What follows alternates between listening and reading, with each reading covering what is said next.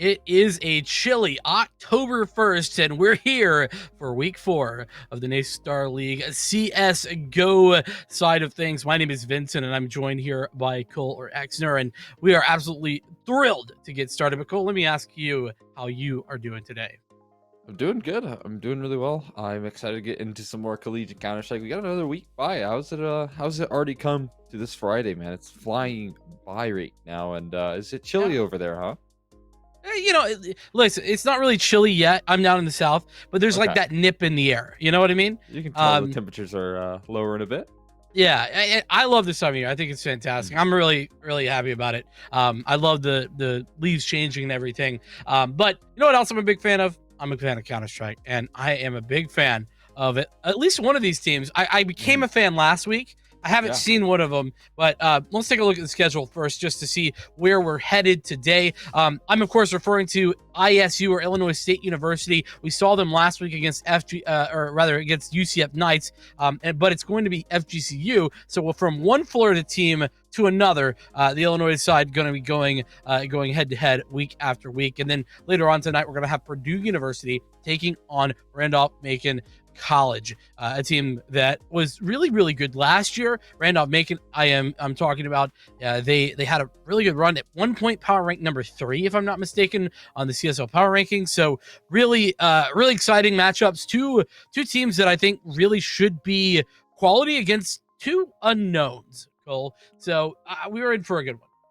Yeah, no, you're exactly right. I'm become a quick ISU fan as well after what I saw from them last week, man. It was a crazy series that roster went through, and unfortunately for them, they didn't come out the tail end, the better half. They lost that one. It was a lot of overtime action, and I think that simply ran out of gas here. But there is a bit of a change from last week here. We got 60 back and introduced into this ISU roster playing here tonight. I believe last week he was preoccupied with some other tournaments. So, glad to see him back in this roster, and that'll be something to mention as well.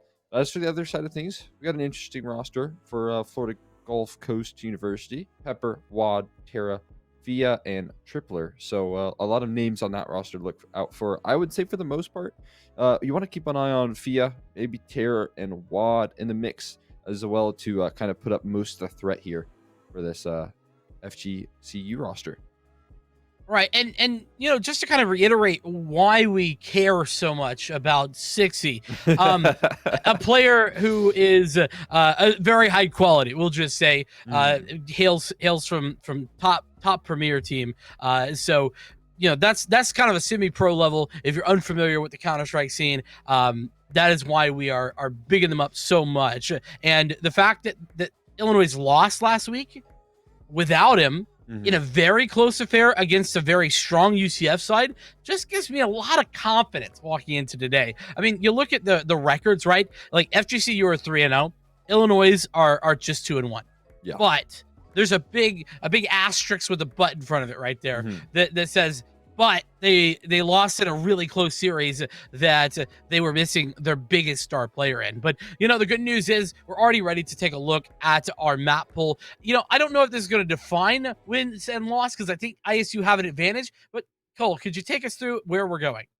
We're starting things off on Vertigo. I don't think it's any surprise that we're heading into Inferno as well. And we get that last Dust 2-man, which will leave us on to Mirage here. So I'm actually really interested to see what we are going to get out of Vertigo, because that is a bit of an unknown quantity here. I mean, the Redbirds, no surprise that we're seeing Inferno. That was their map pick in the last week there. They tried to pick this into this map. They lost it into overtime. This is why we quickly became fans of this roster. They still showed a lot of steel despite having their heaviest piece of weaponry removed. They did not bow out of a fight whatsoever. And that sort of resilience is something that I always look forward to seeing in teams, especially at the collegiate level, because, once you get one of your top pieces removed, you got to make sure you stay maintained and at a high level. And that's exactly what we saw out of ISU last week. It's 100% what we saw out of them. And yeah, Vertigo going to be an interesting one. I think a big question mark in general is just FGCU side, but we're getting ready to go straight into the game. Vertigo, our map number 1, as we are underway with the Redbirds coming up against Florida Gulf Coast. What do they have in store for us? A fast A-side play here. Fax taking a couple pop shots out the ramp, but that's a world of information gained. And will they play for a more retake-centric setup? 60 already dinked down quite low. Fax trying to fend off against this aggression, but they are moving with some pace. They're taking some serious ground right now into the spawn already, and 60 looking to hold things off. He's taken down as well into a 4v2 now. Plat and Corn forced to retake. Yeah, I mean, it's going to be a tough one, especially with the 2v4, but there is opportunities here, and all you got to do is hit that headshot. These USPSs are indeed deadly. As it push forward, one player close, one player far. Double swing those, absolutely on point, and Swad along with Glue Guzzler to pick up the 2 frags there on the backside. So really solid stuff. You know, one other point that I wanted to mention, do you recall who dropped the 40 over on Overpass for ISU last week? I do not remember. I don't want to say anybody because I don't want to like misattribute it. So Yes. There was a player who dropped 40 last week on the first map for Illinois State, and I want to say it was either Fax or NDR, but I just don't know for sure. I can't recall here. You could figure something out in between the maps, so we can check the VODs. Well, yeah, I mean, it is still, Overpass was a huge map for them again, and even if they were able to close out Inferno with how close that map was, man, like, it's just more to be impressed about. Look at this early aggression coming through from Plat. It gets cleared, but Klugels are not quite enough. My God, Plat with the up front CZ is going to take him down for some early success, and that's just map control maintained. The smoke picked up.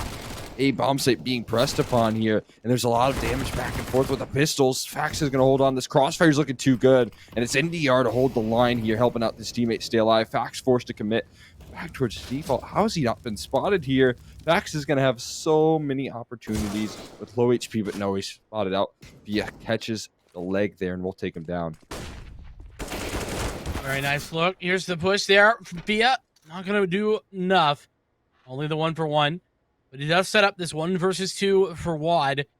And considering the weaponry, this is winnable, though difficult to say the least. Both of these players for ISU, they're not going to want to give anything away. And so right now, it's all about timing. Speaking of which, Wad looking to make sure he doesn't get hit with some timing by getting flanked from the backside. Clears that out and is committing to the plant.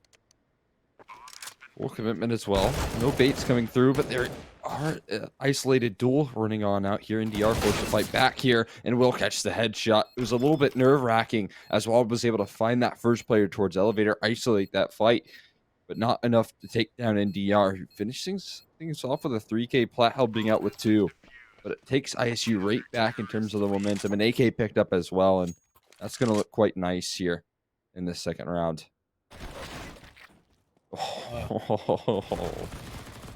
mean, this crossfire was perfect, wasn't it, Cole? Just really setting everyone up. And though I would say this 1v2, a little bit of a misplay there, making it a 2 1v1s rather than the full 2 versus 1 you would have preferred.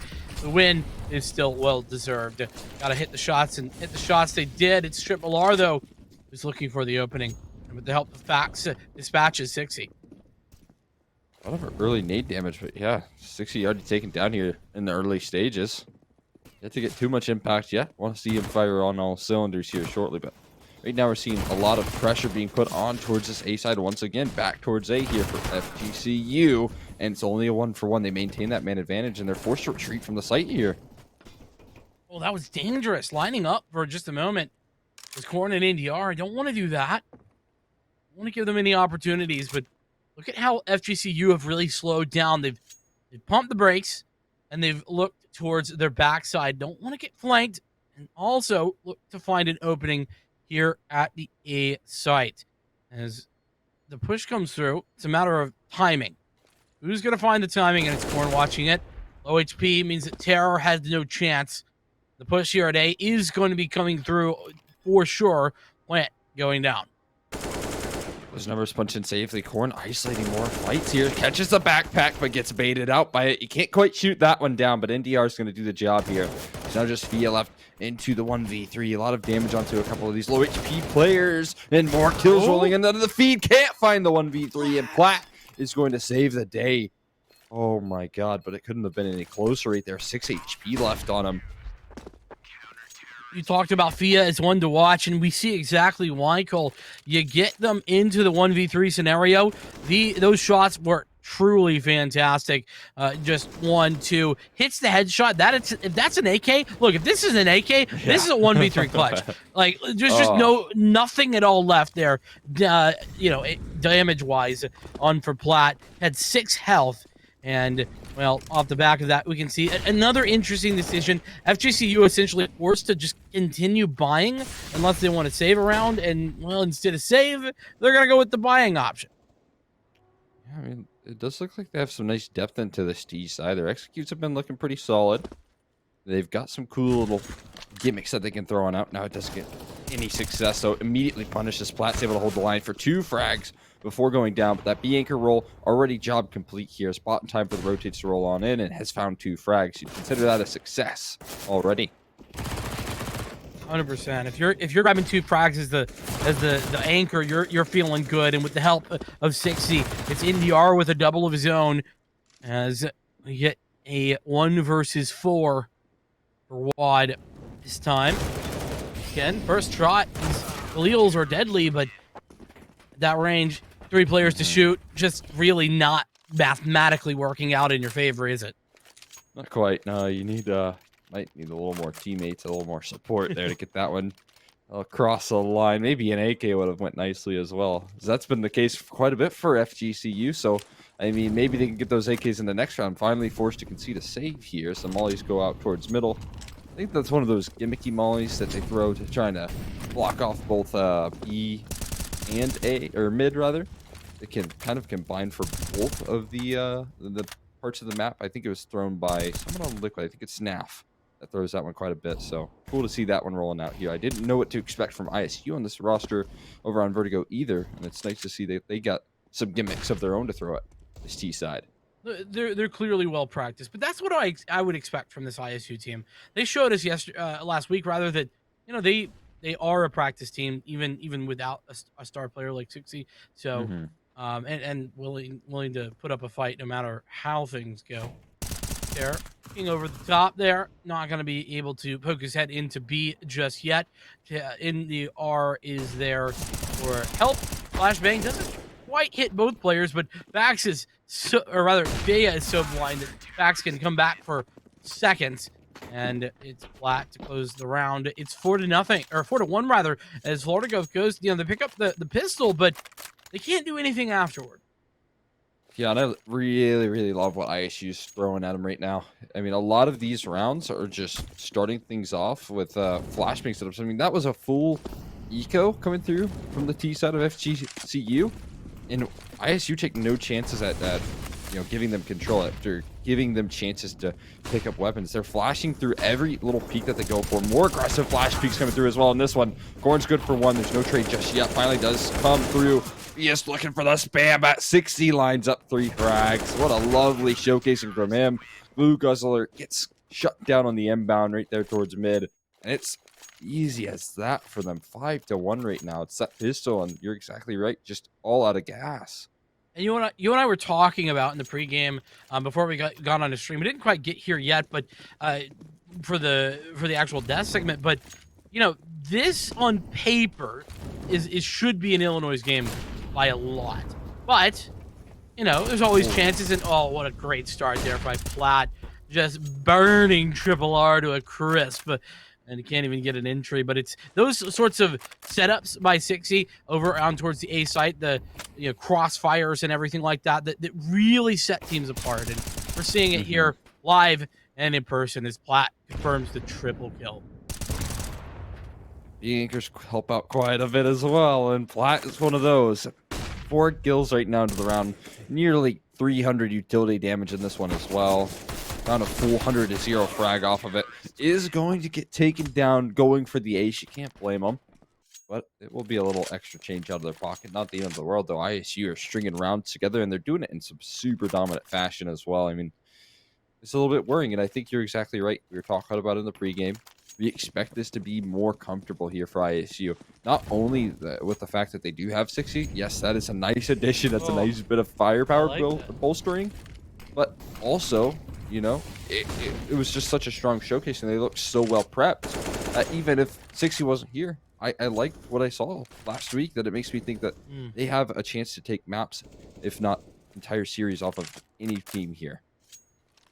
100%. We can see the opening tool going towards NDR once again. Triple R forced back off the Molotov, and I don't know if you noticed or anyone, but that's a big win. 60 going down to Wad here on the push. But I was going to say, I don't know if you noticed, but a really interesting look there. ISU using the fact you can drop the util now, just getting an extra flash off the back of that, throwing the molly, then coming back into spawn to the drop flash on the ground. Really, really smart. You know, that kind of stuff is obviously something you can do now with the recent changes, and just really cool. I know that's super good, and honestly, ISU been using their utility to full effect as a whole entire roster here. Facts, you got to be careful. They've already slipped behind you, but he does hold the line. Keeps it into good contention here. I mean, got a flank rolling off here. They still have to worry about triple R right now, holding things off towards mid. Facts certainly preoccupied with this position here. Flashbang going for a couple angles to be checked, but triple R just playing his life so well. Now it's time for some corn rotations here from the backside to take one down. It all comes down to this fight as well towards sight. It's a winnable position if he can find it. Fax even finds out triple R. And, oh, it's just Glue Guzzler left last alive, low HP as well. Time's ticking and the headshot angle's good. So FGCU, they move on to 2 here. That's a really great step up there from Glue Guzzler. The reason I say that is that that's such a hard angle to anticipate if you're ready for the left or the right hand swing, and then the player comes up on top. It's just a really hard flick to hit, and it really gives you the best possible option, or best possible scenario in which you win that duel. But the good news here for ISU, these Redbirds, they aren't that poor. They've got plenty of cash flow to buy back in by being on the CT side. And so that means that we're going to have A1Ss across the board. You can see the adjustments is the same changes that we were talking about with regard to the dropping of utility that came in, making the A1S a little bit cheaper, a little bit more reasonable. Oh, baby, Corn off to a nice start in this one, making a 3K. He's using that A1S quite nicely. Oh, what a lockdown right there. Fax finds the other. And now Corn is going to shut things down with a 4K. No one was able to best him. Those 4-shot body shots could have been the difference maker as well. If it required one extra bullet, maybe that was one extra second for Corn to get the finishing blow off there. But nicely done, right? Hitting some heads, looking so good. He hit some headshots. That's all you need. And with that, yeah, I mean, that's the sort of round that Illinois wanted. I mean, that's just top quality, because now why FGCU, they're in shambles, and oh my goodness, the utility damage, it's disgusting as the push up is met with a plethora of bullets, a hailstorm if you will, as everyone goes down on a singular frag for FGCU. Yeah, this is honestly looking like what I expected it to as well. Again, FGCU, a little bit of an unknown force right now. Obviously have a good record in their season 3-0, but the worrying factor here is that ISU just looked so good in their group. They are a strong team, and they're showing it right now. The utility damage, starting every round off with nearly taking a player down, if not doing some good chunks of damage. Is just not how you want to start your T side on Vertigo. No way, 60's just gonna walk right through this. Okay, that was a little bold. You gotta respect him a little bit more there, 60. I mean, I get that you're up 8-2, but that's just, have some fun, I guess. This could have been a disaster, though. Look at that, AK picked up. Yeah, exactly. I mean, I was gonna say, I mean, listen, FGCU might be struggling a little bit here, but it's hitting your like silver rank games. Okay, come on now. This isn't no matchmaking here. Yeah. Take him a bit more serious, and I think 60's learned his lesson right there in that aggression. But will it pan out for a round in total here? FGCU, they are pressuring Platt, already slipping behind him. Platt is able to adjust in time. That might just be the difference maker. He's getting pressed in, but NDR has his back here, and all Platt has to do is buy time. He's letting his teammates rotate. Look how he plays with his smooth before finally getting taken down, but he's just bought, what was it, 15 or so seconds for the flank to roll on off, and it's already come through. Wad just stuck between a rock and a hard place here at this point, and I mean, they shouldn't get anything else out of this one. If he can create 2 1v1s, though, that's certainly good. And there's the first. He's got the 1v1 down. Now he can rotate out as well. It's 12 HP, so it's definitely not an ideal scenario health-wise, but Gonna be able to get that plant for free. And we'll see what he does from there. It's Corn. Gonna go against him. Has the AK-47 in hand. And a pretty good amount of utility for both sides. 2 flashes on each with the added addition of a smoke grenade for Corn. Should he want to maybe go for a bit of a defuse inside of the smoke? This is an interesting position from Watt. And I say that only because it's either going to work or he's going to be well known. Ooh, trying to get some flash stuff here. Bomb stub and tapped. He's waiting for that spam. Will let it come through. Wad gives up his position. Corn, exactly how you want to play it. Exactly to a T right there. He taps the bomb in the smoke, waits for Wad to spam, and finds the frag as he's going for the kill. Obviously, you just have to. Wad, you don't have any other choice. Yeah. You have to spam the smoke. You have to make sure he's not diffusing. And I mean, no counterplay really could have gone through there. Wad, great attempt in the 1v2, just wasn't meant to be. Well, I mean, listen, Corn, obviously the premier level coach in the server, and I mean, what do you expect from a brain like this? Like, the reality is he's, who do you want in a 1v1 like that where it's all about, outplaying mentally? I mean, it's Corn every time, isn't it? That's the reality. And like you said, he plays it perfectly. There's literally nothing Wad can do. So, underway once again here.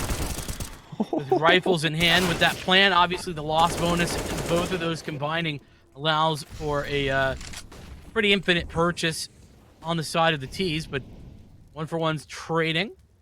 It is still an advantage for Illinois. And as FGCU look to try and refigure out what they're doing. They kind of went for an A push. Now they're in mid, and they're looking to do a split, but they got a lot of angles to look at. They just walk into another cross right here. Glue Guzzler around the corner. They were so very ready for that. ISU just showing that they do have some excellent reads. And honestly, that round was kicked off by 60 dropping the bomb in the early stages. He drops the bomb almost immediately. And that just leaves them in such a dire position. Like, you can't get anything done when you don't have bomb control and you're 4v5 with a minute 30 left into the round. No wonder ISU were so prepared for you. There was only one place you could have gone, and that was to try and recover bomb towards A. Yeah, exactly.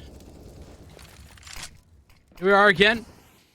FGCU back on the buy. The boost, trying to get cheeky with it, but NDR is just far too strong. A little bit of a wrong direction on that jump. Thea tries for the extended spray. Not going to connect it. And with that, blink and you miss it. It's 3 versus 1. Jeez, man. Like, that was such a fast round right there. NDR just shuts them down in the multi-fragging we're seeing from almost everyone when it comes to defenses. I mean, whenever it is that FGCU try and take early map control, you're walking into brick walls. You're seeing Platt over towards P get a good 2 or 3 kills every round. You're seeing Corn over towards A ramp, finding himself a good, nice 3K, 60 doing the same work. And now it's NDR's turn towards mid. You're going to come here, you're going to get 3 as well. It's so brutal. Yeah, it's a rough showing. NDR should never get 3 kills there. Yeah. Never. And that's a reality you really need to accept. If you're FGCU, the trading a little bit lackluster, but it is the fantastic headshot work from NDR that allows him to go through. And we're in again here. Limited utility, sure. NDR on a little bit of an off angle. Not been playing here at the sandbags. Flashbang goes over. Gonna blind him for just a moment, but nobody gonna take advantage. And this is that Molly. This is where this off angle is really gonna come into fruition. That said, Molotov gonna bail things out. Just put a little pause on that one. Very, very awkward there. I mean, if they would have peeked off that flash, there's a good chance here. Going to throw another one. NDR makes sure to dodge out on that one, but it's more utility damage. Look at that touchdown grenade. 3 players around the corner here. Only a matter of time before that smoke fades away. And again, that off angle coming through from NDR is going to be so juicy. Around the smoke. Oh, no. Terror's going to find him instead. Put it into a 4v5 in the T side favor. And that's the first in a long time that we've seen FGCU pick up an opening frag. And that's a really solid opening frag. And with the MAC-10, might I add, really, really, I mean, incredible work being done right there. But that's just 1 kill, right? We got a whole lot more to find. And you're right. I mean, look, there's 2 players here. The Fax looks like he might have been rotating out. They're about to get a real interesting engagement. Flat in the same position. Looking for it. got the shot, and with the help of Fax, it's a double. Comes around for more, and actually, Fax gets one more frag. The flashbang is there, but it's Glue Guzzler with the frag. 1 versus 2. Here we go again. Drop the bomb, and they're just gonna commit running at you. Oh, no. Oh man. It's just 6Z. You know, again, not required much of him. I mean, obviously, everyone is stepping up to the plate. 6-2 when he was called upon, other than that one round where he did push through the smoke and had a little bit of fun, did a little bit of trolling. You know, everyone is really doing a great job of holding down their sights. Everyone's doing a really good job of coordinating as well. And it is seemingly a bit of a gap between these two teams that just cannot be found out. Corn just showcasing it right there. I mean, a lot of opportunities to kill Corn, but it just didn't come through.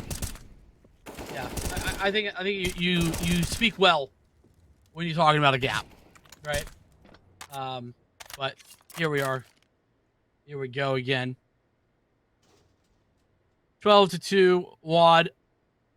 1 versus 3. I feel like we've seen this situation come through a whole bunch of times.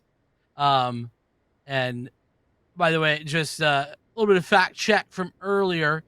I was incorrect. It was actually a UCF player last week. He was dropping 40. It was Corn on Overpass who was dropping 30. So just He's quite a menace on the up, wasn't he? If you remember. Ooh, there we are. Max finishing things off with a 4K there. 13-2 half on the map pick of FGCU. Not what you'd hope to see for FGCU, but ISU really just asserting some dominance over their opponents right now and looking clean doing it.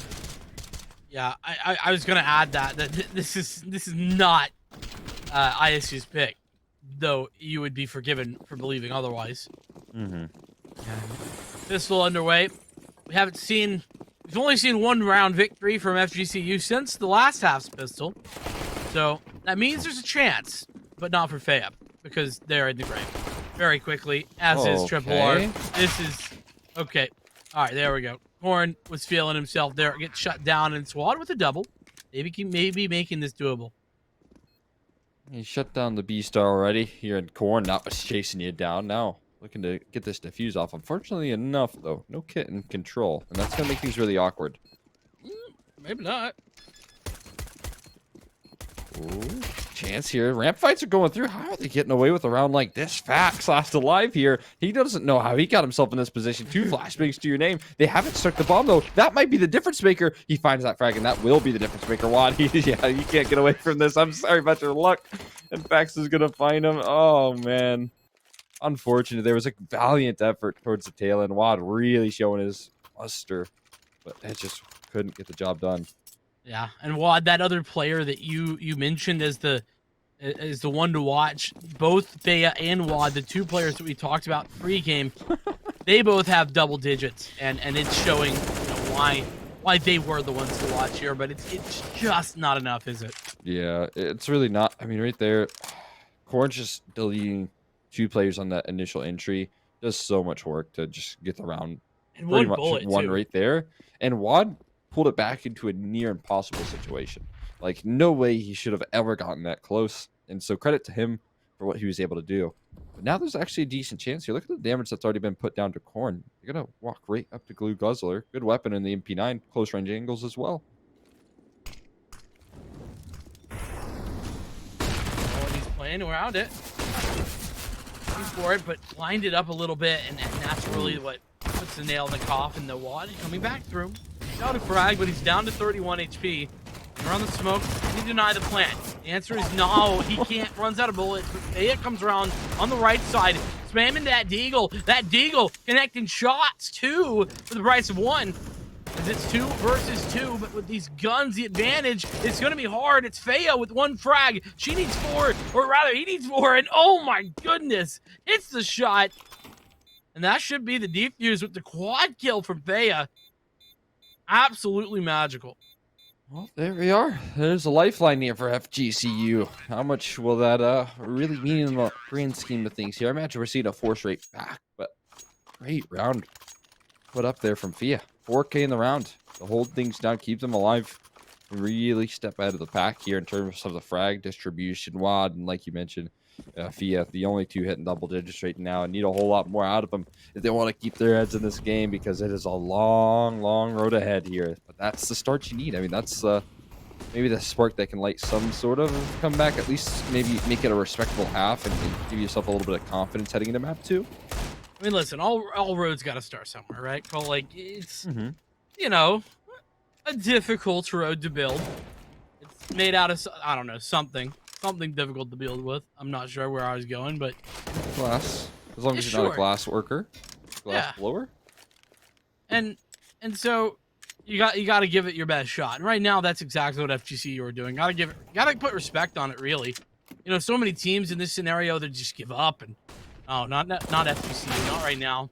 Up close, they're trying to play the close angles. Yeah, good for the double kill, and the return there for Terror is quality. So it does leave just 60 alone, 1 versus 3, and it's quickly going to be dispatched. Yeah, with ease right there. Nice multi-frag from Fia as well. Needed to show up again. Good for 2 in that position, and a really difficult one as well. But now we're getting the ops rolling on off here for the CT side, and surprisingly enough, we're actually getting a buy. ISU didn't go for a real full investment in that last one. They'll get good weaponry to roll out here. Try and just keep FGCU at bay. Maybe take things in an earlier fashion than they'd hope to see here. But good early utility damage on the corner to start things off in this one. Yeah, he's the one to first take that duel, and it's Triple R to win it. Oh, Blue Guzzler as well, winning out in his Triple R with the double. Fax rather, trying his best to fight things back, but, well, it's at the cost of most of his HP. And what I do gotta say is that I gotta hand it to Illinois, they really are adding a lot of respect here. And with Faye on the B side with the op, should be pretty much done on the round. 5 HP in a dream 1v3. Imagine there's not a lot you can do in this position. Over towards danger. Not only that, to make matters worse here, you got 2 players waiting. Nice and ready here now. Could catch the Opera off guard. That's a weapon that you'd probably want to peek into when you only have 4 HP. But like against Faye, that's not the case. No missing being done right there. And I'll take 5 here, and that's the road. Like, that's the road we're talking about. Fragile, sure, but doable. Yes, very doable. No, yeah, not the end of the world. And FGCU, sure-footed on said road. It's that op coming out, obviously. Now, that wasn't entirely inexpensive. There's still going to have to be Luke Guzzler down on a MP9, but this push is just pistols, and Fia, I mean, that's just shots left, right, and center.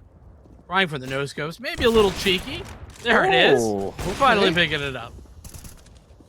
Anything else in the tank there? Oh, okay. Corn shuts it down eventually, but the job is done already. Maybe I've spoken too soon, though. 60's onto an A1S, an armor to work off of. A1, good for the 1 to the smoke, only taking a bit of damage. But, oh, the head Kevlar.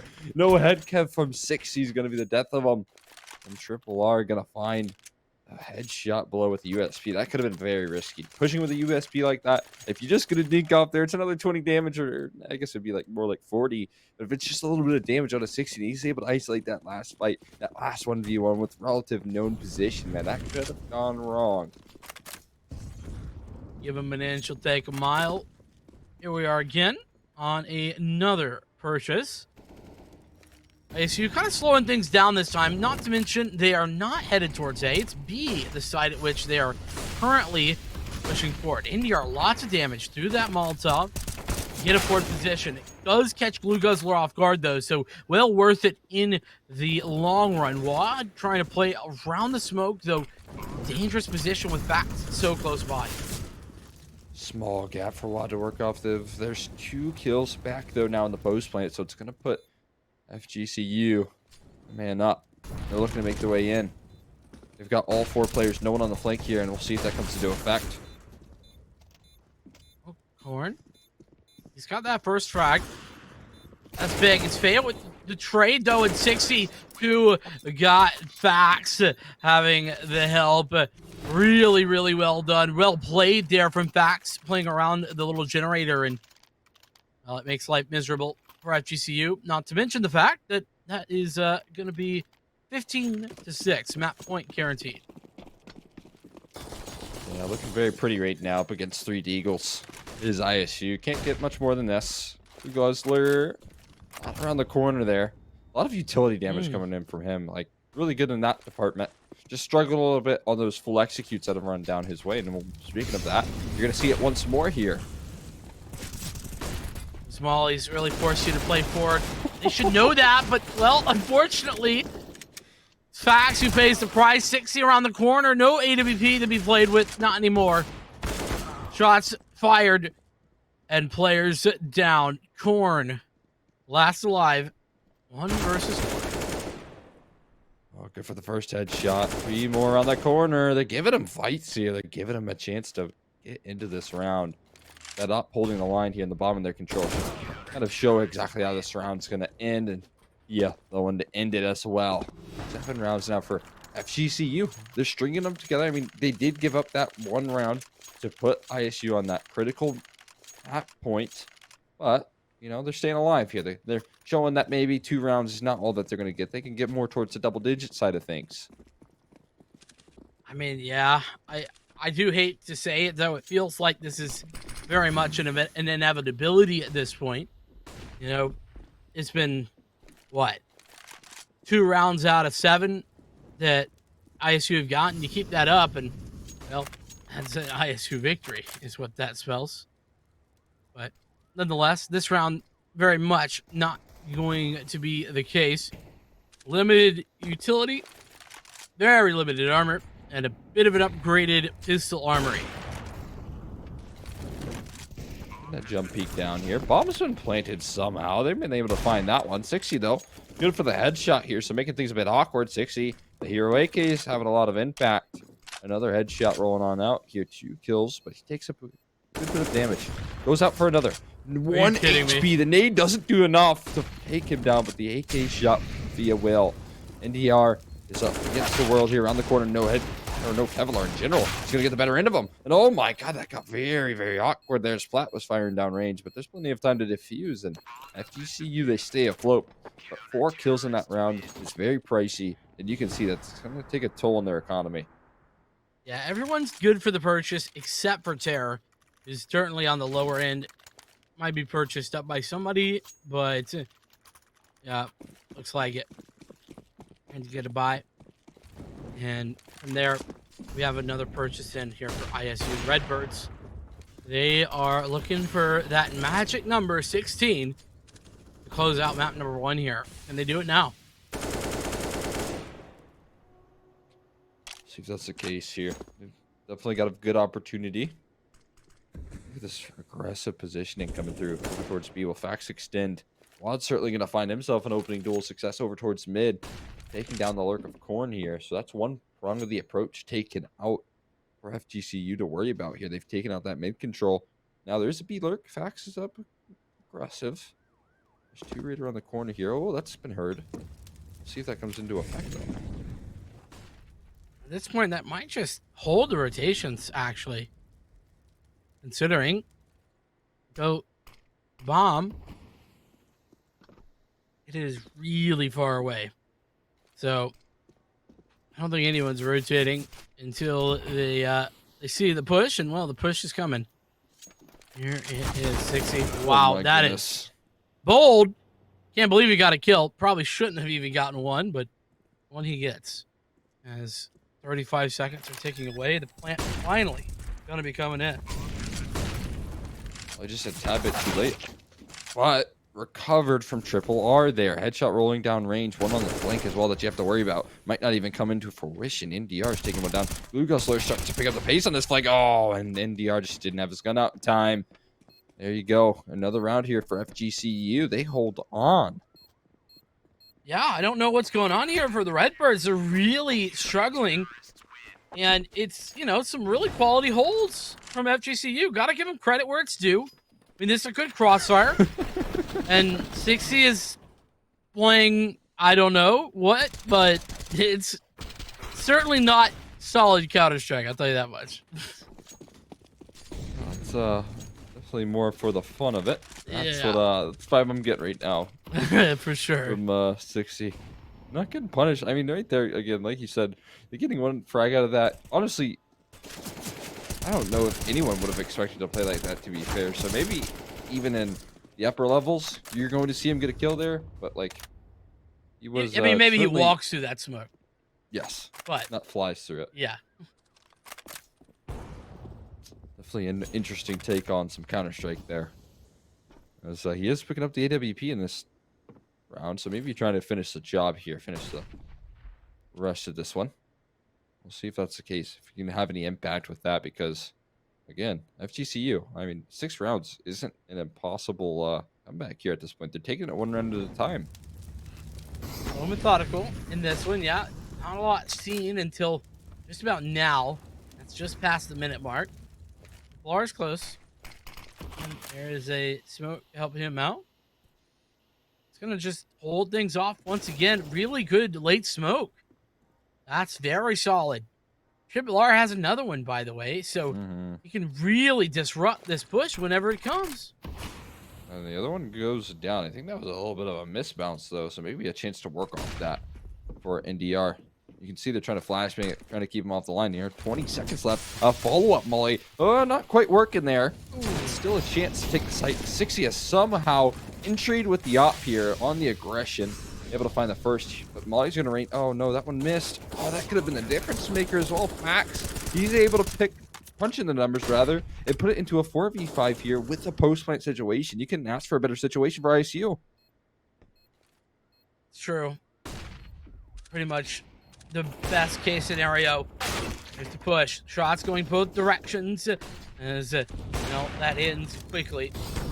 All under fear. The knot and a dream. And this looks like it's going to be it for the game. First map to the Redbirds as Illinois State University take it to 16-9 ultimately. But remember that? I mean, that was a bit of a comeback from the FGCU boys. They made an attempt, but well, it didn't come all the way. I got to appreciate the fact that they were able to keep their head into that game quite nicely. ISU, they certainly struggled just a tad bit to close out, but still, it did feel like there was an inevitability that we saw them pick up this map. You know, we quickly inched over towards 15 rounds, and from then on out, it was only a matter of time before they'd find that finishing blow, and it did come in the form of 60. So maybe a bit of a difference maker, but really it was a full team effort in this one to show that sort of dominant scoreline. Yeah, it sure was. But it is the end of map number 1. We are going to be going to map number 2. We'll be headed to the ISU pick of Inferno. Now, remember, Inferno was lost by ISU last week in their game against the other Florida team, UCF. But I don't know if that's going to be quite the same this week. We're going to find out on the flip side of our break, though. We'll be back with map 2 in just a few.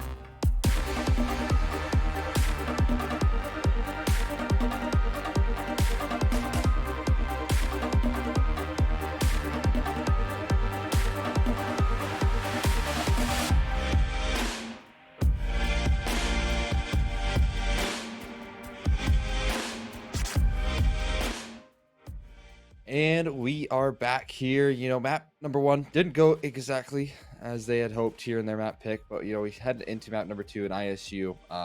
This is their map pick over on Inferno, and I think that we're going to see some similar results. I imagine that we're going to see some really strong performances coming through from them.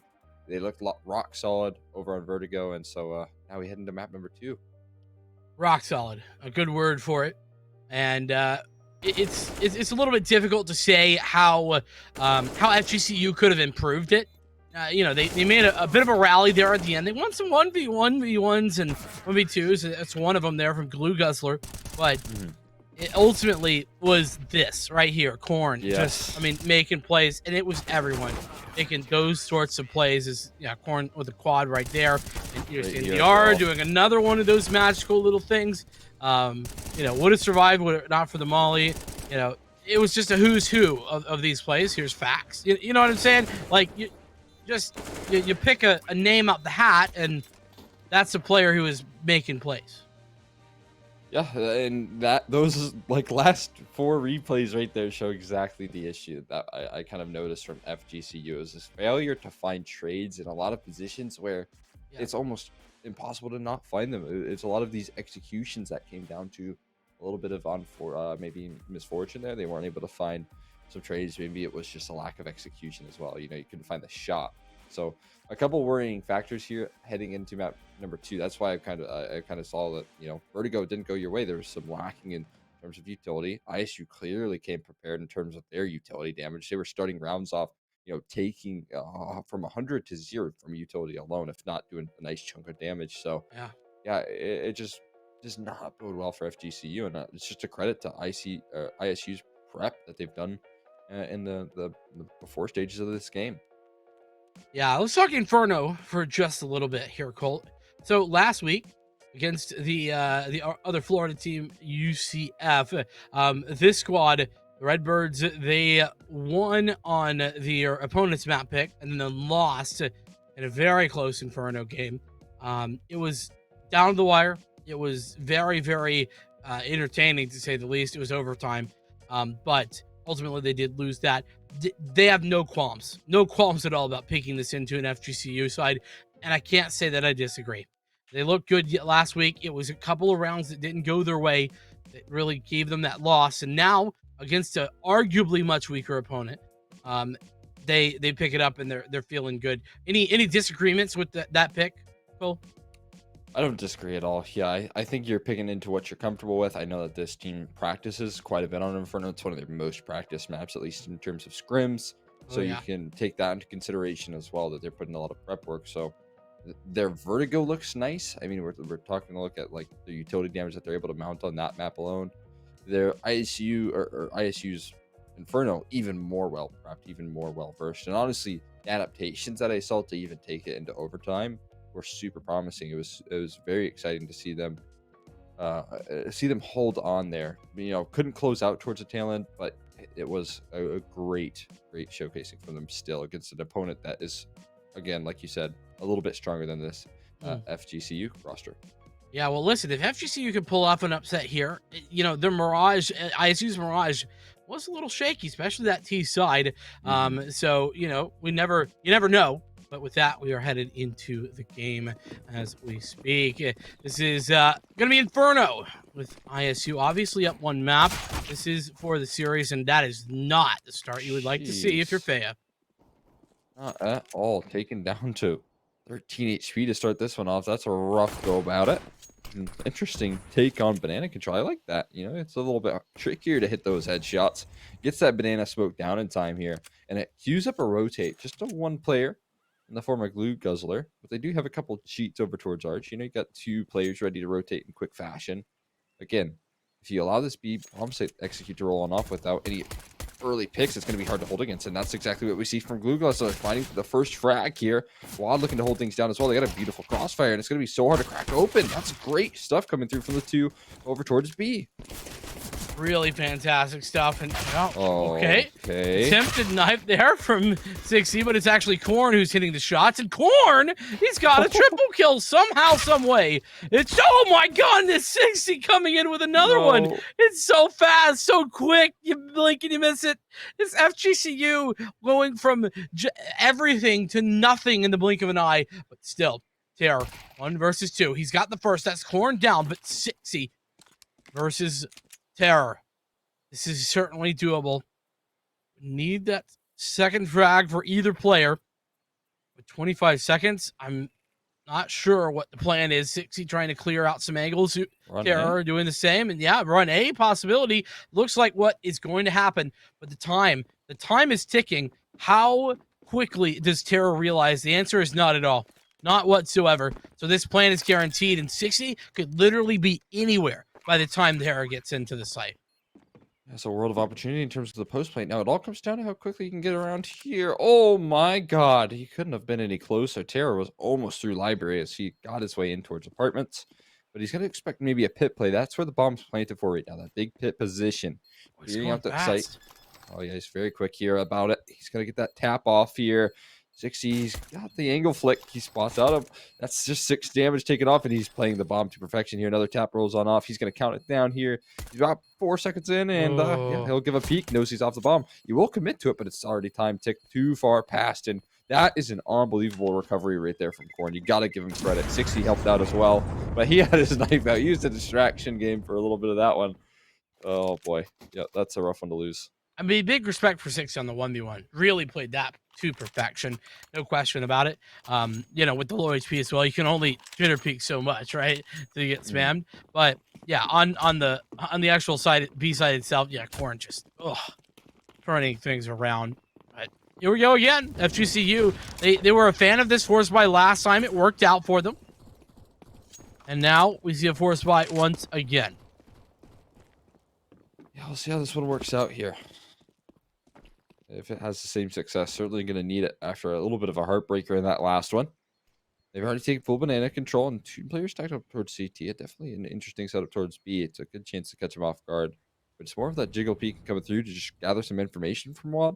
And he'll throw the smoke down as soon as he gets a chance. As soon as someone shows his face, you're going to throw that smoke. But it's already in execution. This is exactly the counter that you're hoping to see here. Pushing through the smoke. That's 3 body shots for Wad. He just couldn't find enough damage. Same for Triple R to find a multi-frag. And 60 in towards CT. Says hello, a warm welcome in your spawn. Not the welcome I'm hoping for, though. No, it's not so warm. It's cold. Cold as ice. And, yeah. What do you want a USP for, 60? I mean, you know, sometimes you just feel in a USP. Why you got to judge like that? Come on, dude. You know, what was it? Hampus yesterday, he picked up a USP on that anti-eco that is probably going to be in similar fashion to FGCU on their T side, and he got an ace with it, so there you go. That was like instant eco. You've answered your own question.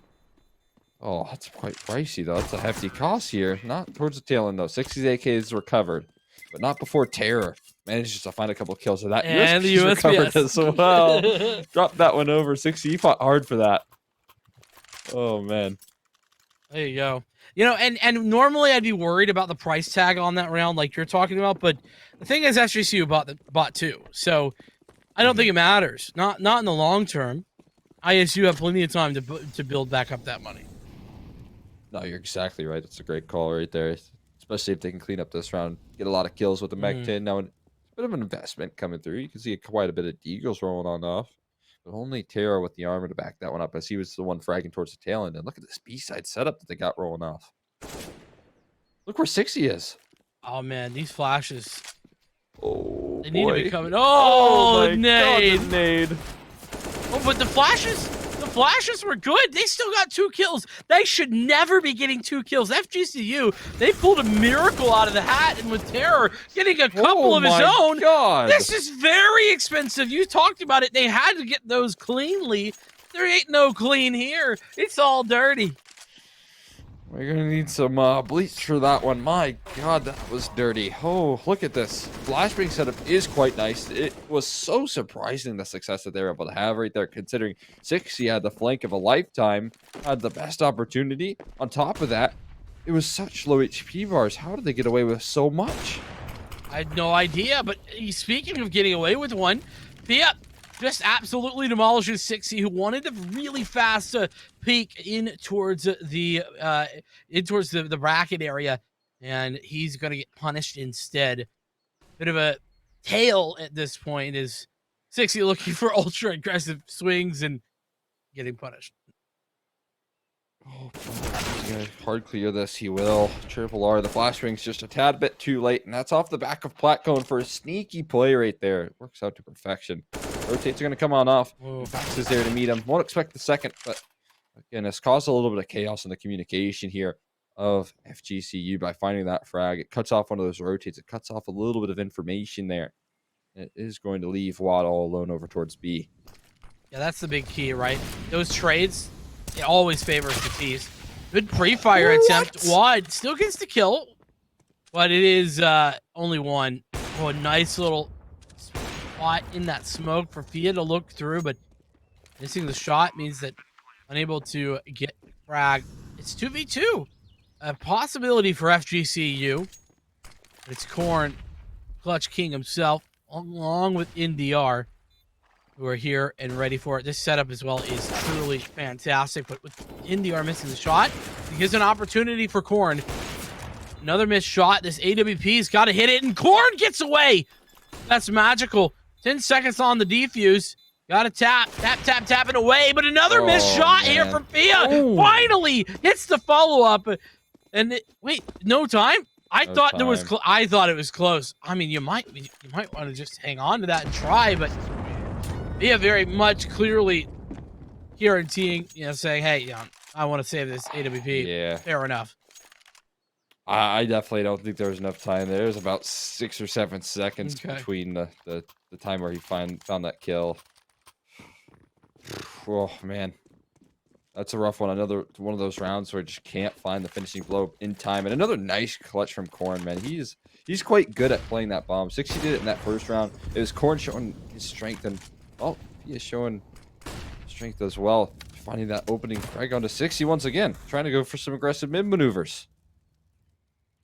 Like I said, a bit of a storyline has been emerging. FGCU though, their money's not ideal. No, that's not ideal. Corn with a good trade, but it's going to be Fia to trade back and okay.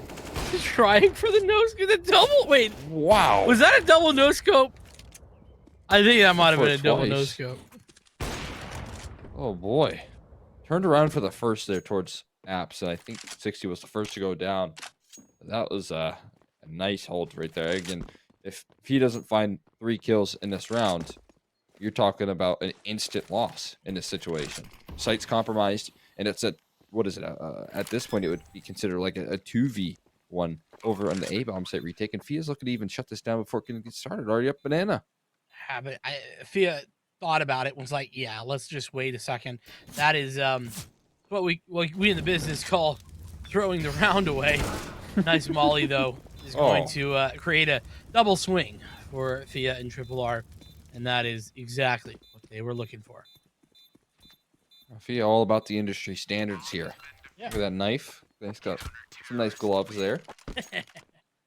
Yeah, a great round as well. 4 kills in it. Starting things off here. Look at this opening frag.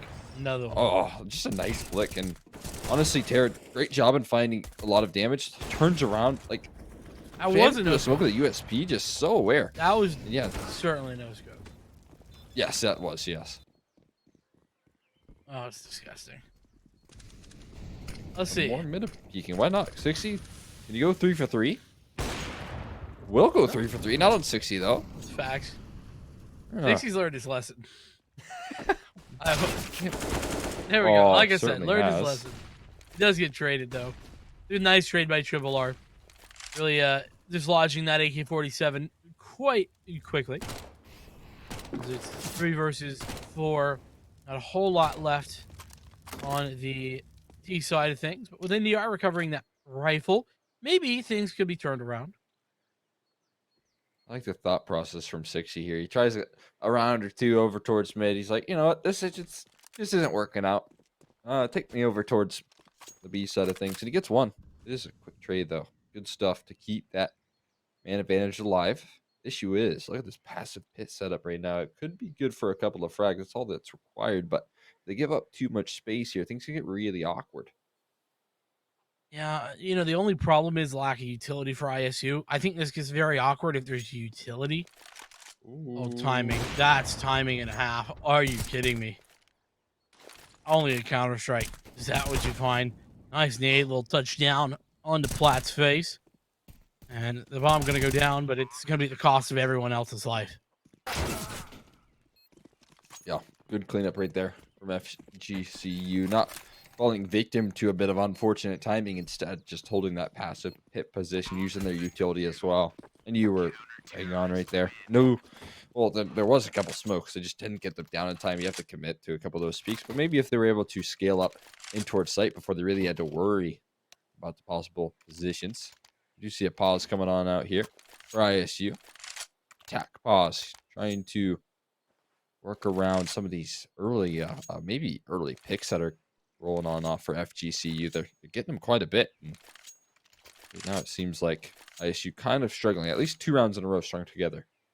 What I'll say is the fact that the score is 4-2 and the opening picks have gone the way of FGCU so often is telling.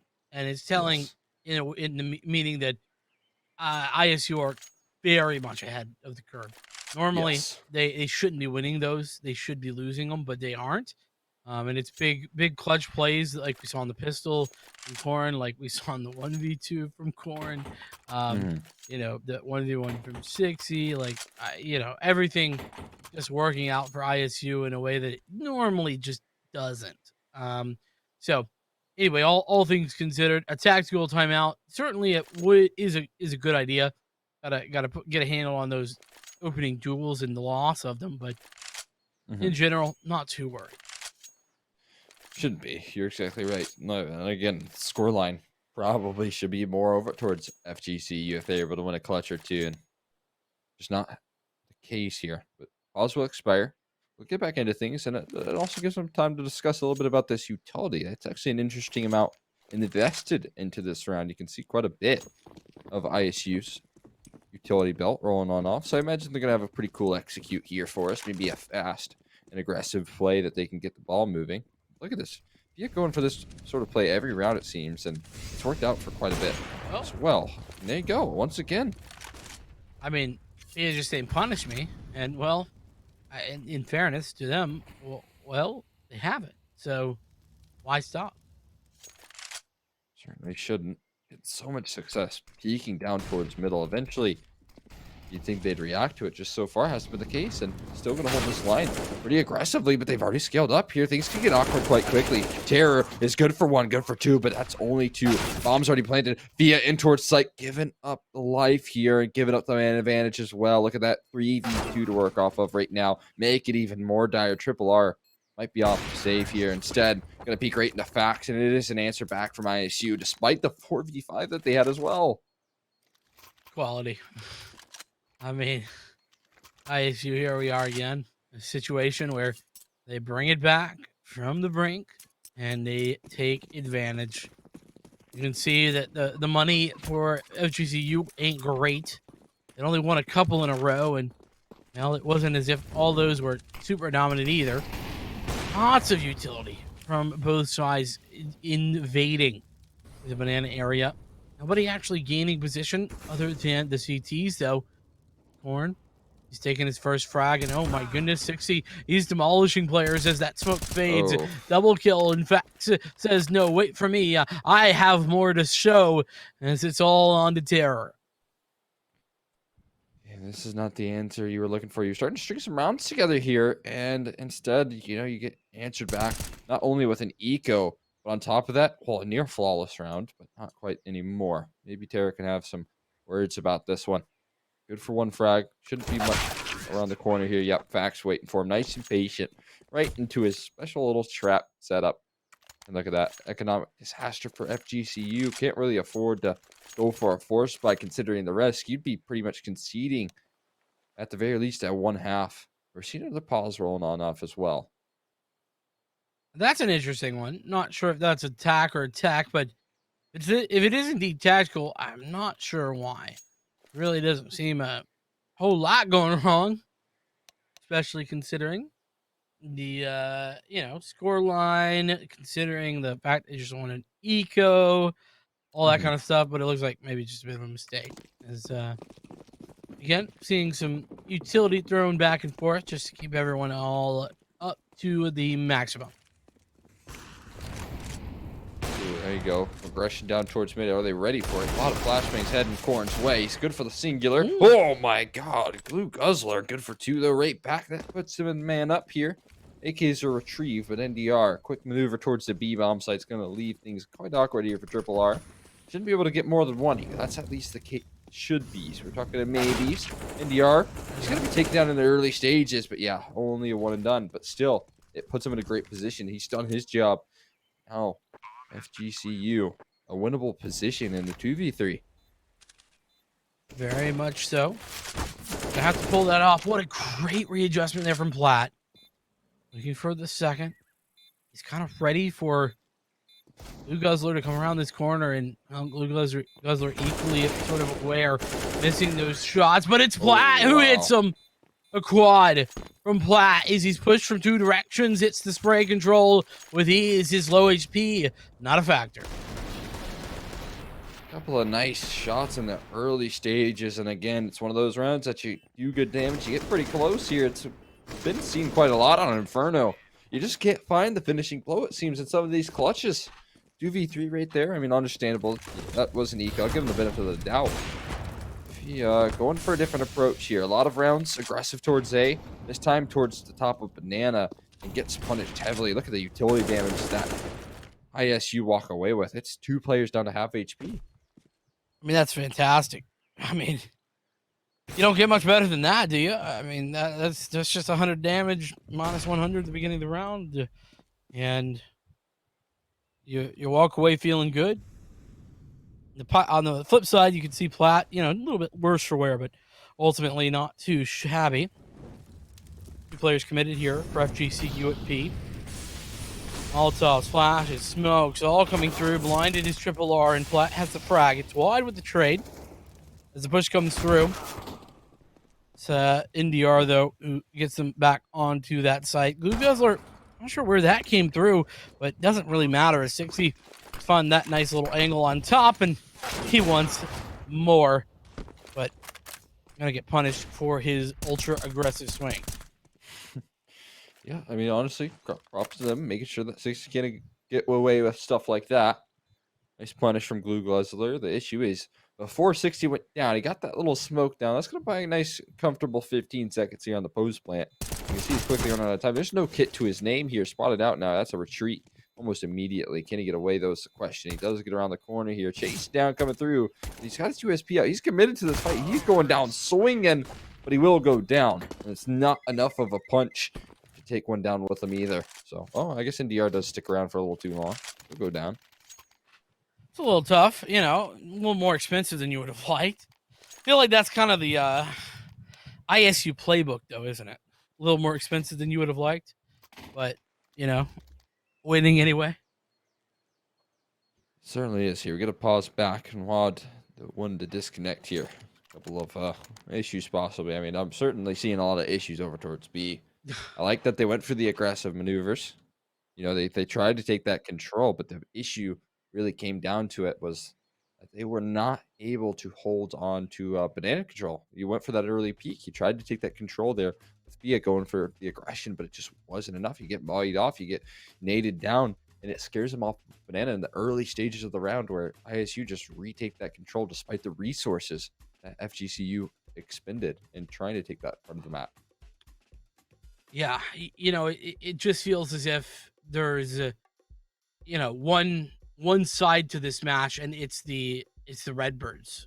We were seeing at the beginning where Theo was really kind of a force to be reckoned with the AWP, was really being, it feels kind of harsh to say gifted kills, but it's the peaks that were being given that was the gift. Thea is still a fantastic player. Hitting those shots is still on them.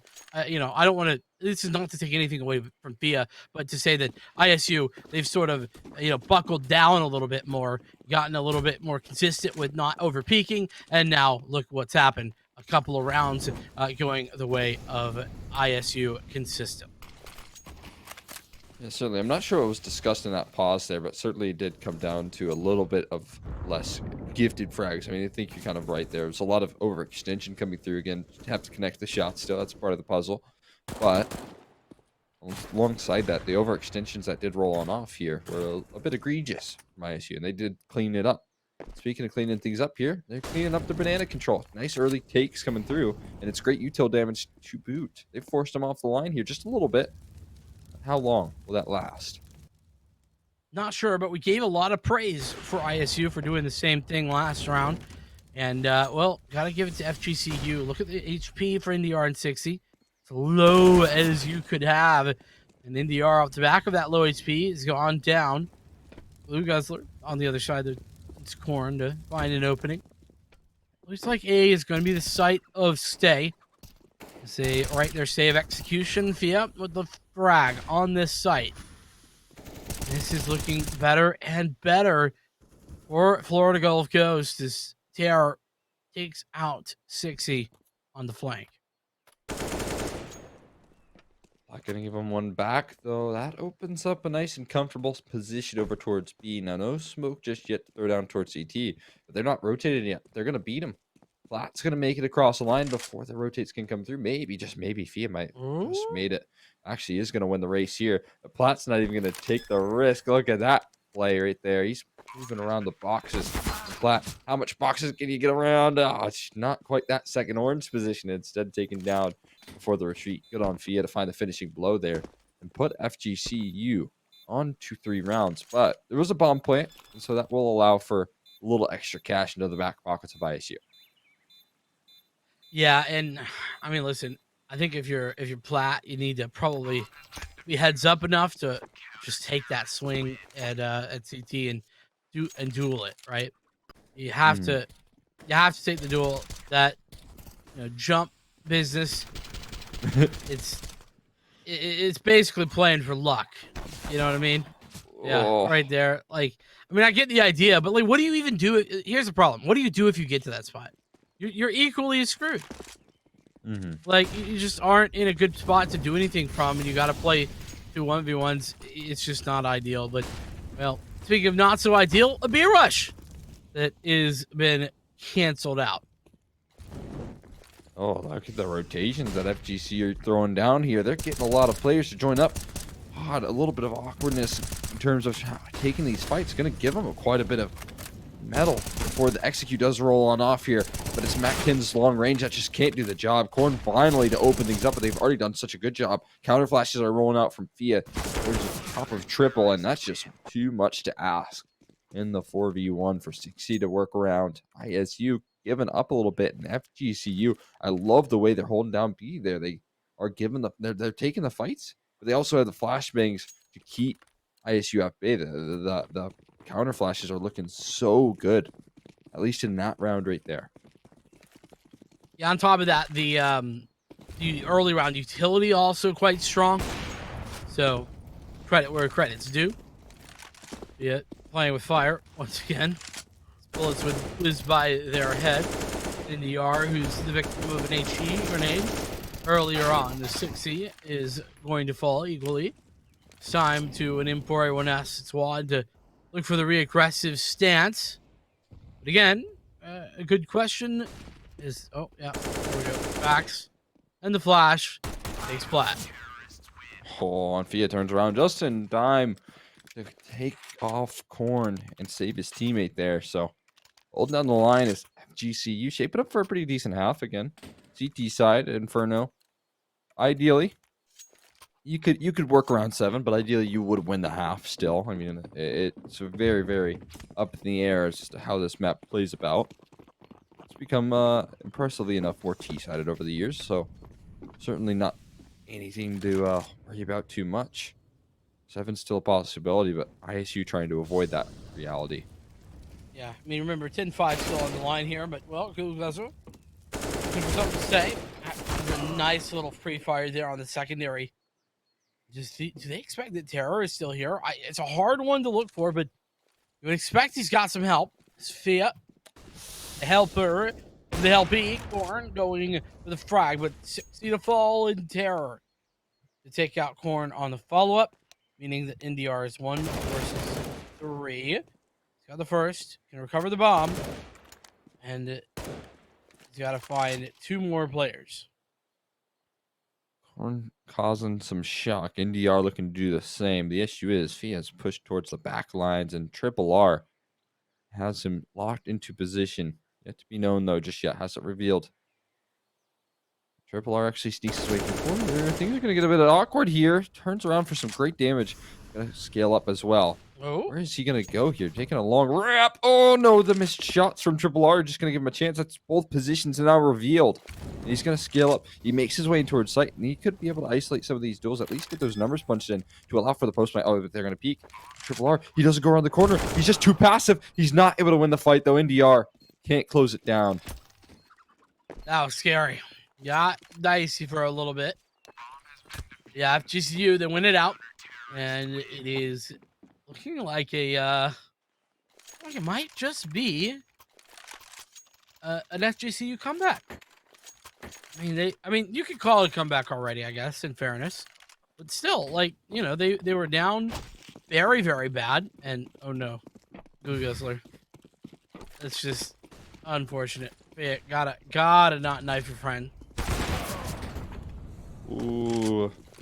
That's the first time we've seen some struggling starts there from Fia. And this one, flat, taking some early damage, but they're moving to A with some pace, and Glue Guzzler going to catch the worst end of it. Only one left to defend in the form of Terror, and that's a lot to ask from one man with a 5-man armor heading your way. It's a huge ask. No question about it. But Terror has sort of gotten lost here. I mean, he knows where he is, but the other team didn't until just now. And they find out. Oh, what a fantastic play. I mean, there we are. That's just showcasing the skill that 60 has. We talked about it ad nauseum. But yeah, really quality. Gonna catch that grenade with his teeth, maybe. As Terror is getting kills left and right, but the bomb, it doesn't start ticking slower. Not quite. It only speeds up. And so does FGCU's tail into the half there, conceding one, but they strung 4 together there. I mean, as you can see, it was a bit of trading of momentum. And honestly, FGCU, again, with the slow start they had, and a much better cleanup in the second map as well. I mean, already off to a better start than it was on Vertigo, showing that they can post up some more rounds here. And will take ISU to a bit of the brink, mostly off the back of Freya, though. You got to give some credit there in that department. So many opening kills manufactured, put them in such a good spot in a consistent fashion. But look at this, 5 armors over towards the B side of things. Yep, P2000 USP to play, 60 with the first for a little bit more, but he's gonna play passively here as wide. Takes down Fax. Regression over at mid here for NDR. Gonna mean for the rotation immediately thereafter. Everyone, in fact, rotating. Oh, that's a bit of a frustrating position to be in. It's caught out in the open, as does NDR. A lot of oopsies being made here, but it's still manageable. You got yourself into a 2v3. No kit to work off of right now, but you have a happy system. Peek comes through, and oh, that's just nice from Fia. Taking 60 down, putting Plat into the 1v3, trying to isolate some of these fights. They're giving them the duels here. You got to be careful with plays like these. I can be quick on the trigger, but Wild one step quicker. We'll give them a pistol round 1. That's huge. That's a very workable half now. That 6 to 9 half becomes a little less scary with that victory. Yeah, I mean, it just becomes, you know, you do what you should do, and then it's 8-9, and then you're one gun away from being right back in this thing. That's exactly what it is, and you'll love to see it. Everybody enjoys to see that look, and I like the scout idea down mid here from Fax. It does net a tag onto Glue Guzzler, and a little bit so on Triple R as well, if I'm not mistaken. So looking good. Eagles to follow that up. But what can ISU do around like this with, very limited utility?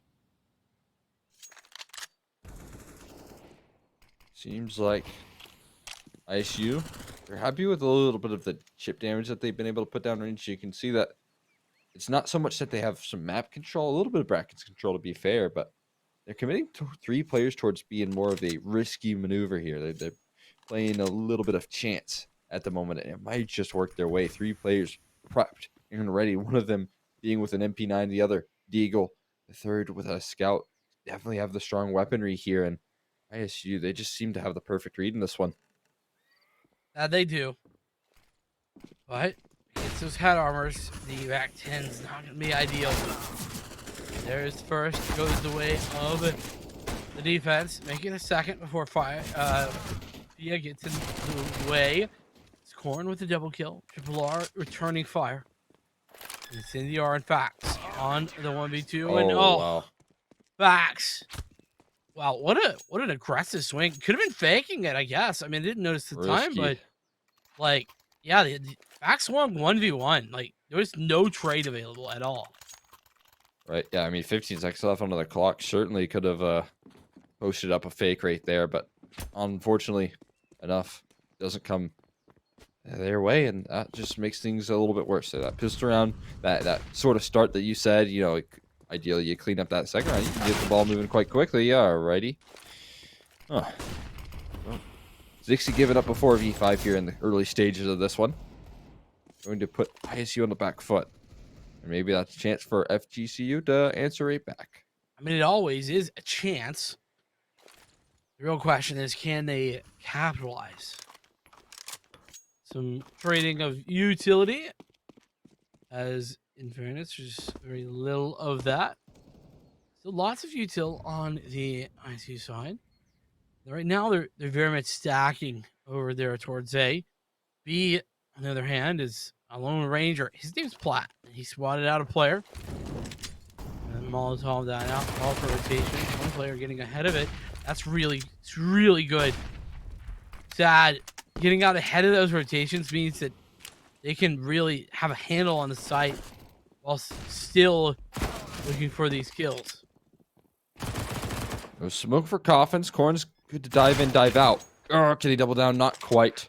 Blue Guzzler and Corn trading back some HP here.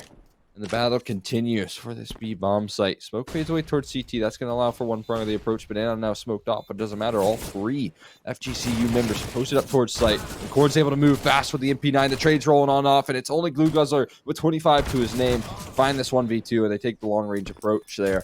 They're going to close out an 11th round there. ISU, solid recovery, considering the fact that, very quickly could have become dicey. And I think partially it comes down to Platt. Super effective on that buying time position. He bought so much time here. He finds that frag, but look what's in front of Wad there. It's a molly that he has to isolate himself from his team from, and that's so very key. That's a small detail, but it's just enough to buy a couple extra moments for the ISU. Lots of extra moments, really. I mean, it buys the whole rotation time, really. It's really quality, like you said. Definitely a big reason to pick up that round. 7-11 the score. And, I mean, it's again a bit of a mixed purchase. MP9 here, M4 there, an AK there for the defense, whilst the T's have got a plethora of MAC 10s and a couple Galils. Yeah, you wouldn't like to see this one exactly. You don't want to see a little bit more here, but I mean, the good news is the map control is looking pretty fine here. And it's a little less so with 60 range. Cutting him down, turns around for a double there. Just able to adjust to triple R. And that puts him 2 up in the right position for ISU. And this is a big round here. It's a big risk coming through, and if they don't get rewarded for it, that could put them in a wrong situation here, rough situation in terms of gathering a bit of momentum. They're going to be forced in towards arches, led right into Corn, but Corn can't convert. Said it's fact to find all 3, spraying them down. ISU, they just maintain some nice pace here, and it puts FGCU on the back foot here. I mean, it's limited money in this one. Fax with the A1S, his brake control is quite something to be feared, and that's just facts. No way around it. As I mean, he's had such a couple of good spray downs, both this week and last week. Really is impressive. Here we go again. Oh my goodness. Oh, So wow. much damage coming through. Only one player gonna get caught out. That was Foreign. And coming from the backside is 60, but Thea actually has that shot. Vax is there for some help, but okay. Hey Fax, listen, I just got done saying your brake control was good, dude. Stop making a liar out of me, alright? No, it is good, but a little bit dicey on that one. Yeah, you know. Can't hit them all. You made him nervous there. You built him up. You had to make sure he was sticking to the name here. Now there's a smoke in front of Tear. That could be used towards CT. Well, picks it up. Will he throw it down? That's the question. Instead, he's going to go for the fight. How does he stay alive here? NDR is actually using the deal right back. Picks up an A1S. That could make things even more dicey. Now they've doubled down. But this is going to be a very healthy bomb plant for Tear if he's able to punch in those numbers. He is going to do just that. A fake instead. And it's going to buy more time for them to group up here. Just an extra second to work off of. Another tap. It's another fake. Footsteps are heard. Oh, and just around the corner. NDR oversteps. It's another tap here. The fakes are on and out here. We won't expect them in CT. Oh, Fax. He grouped up nicely. And it's 13. Oh, man. How many fakes? You think it's too many fakes, Cole? How many? Never have too many fakes. Okay. All right. I just wondered. Unless. There's a little caveat there. It's you can never have too many fakes unless you got 4 seconds left. Then you got to really commit. Right. Yeah. I mean, you're right about that. Obviously. 13-7. This half not really going the way FGCU anticipated. That opening duel certainly not either. This time it's 60 to win against Sophia, and Terror also goes down on the follow-up. It's Platt who's been exposed, but it's Korn who has the help. 60 closing out a triple, whilst Korn and Platt both take control over on Banana. Easy does it for ISU. And that one, honestly, that was a full gun round, and it was just falling flat on the inbound. 60 obviously finding those 2 kills in one prong of their default. The other prong of their default just kind of sped up. I think that very quickly they became a bit frustrated with the early picks that ISU got. Yeah. And there was no flashes for the top of Banana. There was no punishment for the sandbags position. And speaking of early picks, 60's going to do it again. Yeah. And this is where 60 just becomes the best player in the server. Because he's no longer being punished. And and that's what happens. Like, you know, we sort of expected that possibility. And whenever you're not doing your small things like making sure you have map control, making sure that you have you know, a solid setup with regard to your default, that's when 60 just swinging angles is the most deadly. Yeah, we saw it right there. Very evident positioning that he can do. Now look at that. Great damage on the triple R. Certainly scares him off the line. It's an opening frag there. More just early success towards brackets. And honestly, you know, 60 peak in mid alone, a little bit of a question mark in a lot of those rounds. It looked weird. 60 has some backup now, and it does come to full effect. You can see that Fax is able to clean up that one. But it is a couple of kills here and there for him. They're actually maintaining a nice little pace. Terra's left last alive, but he's got to pick up Bum. He's got to go back towards B maybe and get caught off guard here. And that's the closer. Korn to finish us off here. And ISU take the victory 2-0 with a nice and dominant lead. Yeah, that was just ISU's game all the way. That's the reality of it. And listen, you gotta give respect. Florida Gulf Coast, they played a hell of a series, but you're not gonna take it when you have the likes of the entirety of ISU popping off, and that's what was happening. It wasn't just we bigged up 60 for good reason. I mean, we saw the potential there, especially at the end. You know, but he was playing loose most of the series and wasn't even the biggest of factors, especially over on map 1. You know, it was the likes of Fax, it was Platt, it was Korn, you know, on some of these calls that was really stepping up. And, you know, you got to give respect over to Fia, who had a really good couple of games. Really did have some of these pop-up moments, this being one of them. Quick little no-scope to give him the triple, so really like to see that. But, yeah, we see time after time again, just individuals doing individual things and popping off big time. That is just nasty. Yeah. It did towards the tail end there become a 60 highlight reel, but I will say ISU, they didn't have everyone on that roster. Honestly, yeah, 60 wasn't even required in map number 1 because ISU were kind of dominated from the other 4. The early utility damage on top of some great anchor positionings from Platt. Seemed like he was very consistent in that department. Super strong anchor. It was far too much for Florida Gulf Coast to work around there. And it is very exciting for me, again, that they don't require that sort of pop-off performance to take on some of these dominant leads. They don't require 60. It isn't a one-man show. He's a part of the puzzle, but, they do have a great core here that they can work off of. Speaking of that core, we have one of them on the line here for our interview. It's going to be Fax. We're coming in from the ISU side. Fax, hey, how are you doing? Coming off a quick dominant victory. How is the team feeling? We're feeling really good. That was, I think, a lot better than our last performance, but it was a good game. It was fun. Well, let's start there, actually. We actually watched you guys last week play against UCF. One Florida team to the next, I guess. You guys came out of that one. What was the preparation between that last week and this week? How did you guys come off of that loss and prepare to come in and dominate today? We definitely looked over the VODs of those games. I think we made some mistakes. Obviously, it kind of was tough, like with our 6-man roster, because Danny wasn't able to play last week. And we knew coming into this week with Danny that we were going to be a lot more prepared, and I think that showed. So really, it was just looking over our own mistakes and then looking into like how we could make them better this week, I guess. Yeah, so I mean, we head into Vertigo as our first map, and it was the map pick, I believe, of your opponents there. And I mean, what do you think about that preparation that you guys had in store? Because I was seeing a lot of great utility damage to kick the round off. You guys seemed like you had some great flash setups as well, and protocols in terms of reacting to what sort of defaults that they were throwing at you. Yeah, I mean, Danny's experience definitely helps. He's shown us some changes. I think, I mean, honestly, last year with our roster, we would pick Vertigo, and we were pretty strong on it. I thought it was one of our better maps. This year, we have a little bit different of a core, and adding on our experience from last year, as well as some of Danny and Tommy, Korn's insight, better setups, better like decision making and reactions, I think has helped us a lot. It did get a little sloppy there at the end on our T side. We were running it down a little bit, but that's just how it goes sometimes. Oh, for sure.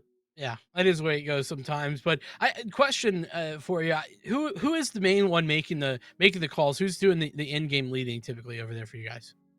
Yeah, so Danny does the primary calling. We also, I think, have a lot of like good voices in the team though. Korn has a lot of really good input. But really, I think our communication is one of our strongest points, actually. We have a variety of experience, and I think we also like read the game relatively the same, and that's something we're still working on. But, if there is a mid-round call, we just trust it. I think everybody's got high Counter-Strike IQ, and that's one of our strengths, I think, is kind of mid-rounding and stuff like that. But Danny's the primary caller. It's absolutely awesome. We've seen it 2 weeks in a row now. Some really awesome mid-round calling happening over there for the ISU side. But finally, Fax, before we let you go, anybody want to shout out, say hello to before we let you get going? Yeah, I definitely want to shout out all of the people from Redbird Gaming and Redbird Esports that are tuning in. We've got a lot of support from them, as well as my girlfriend. I'd like to shout her out because she's watching. So it's always fun when she gets to catch the matches. So. Well, heck yeah, we absolutely loved having you, and we absolutely enjoyed watching you take this pretty dominant victory over FGCU. So with that, we're going to say goodbye to Fax. Have a great one, dude. Thank you. Thanks for the cast, guys. Absolutely love to be here. But Cole, that's going to be it there for our series number 1. But before we get going, I want to kind of go back to some stuff you and I were doing over the weekend. You and I getting into the matchmaking. I saw that you were struggling a little bit over there, guy. You having some troubles on the server? Done a bit of D-ranking, yeah, and I could use some help, that's for sure. Well, good news. All right, I was seeing, and I got just the thing for you. It's Metafy. It is an online platform that allows for players to learn from and play with some of the best players in the world, and even better, and this is what I think you need a little bit of, is some of that one-on-one private coaching with elite coaches from all types of games, but obviously Counter-Strike, that's our jam. And I think you may be looking good if you can get over there to Medify. I think it would be good for you. The other thing that I wanted to mention is that we could probably go over those games that you and I were playing, because they have an awesome replay tool. And what that allows for you to do is that you can submit those past matches and then review them and get frame by frame annotated feedback with your coach, which is, I mean, it's pretty sick. I don't know about you, but I would be down for that. If you are as well, you can head over to check out Medify, because Cole, well, I'll be honest, man, it was a little bit rough last weekend. It really was. I mean, honestly, we're in the collegiate scene. You get those annotated notes, and that's a collegiate feature as well there. So I mean, you can get your notes if you are all in college. You know how to do all of that. So Yeah, you there do. you go. With that, we are going to be headed to a short little break before we head into our second matchup of the day. Don't go too far. We'll be back very soon.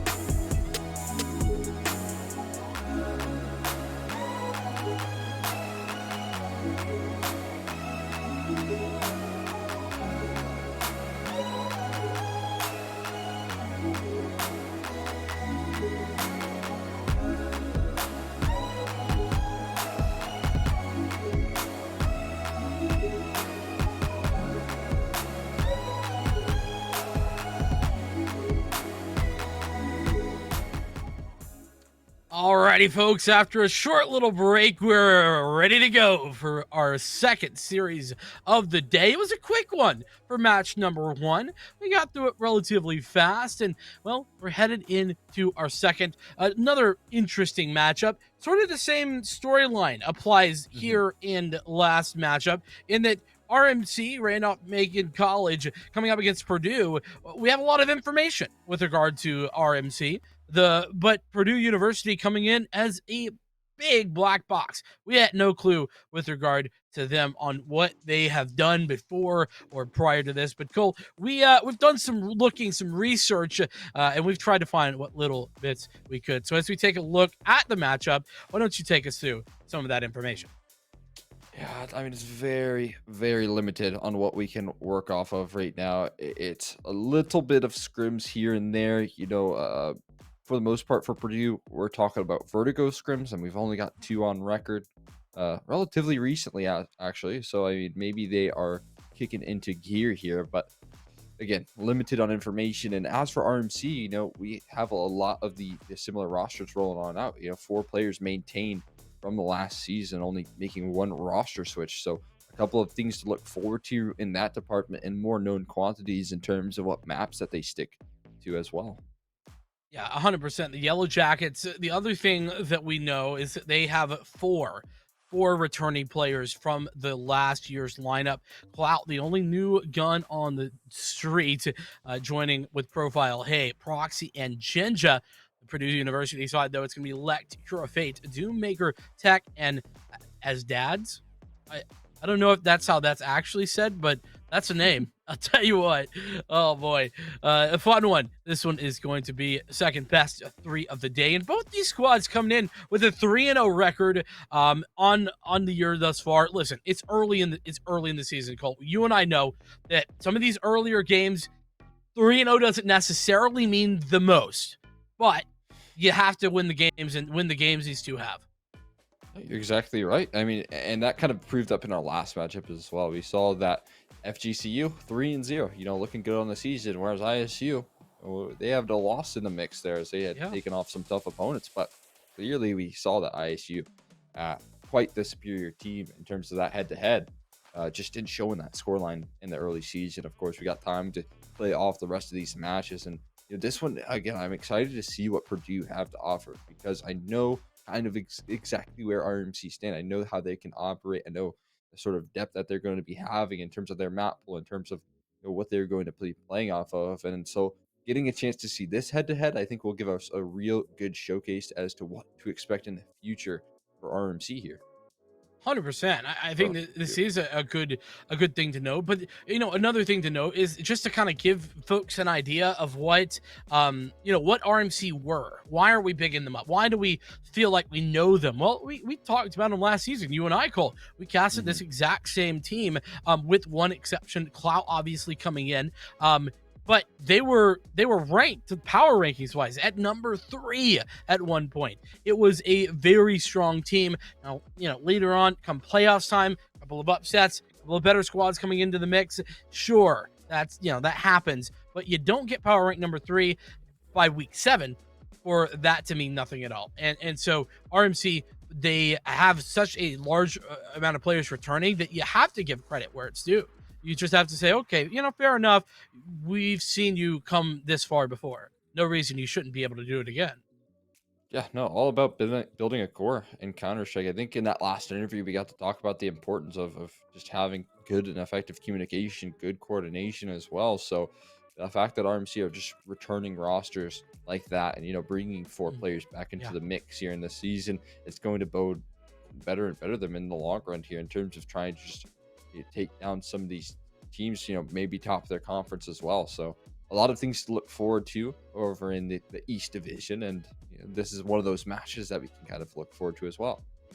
Yeah, well, and it should be a good news here. I think map pool wise, and as we get towards that, I want to mention last year. I mean, RMC, they were big fans of Vertigo, Dust 2, and Mhm. Mirage, and they tended to ban Nuke and Train, and we can already see RMC with a Nuke ban, Ancient out as well, and here we go again, called. Got Vertigo on the cards. I'm ready for it. Overpass and Mirage going to be our final 2. So looks to me like RMC are loving things, especially on the backside. Well, I mean, say the backside, especially on all sides of this big band. They love Vertigo. They also tend to play some Overpass, though. At last year, at least they had some inconsistency on it, and then Mirage as a finale. What better way to go? Overpass is an interesting pick there for me for RMC there. I wasn't expecting that at all. I was expecting maybe more of an Inferno lean, maybe Mm, in the long run. Actually, didn't get there. And honestly, Vertigo, no surprise. Again, we talked a little bit about the scrim records of Purdue, and that was like the one information that we did have is that they do like to play a fair bit of Vertigo here. They were practicing it last night, so getting prepped here for this match is something that we can kind of look forward to in terms of maybe trying to pull off a victory over Arms. I'd like to see them maybe take a map off because again, Purdue, while they could come into this with the full force, I'm expecting RMC to maybe maintain some of the pace of this game.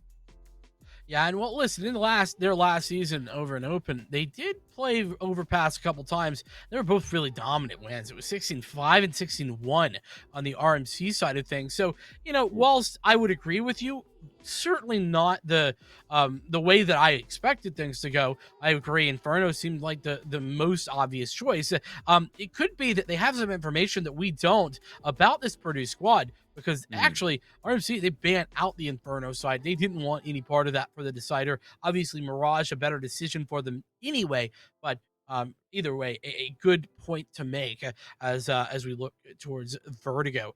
That first map, we saw it earlier here today. First time for Vertigo on this stream for the season. And well, first and second. As we are looking to get that ready. But the players, they are trying to get ready. Unfortunately, they've run into a couple of hiccups. So with that, we are going to be kicking it over to a short little break whilst we get everything ready to go. But we'll be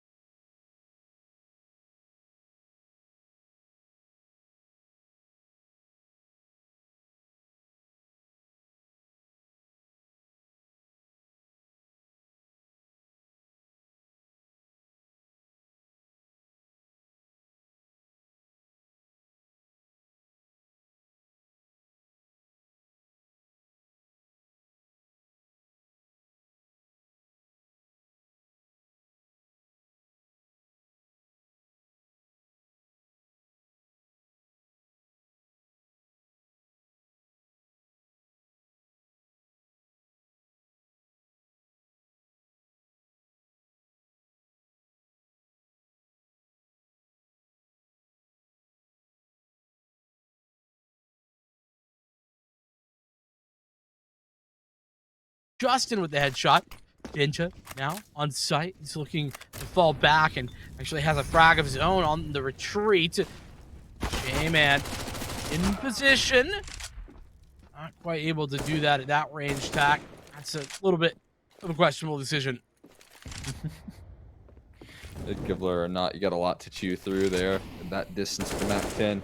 Molotov just doesn't hit the mark there. So Jinja's going to sit nice and comfortably. J-Man the same with that sidle aggression. Good for 2.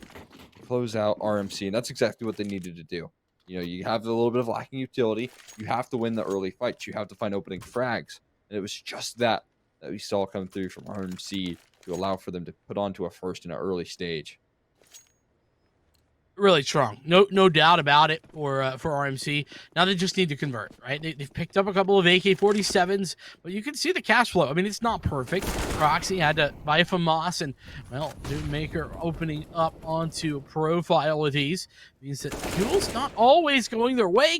Fate makes it a double, 1 kill per site as Randolph make, and they really are not in a good straits. That's quite rough. You're into a 2v5 in the early stages of this round. It's going to be a lot to recover from here. Jinja, he's done a great job, at least in terms of utility, but the issue with that is now that your utility runs dry, you have nothing to throw down towards that site. Doesn't matter, though. That gets that close range plant. Oh, but they're still good for 1. A flank all the while, though. Clout is going to be good for another. Should just be a matter of time that flank finally able to come to fruition. To Justin. Needs 2 kills to find this one. And Jinja, not going to give it to him just yet. Indeed. Gonna have to try and do some intricate... Okay, I was about to say, they might need to do some intricate movements in order to get out of here, but it's actually going to be to Justin and everyone else getting out for free. As Jinja is retreat uncovered as 3rd round goes to Purdue. And another situation where, this is pretty much worst case scenario for RMC, yet you never want to win a round, lose a round. That's just devastating on the CT side, especially. The good news for them, they have a little bit of extra cash, so they're going to be able to buy in. But I mean, this is kind of make or break for their economy. Honestly, super surprised with the investment that they can get right now. I could not believe it. I mean, 4 alive still, yes, in that first round win, but this is an impressive buy. But this should not go well for Profile. Too many players on the other end of that one. It's going to mean his immediate death through the smoke. It was good damage, but you've still conceded a 4v5 to your opponents in the early round here. That's not what you want to do as you're trying to open things up. And it's going to spread that defense super thin right now. That's kind of been the problem with RMC all game so far. They've consistently been giving up opening duels. I mean, not even just opening duels singular, but opening duels plural.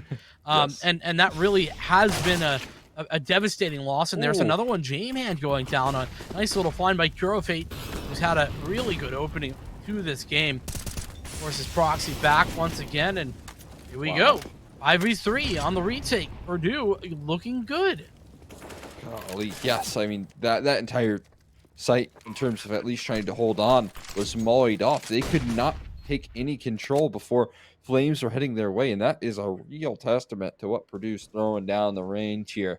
Not only are they able to find decisive executes, you see that side hall peek come through from Fate, and guess who's right behind him? 4 players ready to throw smokes, ready to throw Molotovs to keep the rest of the remainder, the stragglers of RMC, at bay here and not allow for any repositioning come through and any trades to come through from the CT side. Fantastic that setup was, and this is the classic. It's a classic Vertigo, isn't it? I guess you could call it a classic Inferno too. But 2 players go down over a day. It's an insta save. RMC can't go back in, especially not with the money they have. And it's a good. I mean, I don't want to knock it. That's not a negative for the CT side. They do that intelligently. It's a very smart decision, as of course it does allow them to sort of get a two buys for the price of 1, if you will.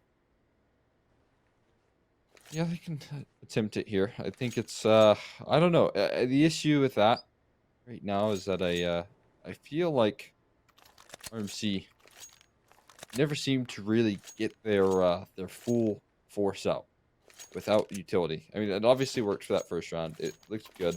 But it does seem like they're struggling in that department. You know, they're struggling to take that A ramp control because of the lack of utility, and giving up that sort of early ground right here for Purdue is the way that they're able to throw those strong, indecisive executes with some pace behind it.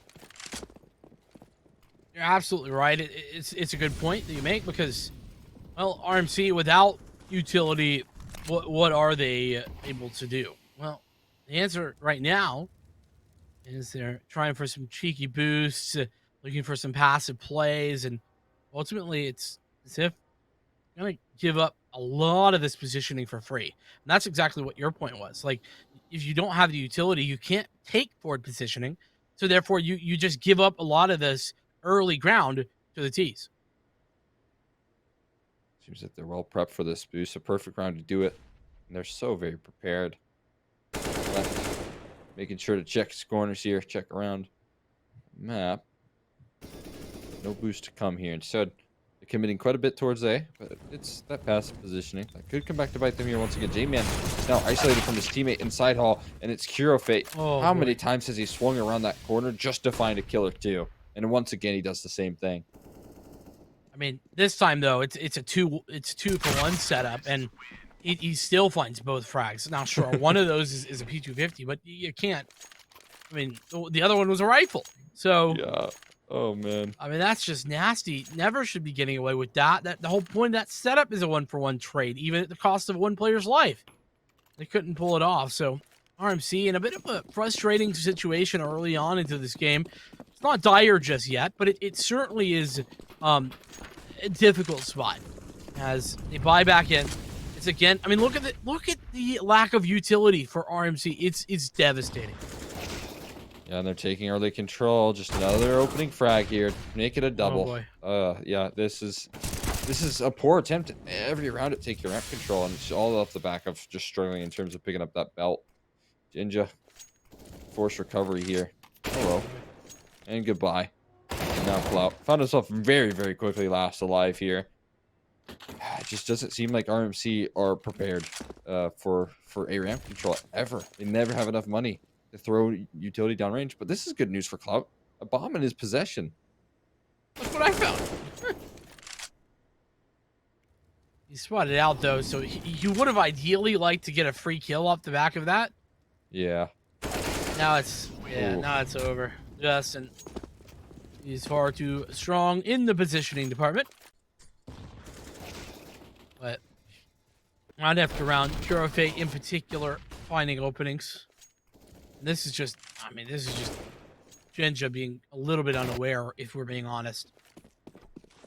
Yeah, tough angle to check there, and honestly, you could see in those replays the isolated fights that they were able to take. Look at how many duels were met with no possibility of a trade. Nearly all of them. Yeah. And speaking of which, it's more opening frags here. It's more just an inability to trade. Early positioning towards mid, early positioning towards B, early positioning towards ramp. Well, Purdue, you're already in a position to win this round right here. Yeah, where isn't Purdue? Where haven't they taken is a better question than where have they, because it would take far less time to answer where they are not. As, I mean, this is a nice little fake as well towards the ramp side of things. As they push out here in towards B.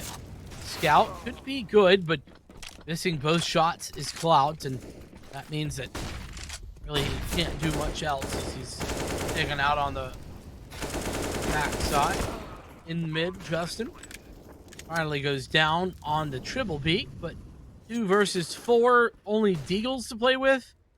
This is just not really RMC's game yet. A failure to launch so far. It's certainly the case at the moment. And knocking Broxy right off of that 72-story tall building. I think I heard this fact today. I think it's about 72. We'll call it an even 70. It's quite tall. Big old building. Yeah. We're up there. Yeah, look, it's not even the tallest in this area either. So pretty heckin' large. And well, right now The other thing that's pretty heckin' large is the lead that Purdue University have created for themselves. This time Ginger has an op, and I don't know if it was him lagging or what, but Yeah, something happened, and he missed his shot. Disjointed there in the lag department. Well, I mean, either way, bit frustrating, but at least it's an attempt at early control. Now it's not much to work off of because you can see the map control that they're currently working off of, and you can see the sort of pressure that's put on them. Jinja is able to react, though. That's a nice start. Finally, an opening advantage and a one-way smoke to work off of. Jinja double zoomed on it, but he's gonna fall off instead and play a more passive line. Maybe happy with the man advantage he's manufactured.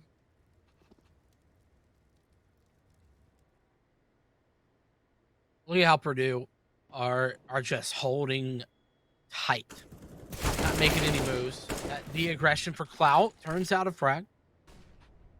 Justin with a return fire. That's on the profile who was over in mid. So this could be a bit of a split, but as you can see on the map, it's actually going to be a rotation for that player. Roxy finding another good timing on the left. This is looking like RMC might finally get one back. Does seem like when they're able to open up rounds here, it seems like they can quickly work off of it, and map control suddenly becomes less of an issue when you can play the numbers game.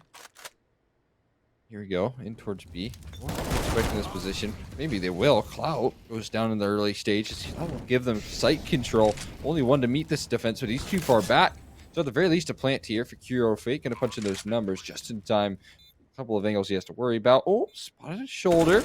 Workable here now. Back towards generator. Unable to connect with the spray. Molly lands on towards sight. Smoked off there. Nice, honestly. Extra checks out of the pockets of RMC, but I'm sure they'll just be happy with a round that they were able to collect. Yeah, I think at this point you have to be happy with a round. I mean, you've been struggling to find just that for so long, and now you get it.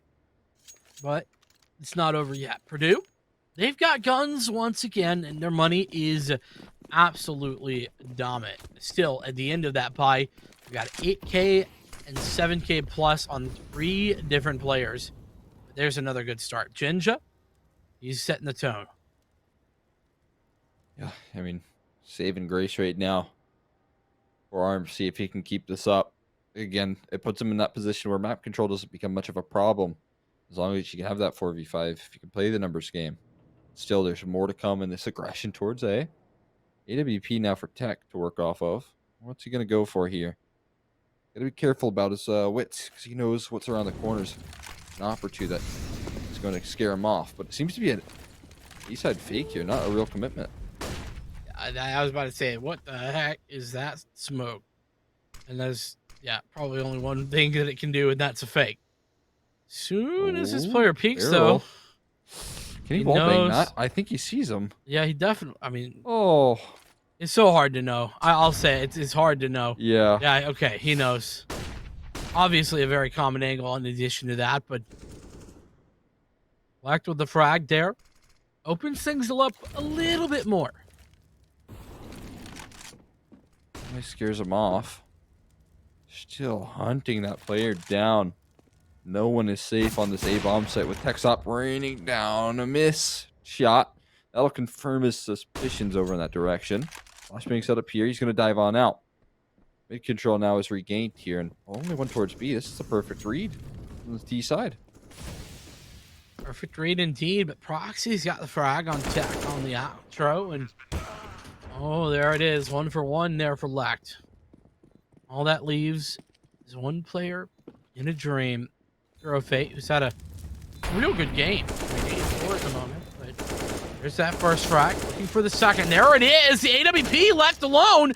Just the pistol being pulled out. Low HP for both of these guys as Jinja closes it down, but it was not a clean clutch by any means. Oh, just not enough in the chamber right there. My goodness, it was dicey. But RMC walk away with another round. Maybe. It was rough towards the tail end there. Look at this.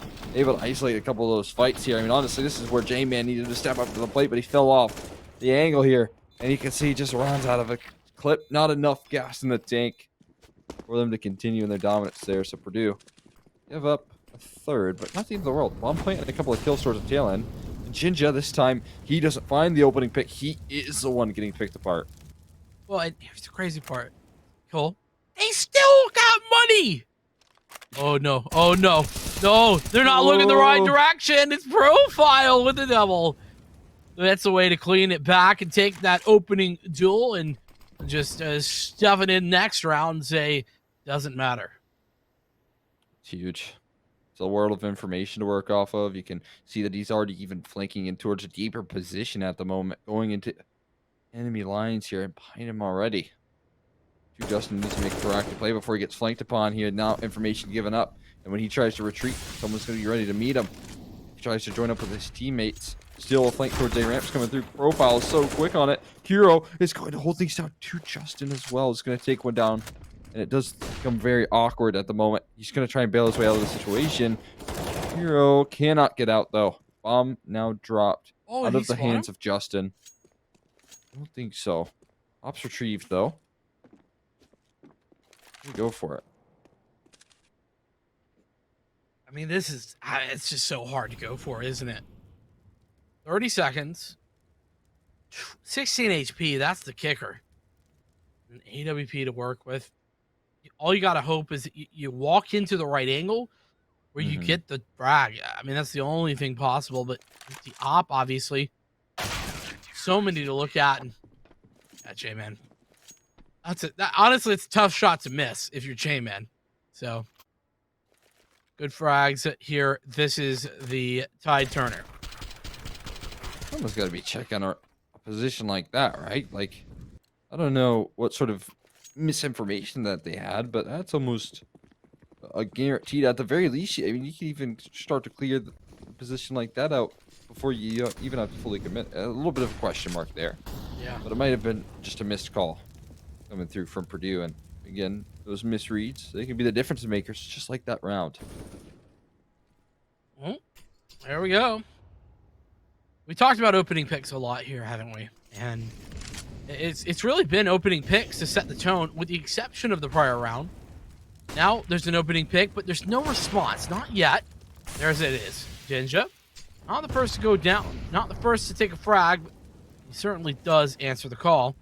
He's looking for more. I don't know if I love that decision, but he's not going to actually meet anyone. So, well, I say that. Maybe he will just now. Yep, he will. Hero Fate, that's not the time to have your nade out. Not at all. The proactivity certainly catching Purdue off guard. Now, Flout, he's here. He's waiting. A lot around the corner. Maker.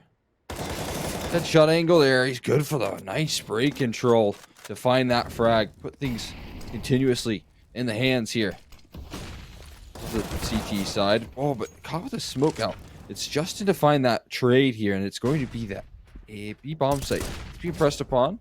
Backup generator here. J-Man, he's going to commit. He goes down as well. Another 2v2 in the retake that they can work off of, and they should be able to catch one off guard. Proxy is good for one. One more right around the corner. Chin just going to find it. It's another close round, but Purdue, they just can't close out on some of these. Last time it was a 1v3 loss. This time it's a 2 versus 3 loss. In fairness to Purdue, they are most likely to lose both of those rounds almost all the time.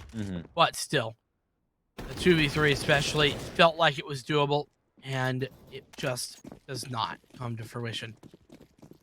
Still, Purdue, not broken. How many rounds has this been in a row that they've bought? I mean, it's quite a bit, but the issue is it's always a bomb plant here, and now they're stacking up the loss bonus. You got, what is it, 4 in a row at this point? So from here on out, if you get a bomb plant, you get a buy. That's your. It's been 4 rounds as well. Yeah, that's been their purchase and how well they were able to manage the economy. But right now, it is just turned into, classic T-side loss bonus.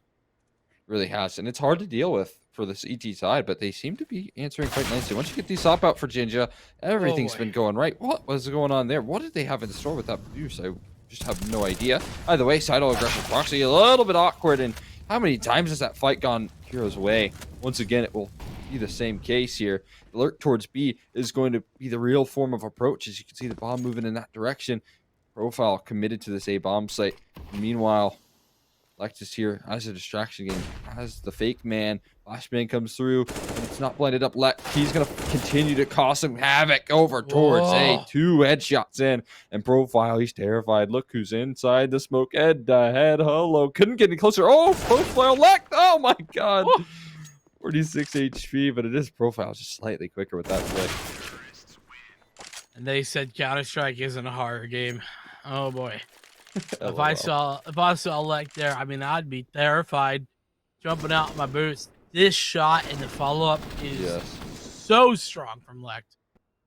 Really quality. And I mean, if you're RMC, there's almost nothing you can do about that, because you have to get some information, right? I guess you could argue, look for a flash. I don't know if they had one, but you have to look for something. You can't just wait and see forever.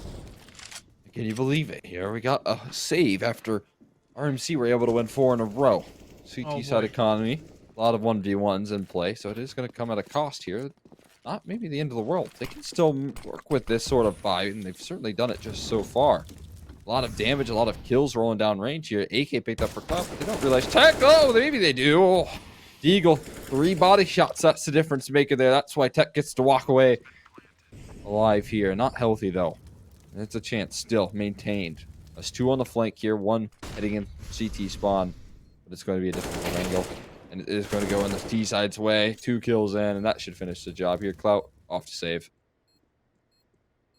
Tough there for RMC. He really could have done a lot of damage, both economically and just in general this game, if they had been able to pick up a round like that one. As is, Purdue going to confirm number 9, meaning that 9-6 is the best case scenario for RMC. But I think if they get 9-6, if RMC pick that 6th up, they're probably happy with it. What do you think?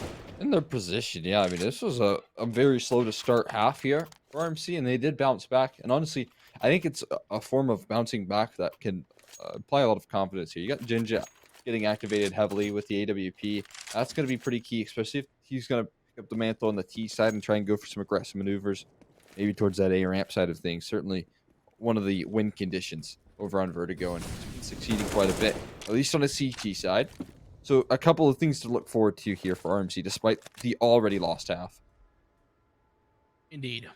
And with that, it's Purdue, who are down by 1 early on. It's been boomer bust here with Jinja on these opening duels, hasn't it? Yes, it really Either has. gets the kill or he doesn't. And, well, it's been RMC winning the round off the back of that if he does. So maybe based on experience, this should be an RMC victory. But Purdue going to try and throw a wrench into that setup, but it's a 1-for-1. Cure of Fate again winning against Profile as Jinja comes down the ladder to dispatch Tech.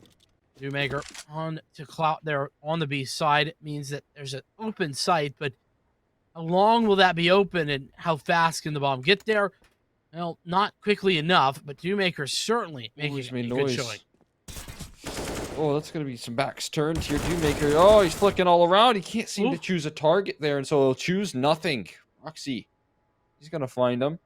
Leaves here in a bit of an unfortunate position here in a 1v3. Maybe workable. Jinja taken down quite low. But Jinja's been a real force in this round as well, so not quite what you're looking forward to. Back towards A, though, is where Kira's going to head. That's the right read. No one's here to meet it. Maybe he can isolate these duels, get himself a nice post plant. 42 HP to his name. It just seems so unlikely. I kind of like what RMC are doing. Some people are like, why would you ever just let him get a plant? Well, it's last round and a half, first of all. And to add on to that, it's 1 versus 3. You split 2-1, you're really in a bit of a weird spot. So instead, they just take all 3 players, put them on one site, and now they retake together if that's what's necessary. And necessary it is. First 2 frags for Cure of Fate are there, but J-Man saves the day for RMC as they take their 6th. It's Purdue with a good half here on the opening map of the series. Their map pick as well as we head towards half number 2. Should be happy with the 9-6 half here. And look at the score distribution over on RMC.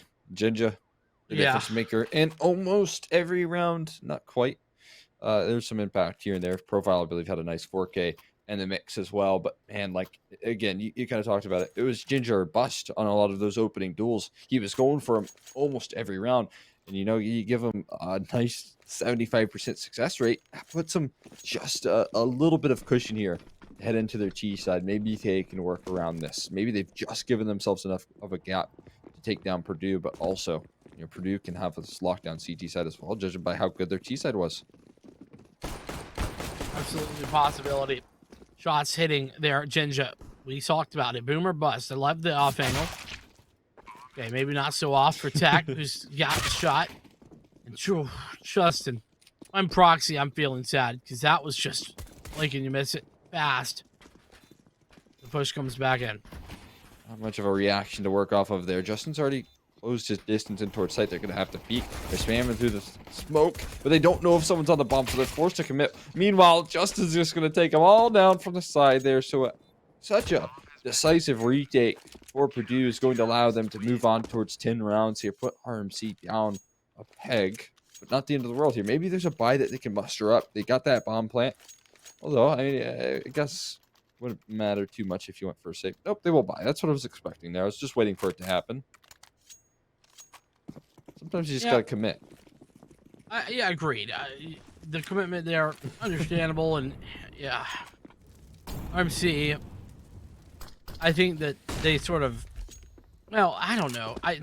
Half the time, I feel like this is a good decision. Half the time, it's a bad decision based on the outcome. Honestly. I say whenever someone wins with a buy like this, I'm like, man, that was a really good force buy decision. But then when they lose, it's like, you're like, why'd I do that? They've just thrown the first half of the half, right? That's the way it feels, doesn't it? Exactly. As a commentator, you get that privilege as well. Yeah, exactly. Yeah, of course. Not making any of these hard decisions like the likes of RMC are. But with that being said, a tough call made. They made the decision. Now they look to bear the fruit. Pure Fate. That's fantastic from Pure Fate. Just a glimmer here, and this mid shutdown's looking quite nice as well. Purdue, it's a complete lockout here. No trades yet to be found, not even a frag just yet. That's a worrying factor. You'd ideally like to do some damage, not a single kill. Oof, every duel lost out there for RMC, and it was in fact a punished force buy that you kind of talked about. Not quite throwing away that half, but they're again slow to start. They can again put themselves in a hole that this time you're heading into that second half could be a whole lot harder to dig yourself out of. Well, and here let me make a different argument though, against the force buy. Where has that worked for RMC this game? Never. It hasn't. There's never been a buy up or a half buy. They haven't won a half buy all game. It's only been gun rounds. Only gun rounds, and when Jinja is enabled. So if I could, go back in time and say, well, is it a good decision? Well, not based on what we've seen thus far in this game in particular. You're exactly right. I mean, Jinja with the up is something that you probably need to prioritize here, just judging by your success rate on those force buys. It was partially the reason that we saw them so slow to get rounds on the board, get rounds rolling. They went for that third round buy. Yes, they converted it. They immediately got responded on. And they got stuck in this trap of consistently force buying.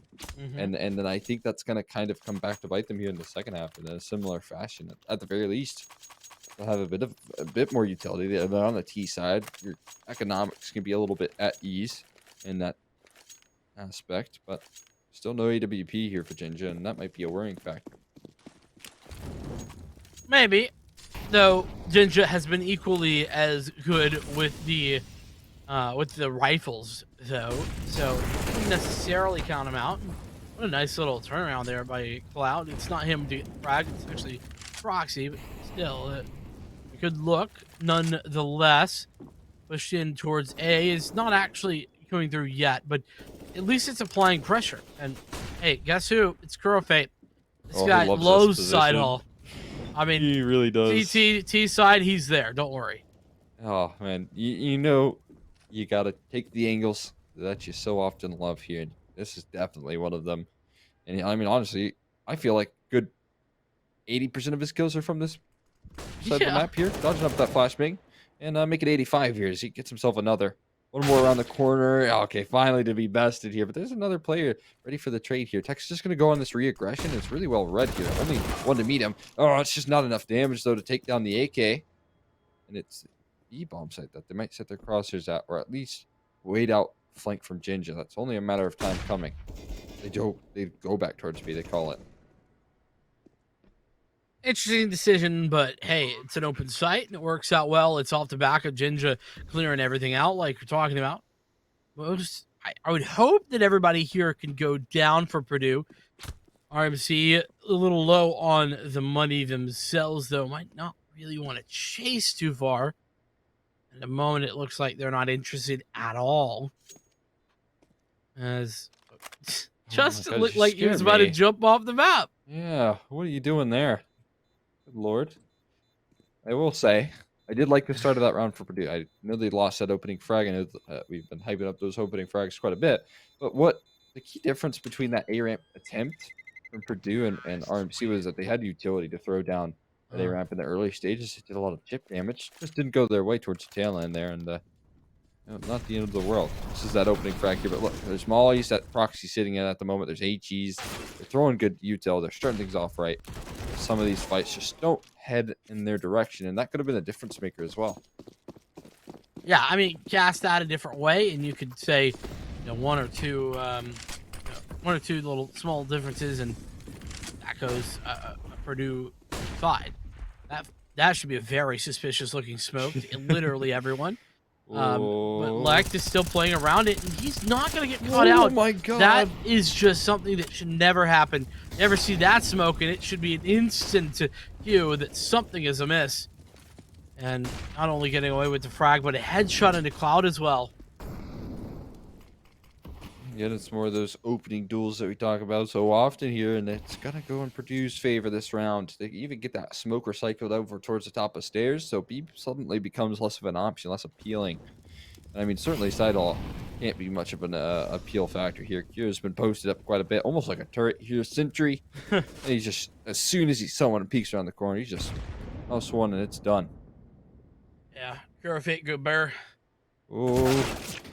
Well, this time not so much. Trying to play the double setup, it actually is Purdue's downfall as RMC sneak their way in. Tech with another little attempt. I think you could call that maybe a mistake, but it's a nice rack from Justin up top to try and equalize things a little bit more. 2 versus 3. Justin low, Dewmaker on the re-entry. Just going to grab the op. Wants to get away with it. It's another save for Purdue. Yeah, man, Profile giving them a taste of their own medicine right there. Love that. Yeah. Finally, it's some success from RMC right back, and it's pretty similar to how we saw that first half shape out, where, again, once those weapons came out, it did seem like RMC were able to bounce back here. Even more promising factors that they're on that T side, they can build up a bank. That's a couple of things to look forward to for RMC in the long run. Uh-oh. Oh. Speaking of things to look forward to there, this time for Purdue. This game is far too close to be making mistakes like that, RMC. Took the 70-story plunger. Yeah. I'll be honest, where Justin was saving, I still feel unreasonably a little bit like intimidated every time I'm over there on the map. I understand it's a video game, but it's a long way down, you know what I'm saying? Vertigo delivers the best clips, the best accidents, happy little accidents almost. Well, one of the greats. Certainly a happy little accident from Clout in that last round, but no big deal there. They can wipe that one away. It's a reinvestment, sure. But if they can close this one out here, that would certainly put RMC in a good position. Look at this, Jinja. Oh, I love this. A great angle to start. I think he's been spotted, though. It looks like it. Dewmaker, he's going to catch him earlier on. Oh, just a little glimmer. And oh, my God, on the retreat of Dink as well. Making matters from bad to worse here. Lovely stuff. And Dewmaker really just putting the arc in there. Just, it's so frustrating, right? Because that was such a clever play. I really liked it. I mean, if he'd not been spotted, it would have been perfect. But Dewmaker, man, he's just been fantastic, hasn't he? And continuing to do just that. It's a B hit ultimately. See all the utility going out that way. Flashes. Allow for the opening. Lek going down. J-Man on to Justin. And Hero Fate with one traded back. But here we go again. 2 versus 2. Oh, that's good from J-Man. It's his triple. Low HP, but all it is Hero Fate. And Cloud takes the duel and wins it out. RMC, they make that comeback in the round. And they just make the deficit. All of those fights as well from J-Man were won when he only had 10 HP to his name.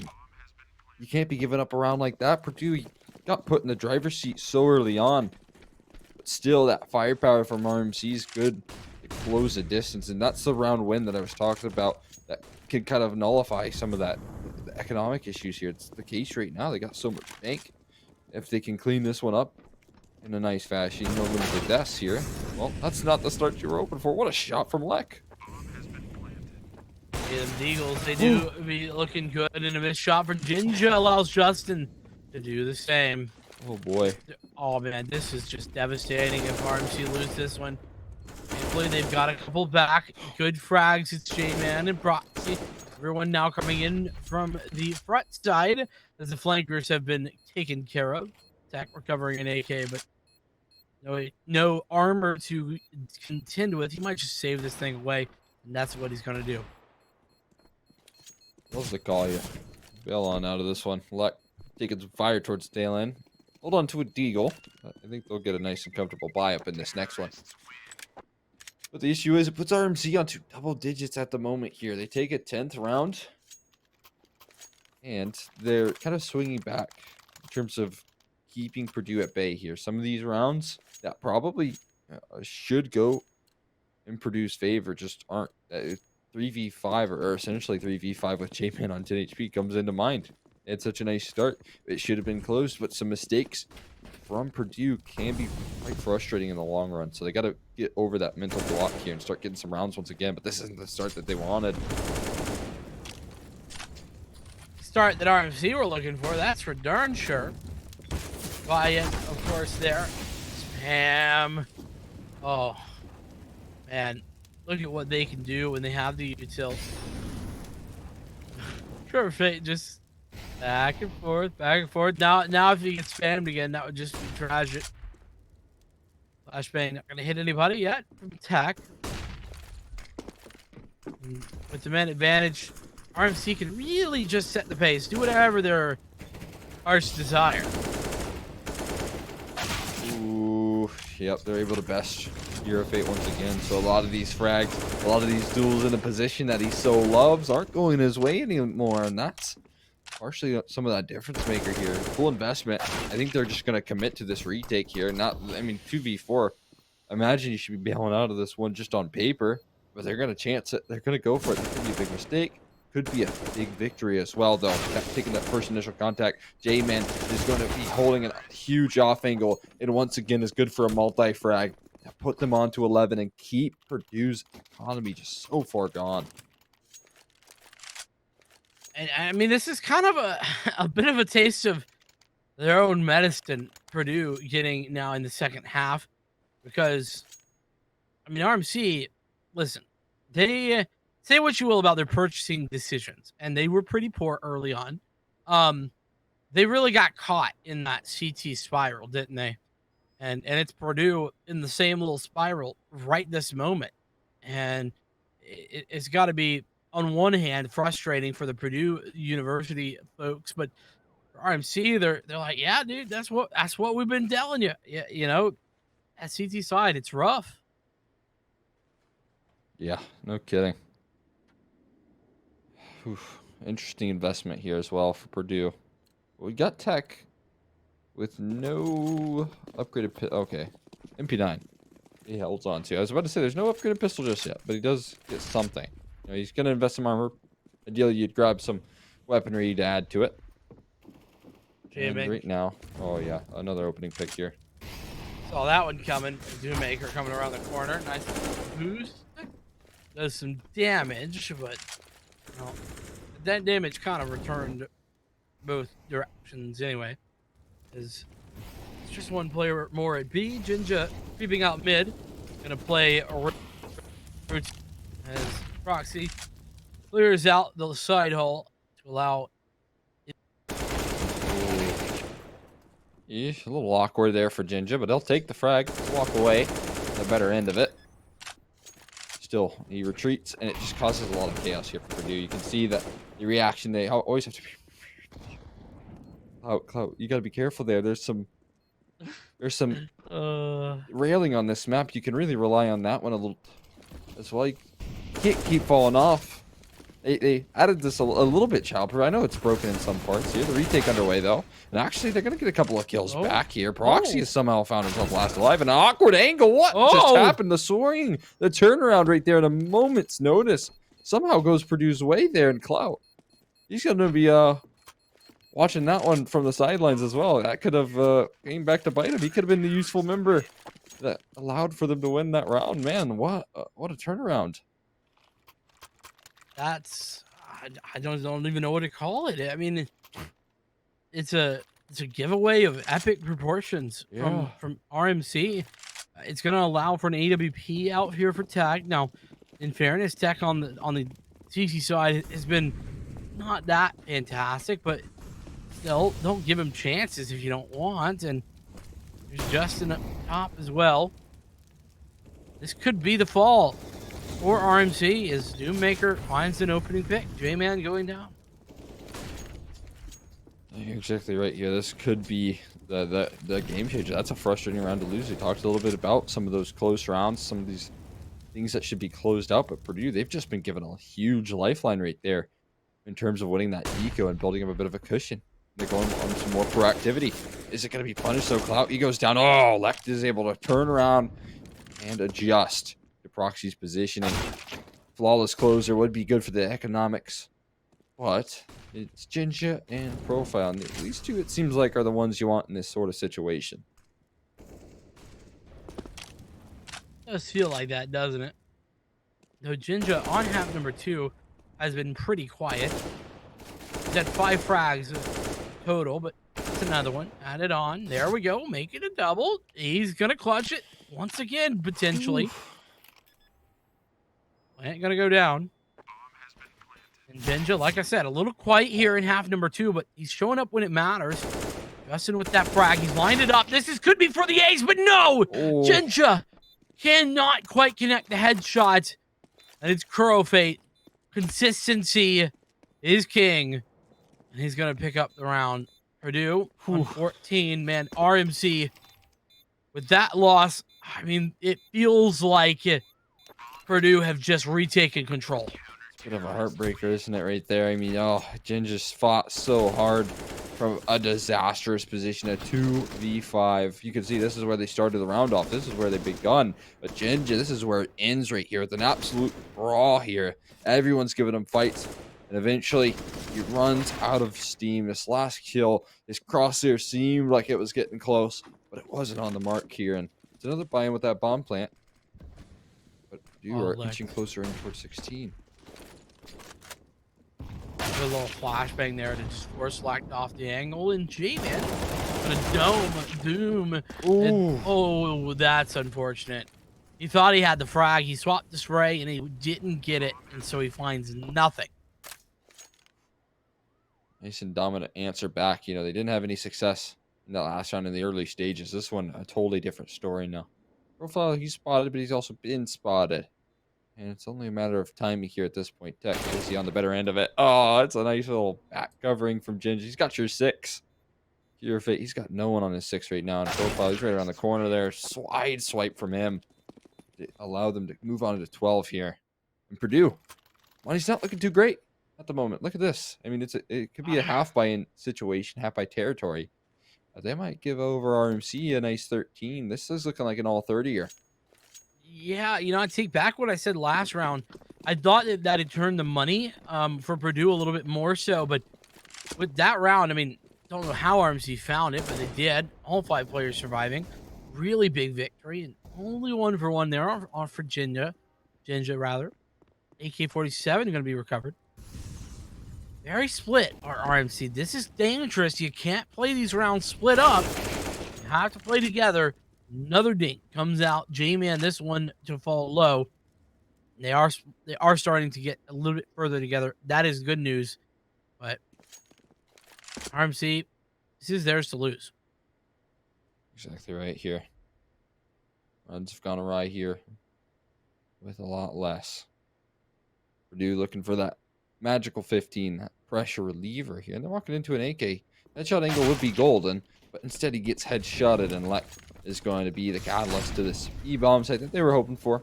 They'll take it full control here. Plant's going to be nice and comfy. At this point, maybe you can grab yourself an AK, but P250s and USPs not worth the save. You got to die here. You got to die before the bomb goes off. 100%. Dak doing his best half dead impression, and now it's a full dead. One player left alive, and like you said, it would behoove Crow Fate to go down. No, going down with the bomb is a bad idea either necessarily. We're going to try and get one exit frag for the trouble. Might find one. There you go. Get that AK here. Could cause some more commotion as well. There's one right around the corner here. How much does RMC want to really commit to this? It doesn't seem like much more. You'll get out alive here. Unscathed. Kuro robbing an AK away. Making that P250 worth its weight in gold. And on top of that, we got the AWP out once again here. I mean, listen, that headshot for the AK, having that on the CT side is, man, is so good. It is never to be underestimated. And, well, here we go again. This time it's a boost from the T's. Looking for the aggressive swings. Roxy not spotting anything out on here on the right side hole. And here we go. It's time for the bit of a stalemate that occurs when nobody actually goes for the aggressive swing. They just inch their way up. Here it is. Oh no, Tech. Yeah, you gotta hit those. Oof, it's a rough start. Not good for the confidence as well. Once you start missing, it's hard to gain your footing, it seems, on the AWP, especially you're kind of getting started. We've seen Tech use it. We've seen Lek use it as well, so Tech gets his go.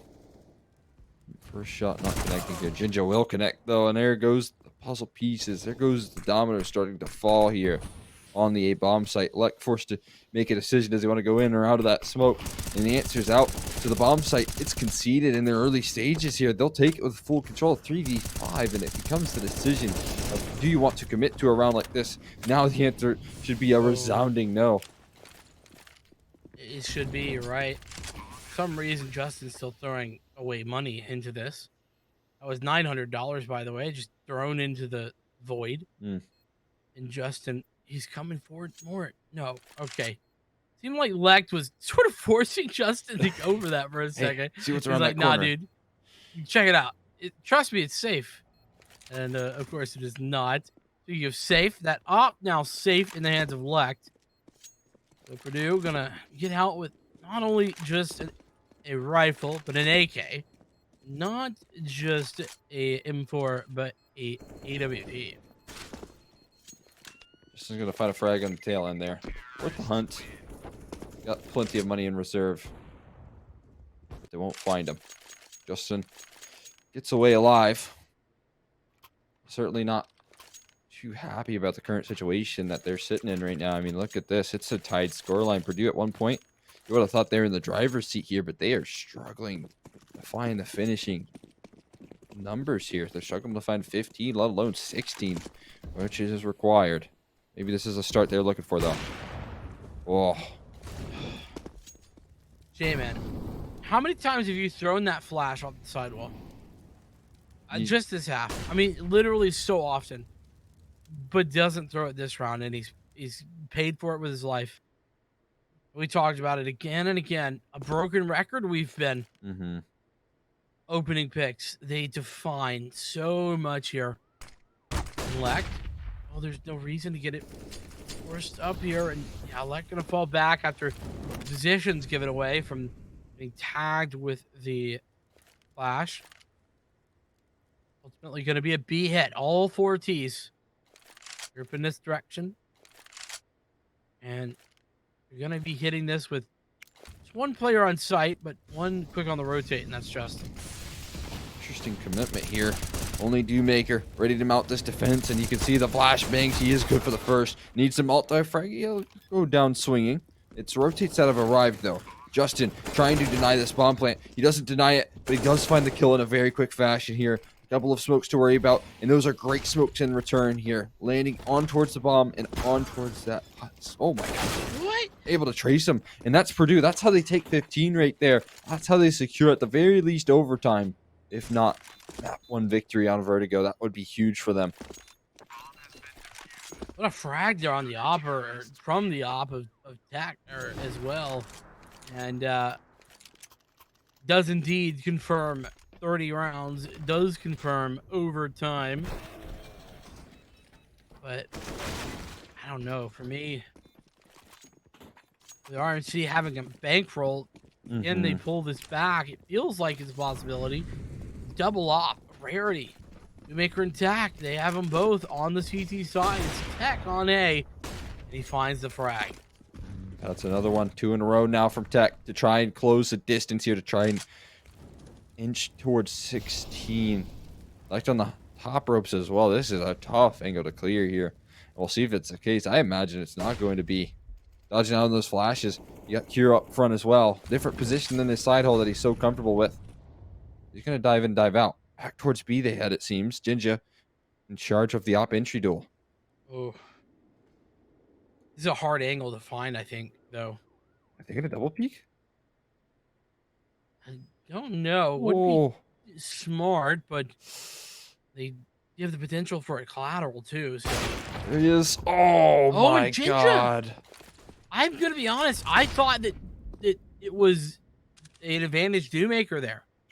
But no, he spots the arm, spots something.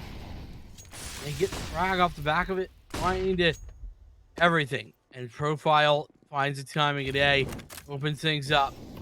Lek knows that it's coming, but he can't do a darn thing about it. Retakes haven't been too friendly for Purdue either. They're going to need to keep bomb away from this site. That's mission number 1, and it's accomplished at least for so far. Lek's able to do the first task here.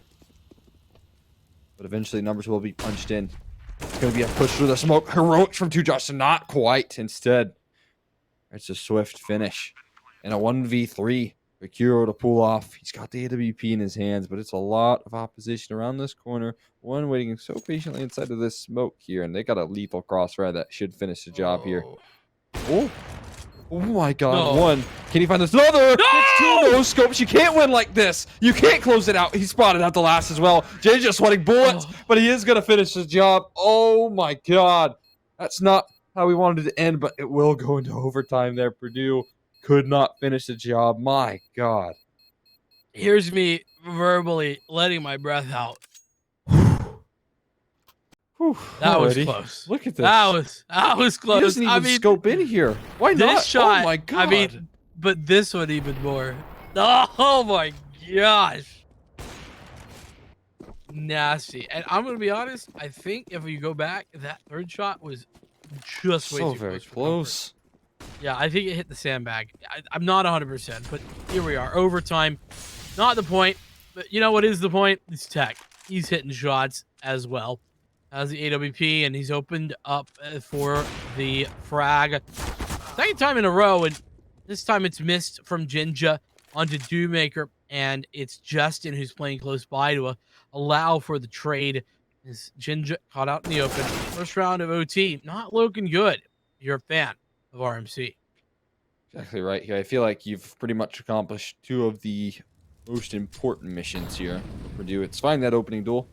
Secondly, find it onto Jinja preferably, and they've done just that. So, I mean, at this point, 1v5 here for Profile to work off of, and I don't like his chances here. Lacking that bomb control as well, so probably only a matter of time.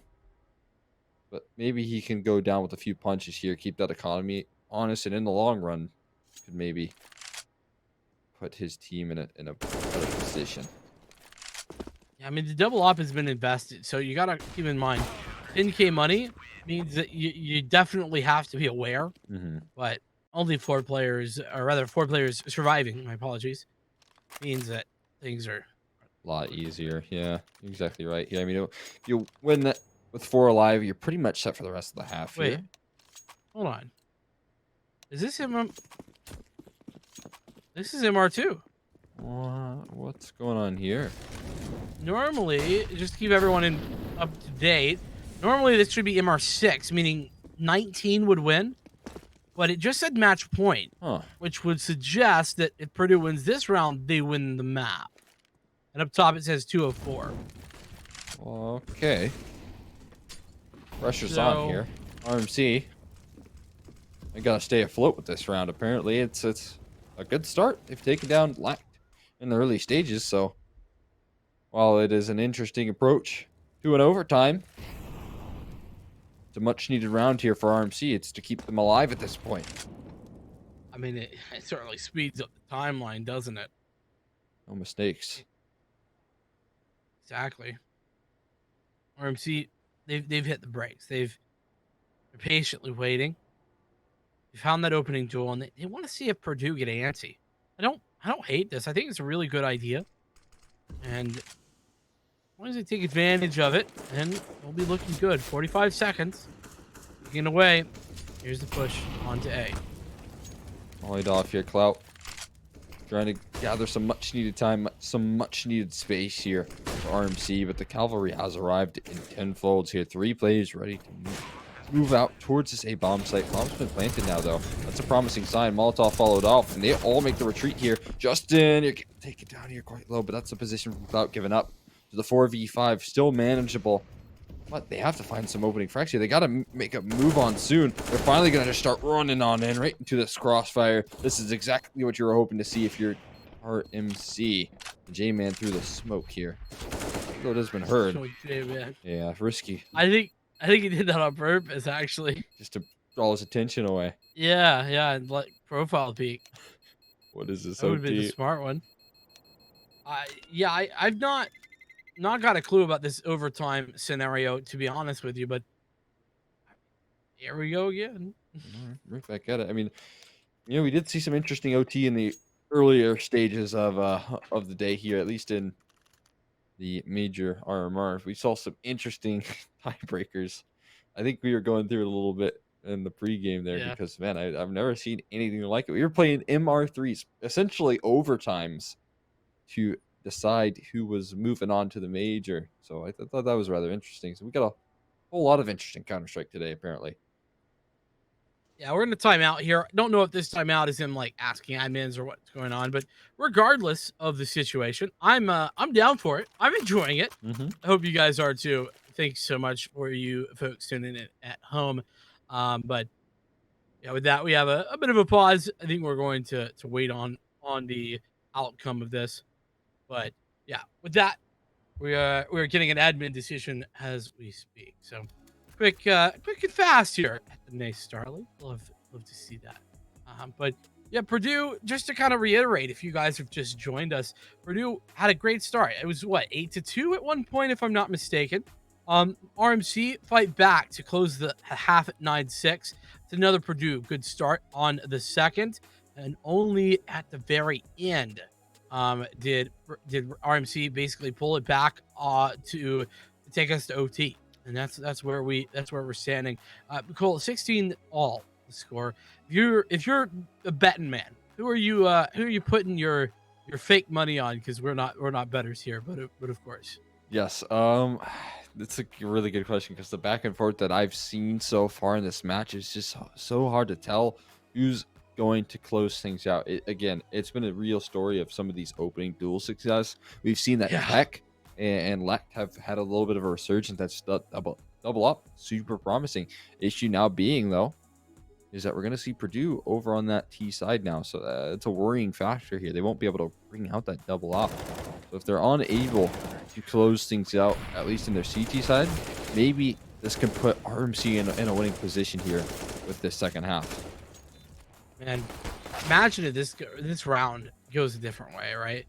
Like, that would have been crazy. This might just have been a Purdue closeout from there, but nope, doesn't work out.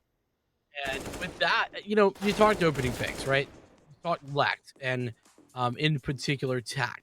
both stepping up with that double AWP. I'll say that Jinja been less dominant on the opening frags this half, but still having a really good half overall. This is part of the reason. I misspoke. This is part of the reason. There we go. This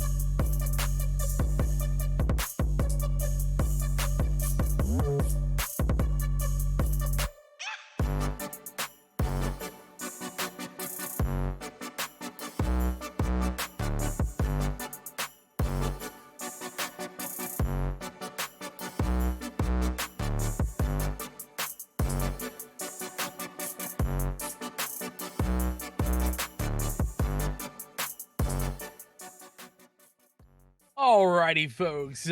Apologies for the extended delay. We are sorry about that. We really were trying to get back to you as quickly as we could, but we had a little bit of a tough situation. Essentially, what happened, you were not with us. It was overtime. Purdue and RMC, they got to a point where it was set to MR2, meaning to win by one, essentially. First to 17 wins. That was obviously incorrect.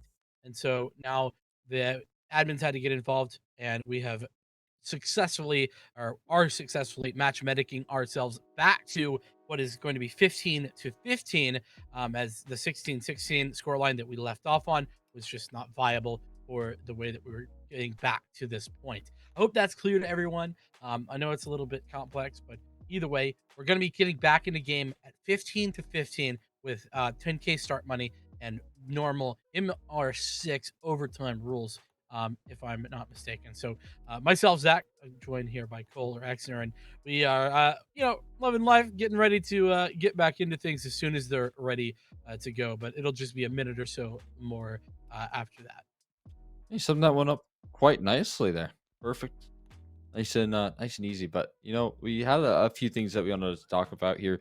We do have a few minutes before we get back into the game here, before we start things up, and we want to talk about patch notes, because this is a new season of CSL, and we're also looking at a new season of kind of Counter-Strike in general, in terms of how some of these maps are playing. Yeah. You might take into a surprise that we haven't seen Dust 2 yet, which is probably for a good reason for some of these teams. It's for the most part, a big update to Counter-Strike, at least in terms of the A1S. Dust 2, big update. You can no longer pick mid as easily as you once could.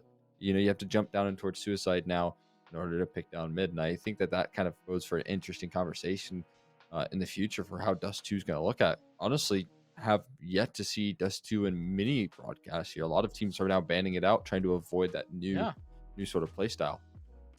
100%. Yeah, we see changes all the time, but I'm getting word that we are just about ready to get started. And in fact, it's coming up right this moment. We're getting into game. Apologies again for the delay. We are sorry about that. The good news is that we're back and kicking.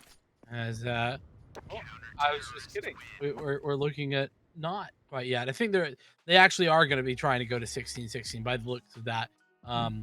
That death cam though, so it shouldn't be but a moment more, but apologies. But hey, nonetheless, yeah, Cole, like you were talking about, I think that it's interesting, the changes. Whenever you see a change to the map, that's something that Counter-Strike is kind of unique with. We tend to always like wait until the very last minute, until we're, I'm going to say, forced to try to take on new the new things. So it's going to be interesting. I wonder when that'll kick back in. But here we go. This is for real. This is what we've been waiting for. 16 all. It is MR6. You can see at the top, OT1, 3 out of 6. That's exactly what we've been looking for, and it's underway. Yeah, we're starting things off 16 to 16 here, and it will be RMC starting on that T side. Well, back on that T side here once again. Evened out here. And right now, good control. RMC will take this happily. They've taken full ramp control. Flashbang set up. The counter reaction coming through from side of Purdue is looking quite promising. You're exactly right. Great damage early on.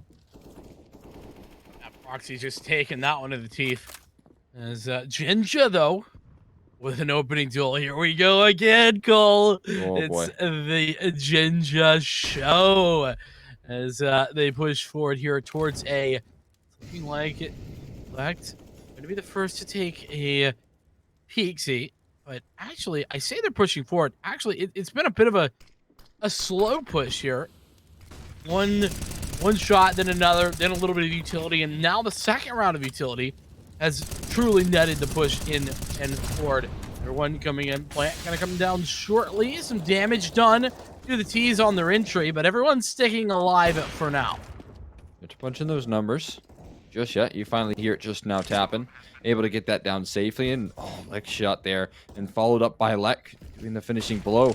Clout committed to this. You can see he's insecure about what he wants to do here. He's not sure about it. He just fumbles his nades around for quite some time. Jinja able to find a fast reaction and one through the smoke. Now make it a 1v1 Tech versus Jinja. This has been a battle of the openers, and it's going to be Jinja to close things out. 4 kills in the round, and it is the Titan of Jinja to find the 17th round, put Purdue in the better hand here in the second half. Oh my goodness, Jinja! Just taking matters into his own hands. Let's see it again. Cool. Run it back.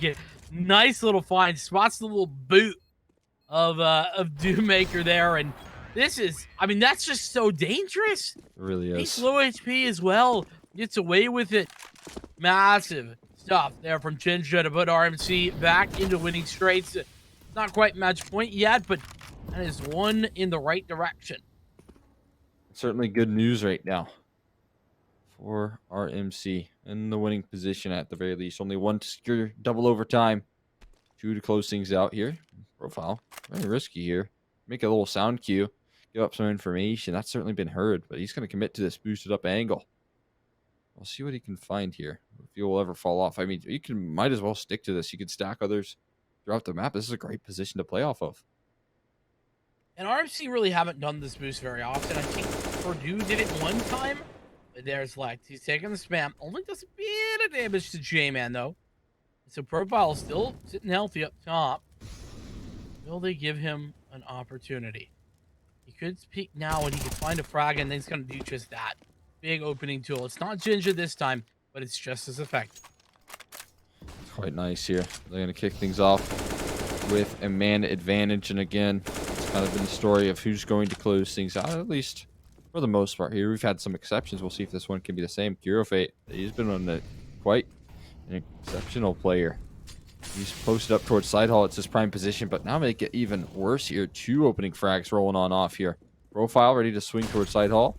They've got a 2-man setup. Curofate goes down. This is a real telling tale of how this thing could end unless Tech can say anything about it. He's immediately traded through the smoke, though, and Doommaker doesn't even realize there's a second behind him. And, well, that second not even necessary is Jinja, who has the frag. 18 to 16, and you see it on your screen. Match point for RMC. As, well, I mean, I don't want to say that the amount of time had anything to do here with this turnaround, but I will say that this is a definitely different look on the defense than we have seen at all from this side. Jinja, aggressive, AWP. Looks like most of these players are grouped up at B rather than that A side that Jinja's playing around. Good molly's thrown in here. We're trying to take this aggressive control right now. Oh, he's just in this interesting angle. This is going to be a hard one to clear. But if they do boost up, if they get Lect in this early position, they can certainly catch him off guard. This is promising. And it will go unchecked here, unknown. At least in the early stages of this round. And now the flash is rolling out. He's going to scale up quite quickly. Perfect. And yeah, I mean, that's just a great opening. Great flashes. Everything looking good in rotations. You can see him. And Co coming back in. Doommaker with the secondary frag. That's even better. We're seeing a bit of deja vu. Only opposite is Purdue. Take 2. J-Man with 1 on the return, but it's just 1. Leaving J-Man and Jinja. 2 versus 4. And with that damage done, it seems even more unlikely. Oh, I mean, maybe a 2v2 was workable, but a 1v3, a different case here. Jinja is the man you want in this position. Big flash. Not quite. The smoke doesn't bait him out here, and so Purdue, they stay afloat. 1 more to give them a second chance at closing things out here. Purdue are punching back just a little bit, saying that they're not done yet. Yeah, but it's a reset. You got to rethink. You got to refocus if you're RMC. That round was last round. This round is this round. And the good news is, because of the money situation, you don't have to worry about it. Last round doesn't have anything to do with this round, and, well, Clout. He's found an opening. Again, not Jinja, but just as good. That said, Lect on the return fire through the smoke. Ooh. Dispatches Clout, and you know what that means? I always say it, Cole. A double or a 1-for-1 is always going to be favoring the T side. Exactly right, especially this early on into the round right now. A minute and 15 to work with, and the reason being is that you can spread that defense paper thin. Right now, they've gambled over towards the A-bomb site, and that's a great read here from RMC. They're going for some reaction here to get Mollied off the angle, though they can't move as soon as they'd like. And this could be a matter of moments before this comes collapsing. Hero Fate is at the helm of it. J-Man turns around here, and 2 more around the corner. He's good to hold the line. He's got some backup as well through the smoke. It's going to be the finisher, and it is going to be RMC closing things out in a close game. But it's 19-17. Purdue just couldn't hold on. No, they couldn't, man. It was so close, just barely. Nothing between the two, but RMC, man, they had that rough start, didn't they, Cole? They had that situation where they kind of had to come back. They in the half 96, and then they do it. I mean, just happens again. They have to come back again. I guess you could just call them the comeback squad, because it doesn't matter where they're at. They're always able to bring it back. But well, that's just map number 1. And I know, though, we had a little bit of a delay. Are going to have to take one more break here in order to set up map number 2. That should be relatively quickly, though, so stick with us as we head on to map 2 and see if RMC can close this one off in a quick 2-0.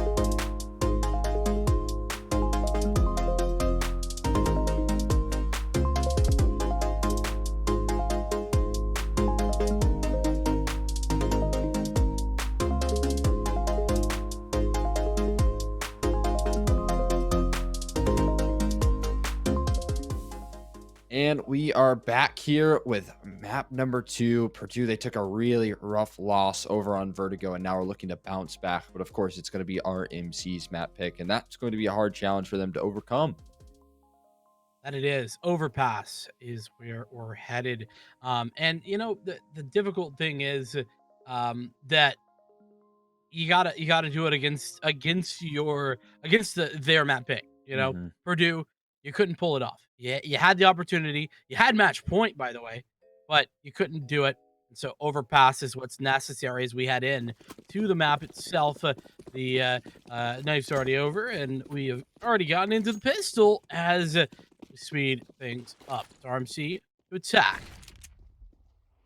Here we go. They seem to be going fast towards water here. Ready for a collapse is going to be the side of Purdue.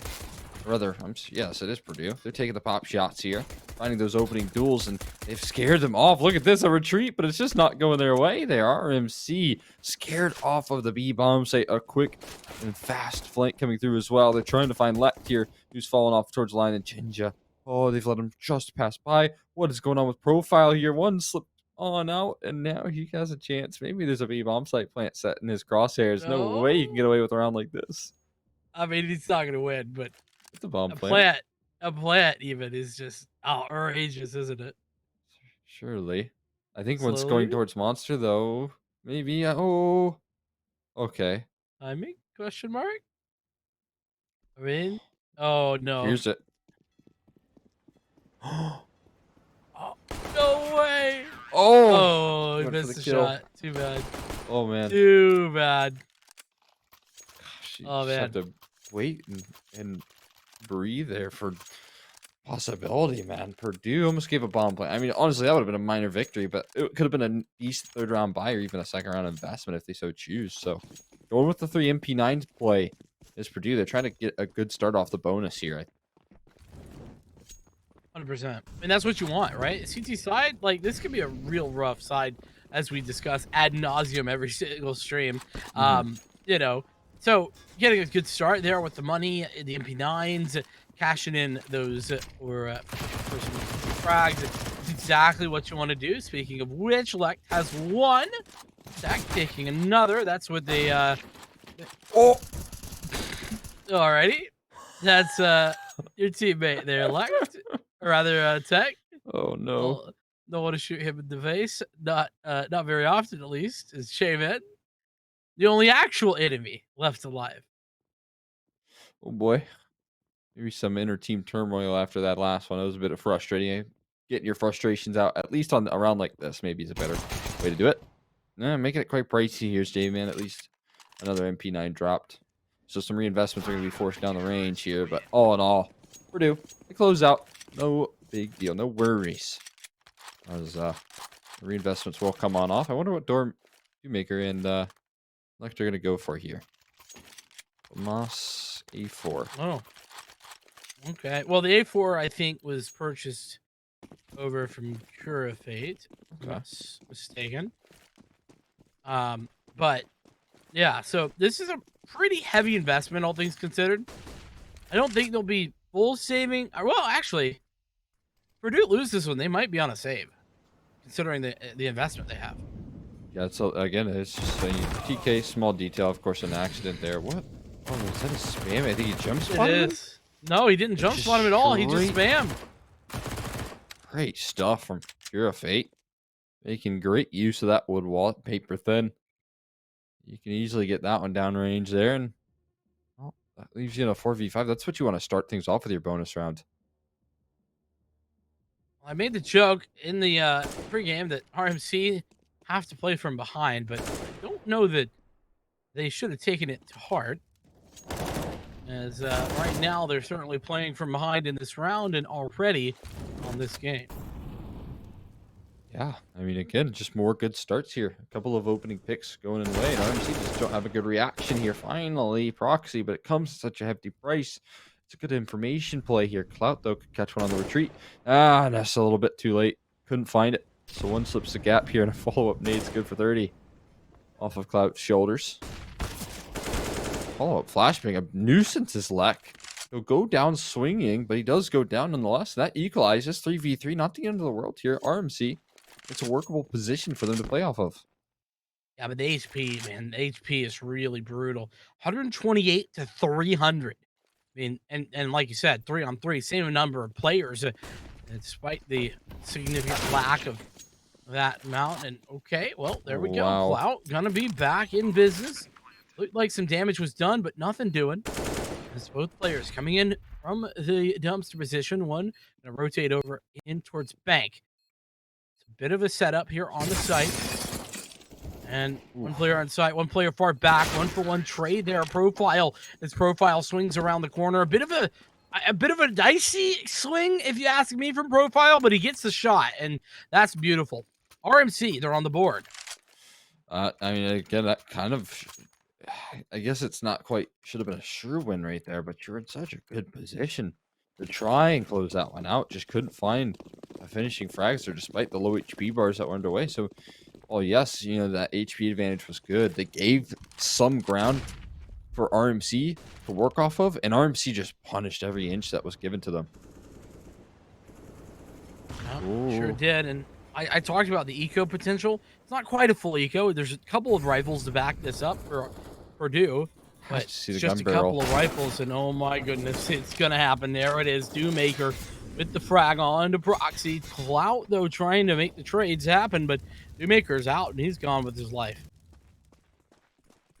Now, trying to take this A-bomb site here. There's only going to be 2 players close by in the rotations, but just a tad bit too late, at least for my liking here. Oh my god, Justin on the fadeaway is going to equalize into the 2v2. This is workable now. I mean, bomb plant given over, yes.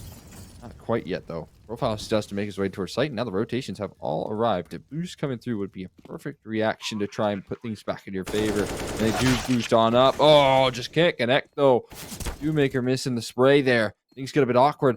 Cure Fate going to go in the aggression. Footsteps all being heard. Clout, that's one bullet to the dome there. Now it's J-Man forced to fight from behind here. Justin last alive. 64 HP to his name. It's so many dinks, but they're all through concrete, so he stays alive and puts things onto 2. Man, RMC playing with fire right there, are they not?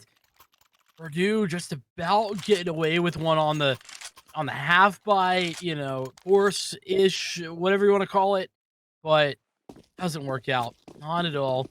And I'm not quite sure why Crowfit actually dropped that HE. Or rather J-Man, sorry. I'm not sure either. Maybe like nobody picked it up. That's what's weird. But nonetheless, neither here nor there. Proxy with the opening. Still players on the side, but I mean, against rifles, this is going to be a tough one. Yeah, not looking likely here. Already 2 entries, and they're going to clear out that pit real fast. Justin, he's able to turn around. No big deal. But let's chase that plant. Oh, no way. Okay, he runs out of ammo. That's a tad bit unfortunate. Another kill would have been quite nice, but RMC are kind of recovering here in quick fashion. It doesn't seem like Purdue can really add a reaction to some of the stuff RMC's throwing down range. Well, here's their reaction, right? They got a buy-in. This is the first, like, full buy that they've had, you know? It's been a tad hit or miss, in fairness, most of these rounds. So, you know, and the bonus, obviously, it was one of those. So, Purdue now with the full rifles on the board for A1Ss and Cure Fate, the Assault A4. Sticking with the old school. Yeah, I respect that. I like the A4 personally. Yeah, I've seen a couple interviews of players.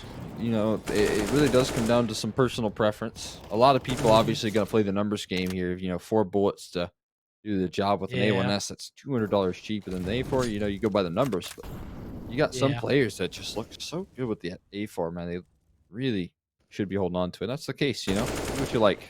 And what Jinja likes to do is open up rounds, it seems, man. My goodness, he does it so consistently.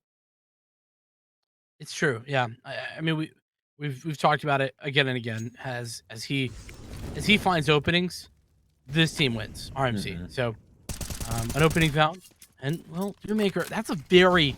I mean, can you call it an off angle? He's just in the middle of Narnia, just waiting for that smoke to fade, and he finds the frag off the back of it. bit of an unfortunate scenario for Proxy, who's the one to fall, but it's Profile on the other side of the map to open things up, and this might force a rotation. We'll just have to see. The bomb is very much in spawn still, and this rotation has been forced rather, and well, it's continuing despite the player ready and waiting and Profile cannot keep doing that, cannot keep getting away with it rather, as he finds that duel on the rotating player. The bomb gets planted just 10 seconds on the clock, but this is going to have to be a save. You're exactly right here. I mean, it's an unfortunate position. Right now, it seems like the default's coming through from RMC, and with some pace, honestly. Some of these aggressive maneuvers towards A just don't seem to be working all that well here. I don't know what they need to fix. Maybe they need to try and be more proactive. Maybe even stack over a third player towards A in the early stages, especially considering the fast defaulting that we're seeing from RMC. But man, this just isn't working at the moment. Yeah, all good ideas, I think, actually. Especially maybe, some more connector control. Maybe try to get, the other option is try to get an AWP out. But, I mean, look at the money. What AWP money? Like, that's the tough spot. Tech has grabbed a Mag 7, so a couple places that could go, one of which is connector, as you were discussing. So, interested to see where he goes with that. We'll see here. Imagine he can make good use of it. It does look like he's heading that way. I mean, it's not like the setup you want on A, though. Think about it. You'd ideally like to have an AWP maybe posted up somewhere in bathrooms, and especially with the pace that they're taking. This round, I don't think it'll get punished here. Molly's down range here. Oh, you're burning in that back corner. Oh, still good for the frag. But look, it's collapsed over towards B. They find all of the opening frags. That's the last two players known. They can just walk in towards B, no questions asked. Yeah, I mean, 2 AK is going to be able to be recovered, sure, but what does that matter when you really don't have any way into the site? That said, Proxy's low HP, so possibilities are here if they want to go for this, but to me, Purdue, they're very much okay with sitting back, relaxing, and chilling out as they wait for anything to come their direction. AK upgrade confirmed as Purdue walk themselves out of that fire and straight into a save. Yeah, again, you kind of hit it right on. Yes, you're walking away with a couple of weapons. Smiles on your faces, but man, it's a lot different than what we saw over on Vertigo. The strong suits here for Purdue were their early starts. That was where the most of their momentum was gathered. But right now, it's to the total opposite right now. They are very, very slow. You're only taking the first two. Just around the following. And nothing else. Well, I mean, listen here. They've saved themselves into a very good buy. They've got the AWP. Lex has that on lock. With him now, as he looks to look towards long. Everyone else has plenty of utility. That utility being pushed towards short, but a fantastic double swing is not good enough because J-Man has a double kill on that position. B site rather wide open. And in fact, it's Tech who does win against Jinja on the retreat. But here we go again. I'm getting deja vu. It's 2 versus 3, and the bomb's down. Seen this before, unfortunately, for RMC, and there's just such good positioning right now that no matter where you go, you're going to walk into somebody here. Techie's kind of going on this long flank, but again, it's giving me real savey vibes right now, and yeah, you can kind of already tell no commitment being made here. Lex not giving up any picks, so you're not going to see any sort of acceleration come through from Tech. We're doing another save here. Deja vu's the right word to give this one up. Now, Clout, things could get awkward here. One's right above you. It could be solid. But look at the money. I mean, they're fine. Oh, you gotta dance. You gotta dance, Tech. Oh my God, he's hurt him. And that's a good read. Whew. That's really solid. Just holding there from RMC as well. This is what starts it out. This is what really sets the tone. It's Proxy with that frag, and J-Man. That's such a fantastic headshot. That second kill is crucial. If that guy gets away with his life, then things aren't nearly that bad. It's only a 3 versus 4, remember? And you can recover from a one-man disadvantage, but As soon as it becomes that 2-on-3 and the site taken with no information, it's just so rough. Yeah, definitely is. And when they're not giving you anything as well, and much needed timeout called over. We'll see what changes after this one. Now called off. It's another good buy-in. That max loss bonus continues to allow them to afford. But it doesn't seem to be conversions that follow these gun rounds here. And I mean, yet to win a gun round at all so far. It's just been total dominance from RMC once these buys have come through. Yeah, this T side is looking good. But Lek, he's got another AWP. Or I should say he saved an AWP. That's more accurate. They make her these on the other side of the map. Looks like this might be coming through. This is the classic B popper and all timing. Timing is rough there as Justin does trade, but it's Proxy who's there for a quick second. Hero Fate. Oh boy. Oh no, the timing again. Okay, Oh, Cloud. Cloud's not looking the Thank right God. direction. I thought for a second you're right, the timing. And in fact, timing might be on Hero Fate's side. That bomb going down, but it's inside the smoke, so can't deny it, but he's going to deny the bomb planter. And then he turns around for the second, and it's Cloud with the frag, or rather going down, my apologies, is Tech also finds a kill. Jinja left alone, 1 versus 3. This is the second flick. Can't do it alone.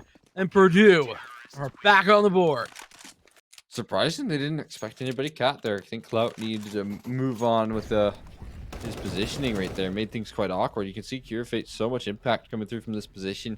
Causes some awkwardness over towards Pit. And I mean, this right here, this fight is all where it comes down to.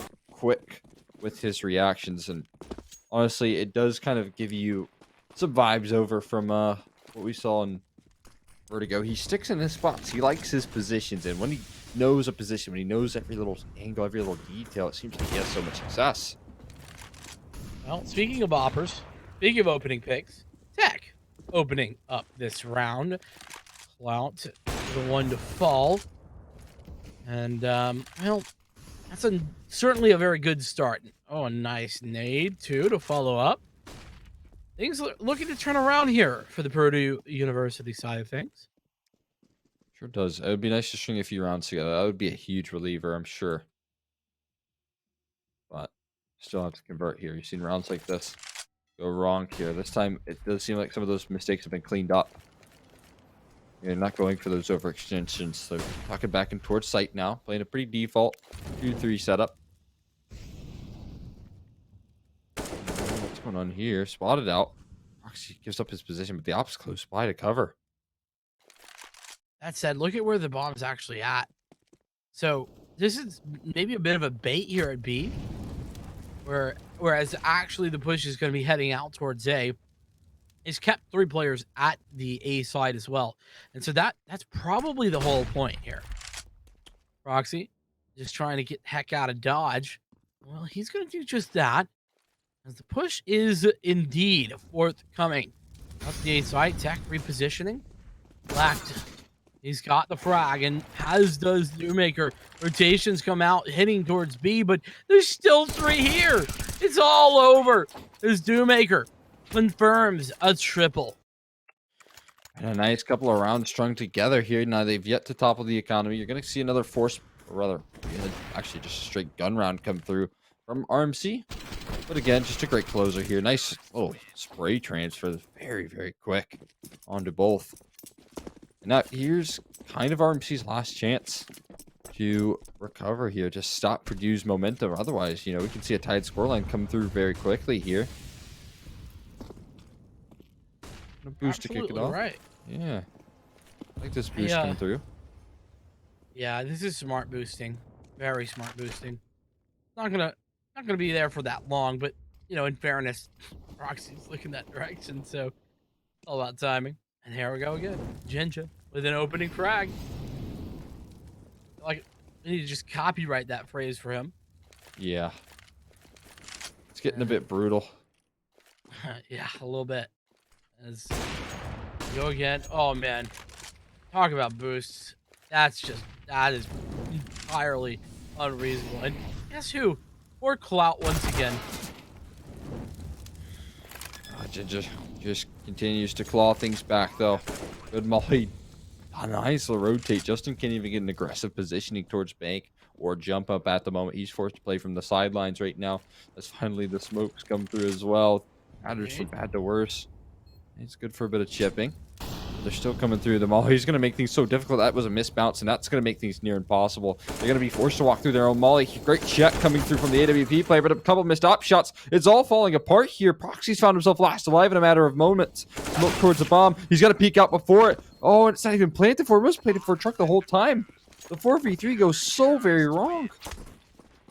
I mean, I gotta keep it real with you. RMC, I'm not sure what happened other than just missed shots. And I mean, well, we saw a couple ourselves, but fairness, those are a little bit more difficult. But yeah, the EWP shots in particular are really missing their mark. Because now it's a double op setup here for Purdue. Buys back in. Remember that, that plant plus, 4-round loss bonus. It really does just give you infinite money on the T side. RMC, they're cashing that in for buys now as they try to get control of every which way. It's boost attempted, but boost not going to be effective this time as Jinja opens up, but also gets taken out. He's got 1-for-1 here, so now it's going to be required of some team effort here from RMC. No longer can rely on Jinja to continue to crack things open right now. Doommaker, he's kind of giving him a chance at the moment. Swinging out wide here. A chance was given, but it's taken away here. Doommaker's just a little too quick on the trigger. That was a big miss flash too. Keeping it in mind. Doommaker should have been flashed up, but I don't know where it went. It just didn't hit its mark. Profile. He's gonna sneak his way out. Hero Fate is in position. Depending on the timing, it might be perfect. There's the shots and they connect. Hero Fate doing work. 2 players left alive. They're pushing forward, but 2v4. We've seen it before. Can we see it again? One piece of the puzzle taken down. No who's close by. Hero Fate's position. He was already revealed there, so I'm not being planted in the 2v2. Doommaker on luck in a tricky situation, but these retakes have been rather good for Purdue, so maybe they can make it work.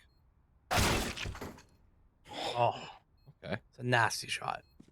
Really just thread the needle there if you're Proxy. And you can see now they're playing for the 2 1v1s, no longer playing together. Just want to allow the additional time for Lek to have to clear every little angle. Oof, just not quite. Money's still looking pretty hot here for Purdue. A bit in reserves. That's enough to get another buy-in. Money's going to be tight after this one, though. So again, after this one, gotta convert. This is part of the entry duty here. Clout and Roxy getting the job done there, and it's just nuke Hero Fate. It was up to pretty much... Who was that with him? Justin. Justin, you need to have some more impact there. Find something, some sort of kill, some chance. But Cloud just took it away. 100%. Justin definitely does need to find some impact on that moment. Swing. There's the frag. Lekt up close and personal this time with the AWP. Gonna get aggressive off the back of that. Maybe a weird decision considering they already have the advantage, but they just want to lock down that angle. Nobody's going to be prepping, not from this area, not for right now. This Clout going to be looking and able to clear out the connector area. It's all about double swing timing.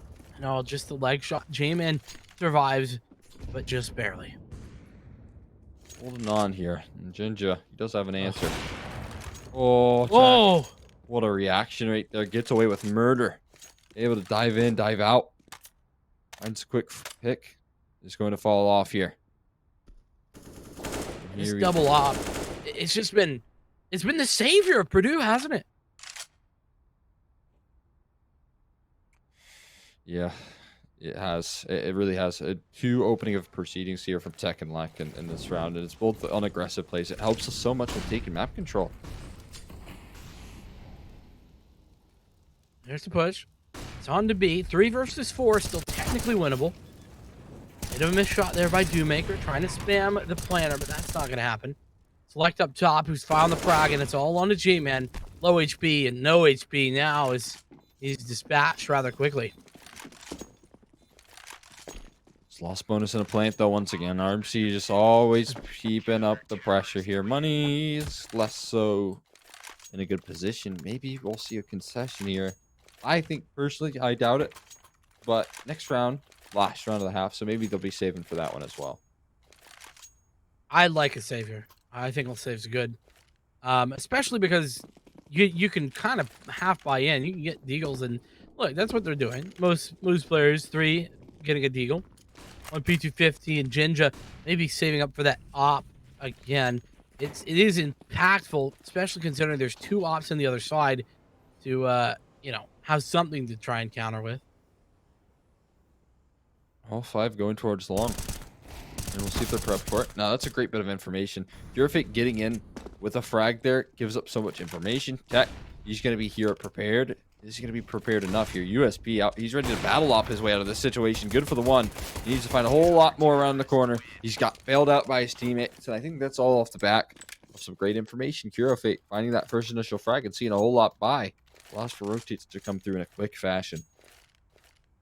Yeah, without that info, that's a very different round. And it's definitely a bomb plant at the very least. But no plant, no round. Last round of the half, 15s. As it's 7-7. RMC, I kind of thought there was a possibility that RMC would run away with this thing on their map pick, but that's not at all been the case. I was thinking the same thing, and especially in the early stages of this game, we saw that was the case. They were running away with things, and that double op, like you mentioned, it bailed them out of that situation. It bailed them out of some pretty dire straits here. Now they're looking quite nice. Looking like they'll continue to fend off, even win this half.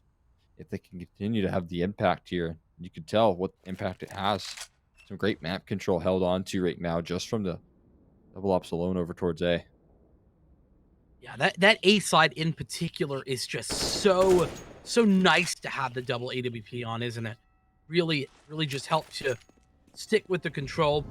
A little bit of a smoke coming out there to try and sell a B hit, but I don't think that Purdue are buying what RMC are selling, as nobody really has caused any rotation. Now, granted, still 3 players at B, so no reason to rotate just yet, but these 2 ops today is ready and waiting. Comes down to this fight with Jinja here. He's going to be the first man in. He's waiting for his teammates to get maybe a little bit closer, but I actually know he's going to be on the opposite side of the map. He's looking things up because the B bomb set executes running on in. Here's a trade transfer from J-Man, only to be found out from Curafate from behind. The alert from Jinja has been, well, not quite found out.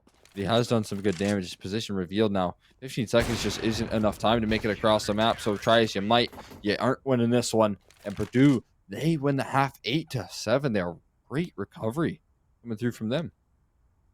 Yeah, I mean, that's another good situation where we go, what, 6-2 favoring RMC, and then the end is, of course, that 8-7, like you just said. Really good recovery. I mean, I talked about RMC playing from behind, but it seems that Purdue are just as capable. Seems like it here. Back into the second half here. See what sort of momentum swings we can get out of these 2 rosters. Because so far, again, it's just been back and forth runs. Even on Vertigo, it was a similar case. Yeah. Imagine things will continue on Overpass at this point. Oh, this is awkward, though. 2 opening picks there. The T side of Purdue looking off strong here. J-Man forced to defend against so many waves coming his way, and he'll be taken down in early. Ooh. Oh, Jinja, the hero that everyone needed. He's put this back into a 2 versus 2. Are you kidding me? And this is good situational awareness, I think, for RMC playing together. Don't give them 1v1s. 1v1s are not your friend. As they see plant going down, rotate coming in. Thompson spotted here. Bomb now been planted. Jinja boosted up high. I think that's going to be a footstep heard here. Maybe it's a far range, and I don't think Curafate's heard it. Doesn't matter. Able to land the shot nonetheless, putting clout. A near disaster situation with the position revealed as well. I mean, think about that. That boost comes at a price of giving up 2 players spots, and while he's able to isolate one of those fights, he still has to find the other with no kit in his hand. He has to make it move on here. He's running out of time, and I think it's already done. I was about to say, I don't think there's enough time on that clock, and even if he was looking the right direction and got back on it, really would have been close. So with that, Purdue take the pistol. A much needed round that Purdue rather didn't necessarily need to take, but And they certainly are loving picking up just as Jinja giving a chance to RMC, but you can't hit the shot when it matters the very most. And they go down. Another buy-in here for Purdue as they play with their food. Only USBS is here for RMC. And I gotta say, I really like this decision from them. Yeah, I mean, it's pretty similar to what we saw over in Vertigo there, whether they went for the very safe play. Now, it is a nice idea. Long term, though, the issue can become, how are they going to react to the first gun round when they are lacking some of that utility? And then, especially the Op and Jinja might be lacking that. But a couple of kills go their way, so maybe that's not even the case. Maybe that's not even a worry, because 3v3 is a workable situation here, especially with the sort of information that we're working with right now coming through from Proxy. Say that, but man, the lack of guns and armor is really a big problem. Without a good stack setup, it seems like it would be a difficult one, but hey, we've seen victories come in with less. They haven't closed the door behind Especially them. if Proxy spots one out here. Oh, they don't know. This timing could be deadly. Depends on the audio. Do they hear it? Yes, Justin was ready. Oof. Seconds late there. It could have been a great chance. You're exactly right. Even damage, even a Mac 10 kill could have been a little reliever there. That's an extra $600 in your back pocket. Just doesn't swing that way. Purdue on to double digits. Now, first gun round coming through. RMC. No Op and Jinja. That'll be a guarantee. It's a big round right here. RMC, in order to really set the tone here in the second half, in order to keep themselves very much in line, they really do need to pick this one up. With that said, looks like they're dialing up the fast plays. It's Purdue through the molly, through the flames. Those smokes gonna hold them back. Profile trying to get out, it looks like, and he's got Proxy on the site. Clout there with help. Spray not good enough. Oh no, Clout coming back in, and J-Man with the trade leaves it all on to one, and he's low. His lect. Holds very low here, Nate. Oh, very nice. Jinja finds the finishing blow. Man, that was right on target there. Some Heat Seekers coming through. A bit of experience shining through as well from Jinja. It's a pricey round as well. I mean, you consider that a straight B rush through the monster tons. They made that one too close for comfort for RMC. So maybe that can be an appealing target here in the future. Certainly going to be lacking by once again, though, from this T side. You can see a Mac 10 and Tech 9 in play. Not what you're hoping to get, but maybe they can make do with it. Fair enough. You definitely got to work with what you got, and that's what Purdue got now. This round is, I talked about last round's importance, and it was important. This round, though, equally so. Reason being is that, well, RMC's money, it's pretty garbage right now. They need to win this in order to solidify said money. Proxy, wrong direction to be looking, my friend. Kura Fate taking advantage of it, and there's Lacta, who's done Jinja dirty, taking a frag that way. J-Man does trade one, but that's just one. And oh no. All on profile. He's got that one frag there with the SMG, but it's all over. 1 versus 3 seems like a no-go. A lot of question marks here from me for what we just saw. You know, like we did have that weird position in Catwalk, almost not expecting a player to move up towards the water pipes. Like that wasn't an option. Yeah. Which is rather interesting. I mean, they hold on to an AK. That's a small silver lining.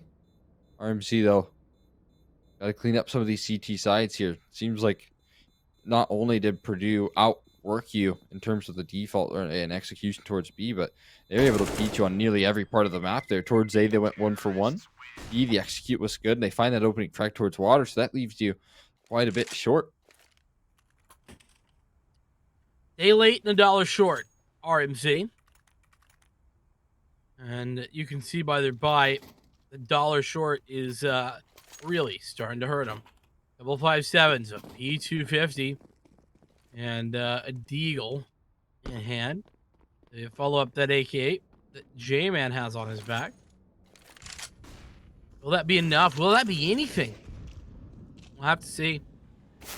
But, oh, Ooh. man, Proxy. That's just devastating, isn't it? Flashbang. Oh, they're all blind.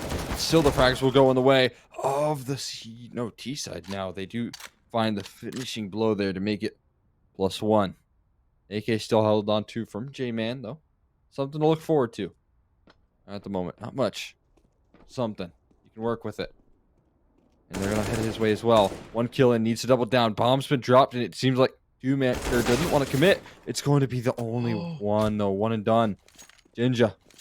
Man, you want in this position. Left into the 1v2. He's committed to this A bomb set where bomb is heading, but Dewmaker's going to hit the brakes here. Why not? You need to group up with your teammate, and that's what I'll do. Tech over towards B, and he's made the right read. Yeah.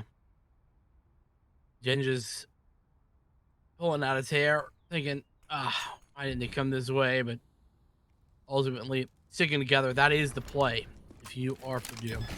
That's a collection of an AK-47, 2 flashes to add insult to injury. As this is technically a winnable round now for Jinja. He's really picked up the pace. He knows he's got very little to work with. And unfortunately, he's just not ready for Dewmaker in the back. Yeah, not ready at all. 12-8 right now, Purdue. Closing this one. Keep you alive here. I mean, it would put you in such a great spot just this round, but closing this map as well. Look at the spy coming through. CG side, you got everything you could want. Hop and Jinja. This was kind of one of their win conditions here. But he's taking down so very low in this one. The news is it gets out. So low HP, yes. But oh boy, profile.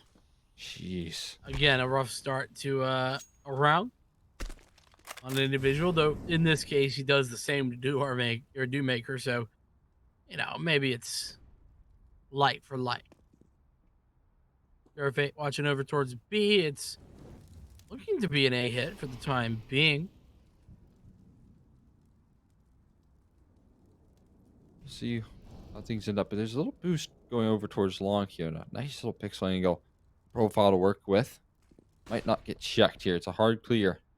Fate is diligent. Not quite going to go for it just yet. Maybe some shots from Proxy will bait him into it, though. Maybe that'll draw some attention. Just not to be 45 seconds left on this default. A slow crawl from Purdue. Yet to make a commitment. It does look like they're heading in towards water. This is a great trap for RMC. They have the best positioning to meet this one, but they're rotating off just a tad bit too late. Oh no. That's got to be the worst timing.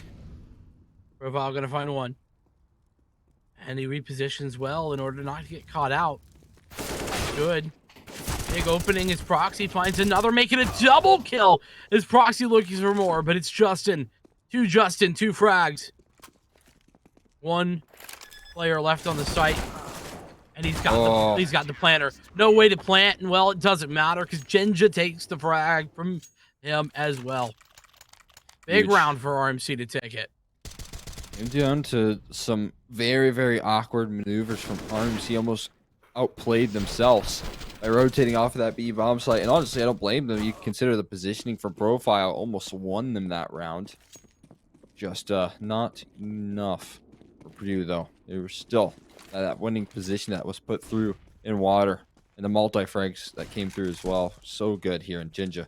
He's picking up the pace here. The aggression. He's going to take down Lek in the early stages. And a try for the refrag from Tech. Only meets a couple of M4 bullets. A retreat. He makes it out of line as well. Justin unable to connect here. That puts things into a 5v3 with some more information gathered. Make it even more information. This Proxy spots one over towards water. Well, this is big. But with Justin finding that frag, this is very much winnable for Purdue. Got to keep in mind that there's low HP on both Profile and J-Man.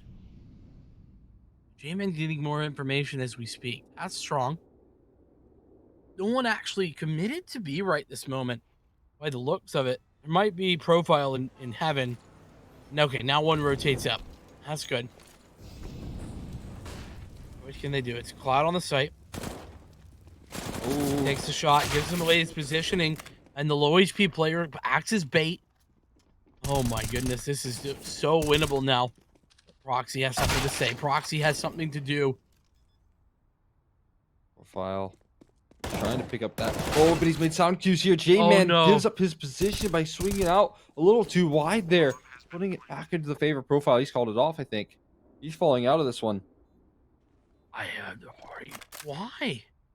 Oh, no, just reposition. Back into it he goes. Just to be taken down here. Oh, able to react. How did he get away with that? Oh, my God. Okay, Maker's going to find the closer.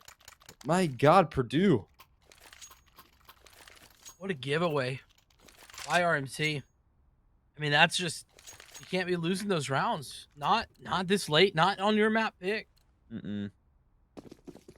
This is, well, not confirmed, but definitely strides of map 3 that I'm feeling. Is it over a Mirage? Map 3. Not there yet. Seiko is just one step in that direction, though. Should give Purdue the 14th. Good kill from Gingy. Always good for one man. Very true, it seems. Every round. Really consistent here.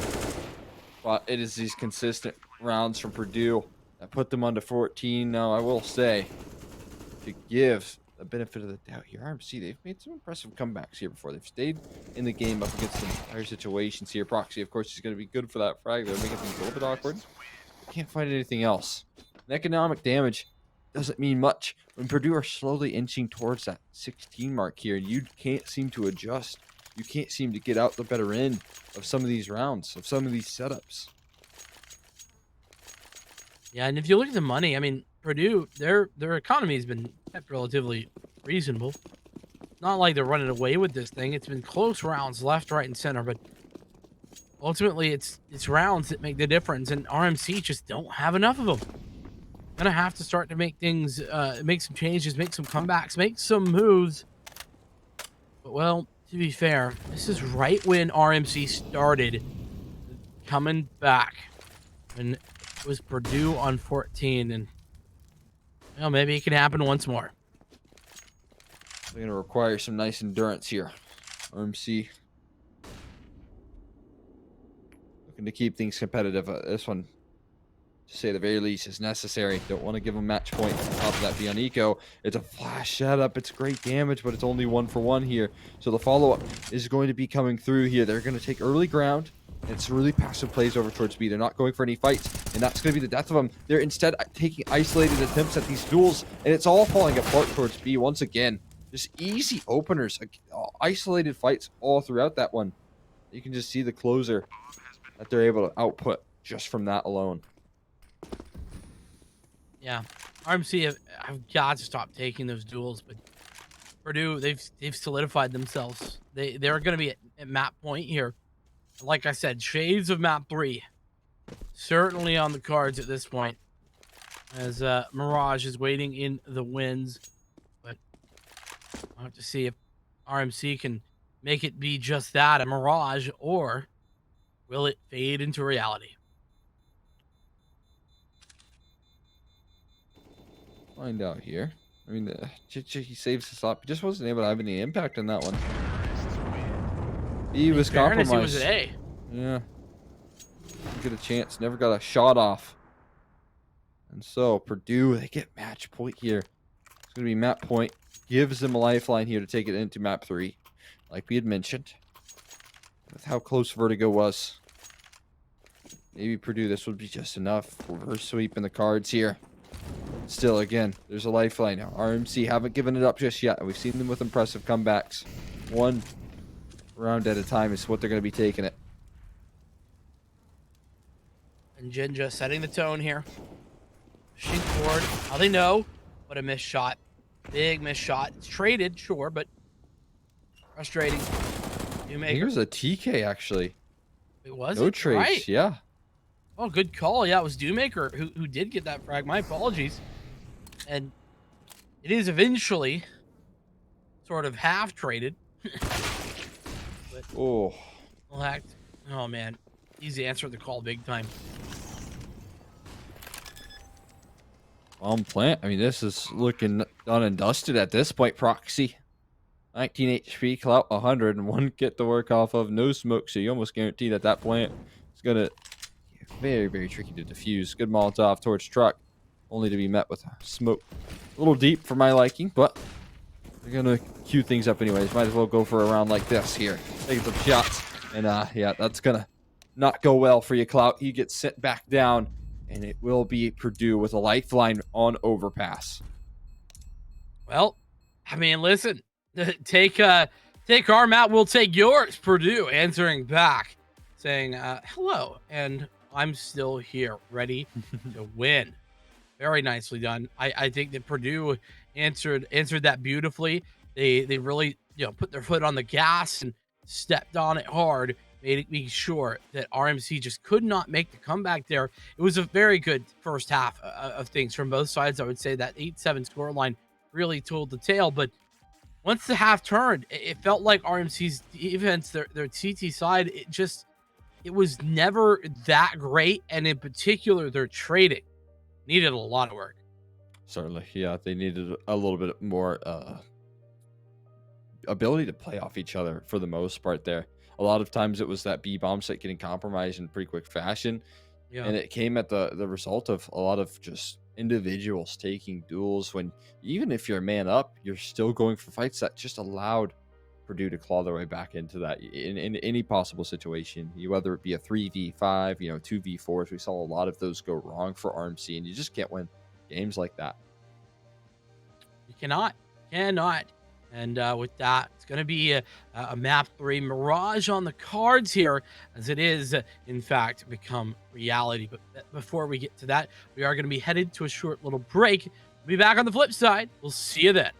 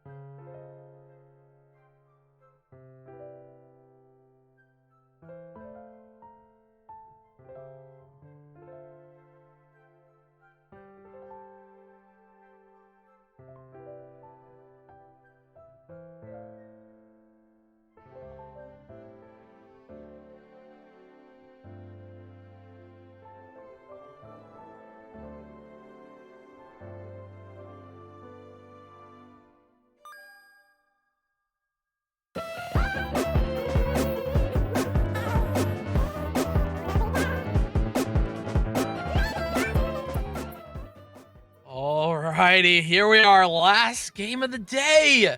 It's a final map here in the best of 3 with Purdue wanting to take that reverse sweep from Randolph-Macon College. It's going to be a tough one for sure. We know Mirage is a map that RMC were favored on last year. Well, and they turned that favor into victory. Overpass, one that they already had. And, you know, Cole, you and I were talking about Overpass as an interesting pick when it was picked. Can you walk me through why you were thinking that? Yeah, I mean, it just didn't seem like a map that they played as often as, you know, some others. I talked a little bit about being surprised that Inferno wasn't more into the selection there. You talked about maybe there was some counterplay and you know, playing into your opponent's hands, but I certainly felt like there wasn't exactly the depth that I wanted to see, especially in that CT side. It never felt really unified in a sense. It was always individual fights. There was never any setups that rolled on off, and yeah, a lot of problematic factors for RMC over on Overpass, and partially, I will say, Jinja, a huge win condition on Vertigo, never got activated. He never got a chance to as well. So a couple of winning conditions that just didn't go right. Gotta activate Jinja for sure. That is definitely one thing that RMC are thinking of, is we just saw a knife round go underway. Didn't catch who the victor was actually, but we'll find out soon enough. It looks to me as if RMC are starting on the CT side. I would imagine that means they won the knife and are going to be headed into this one. Like I said, final game of the day here, and it's on Mirage as RMC look to try and close things out, or can Purdue take the reverse sweep? We will find out here right now.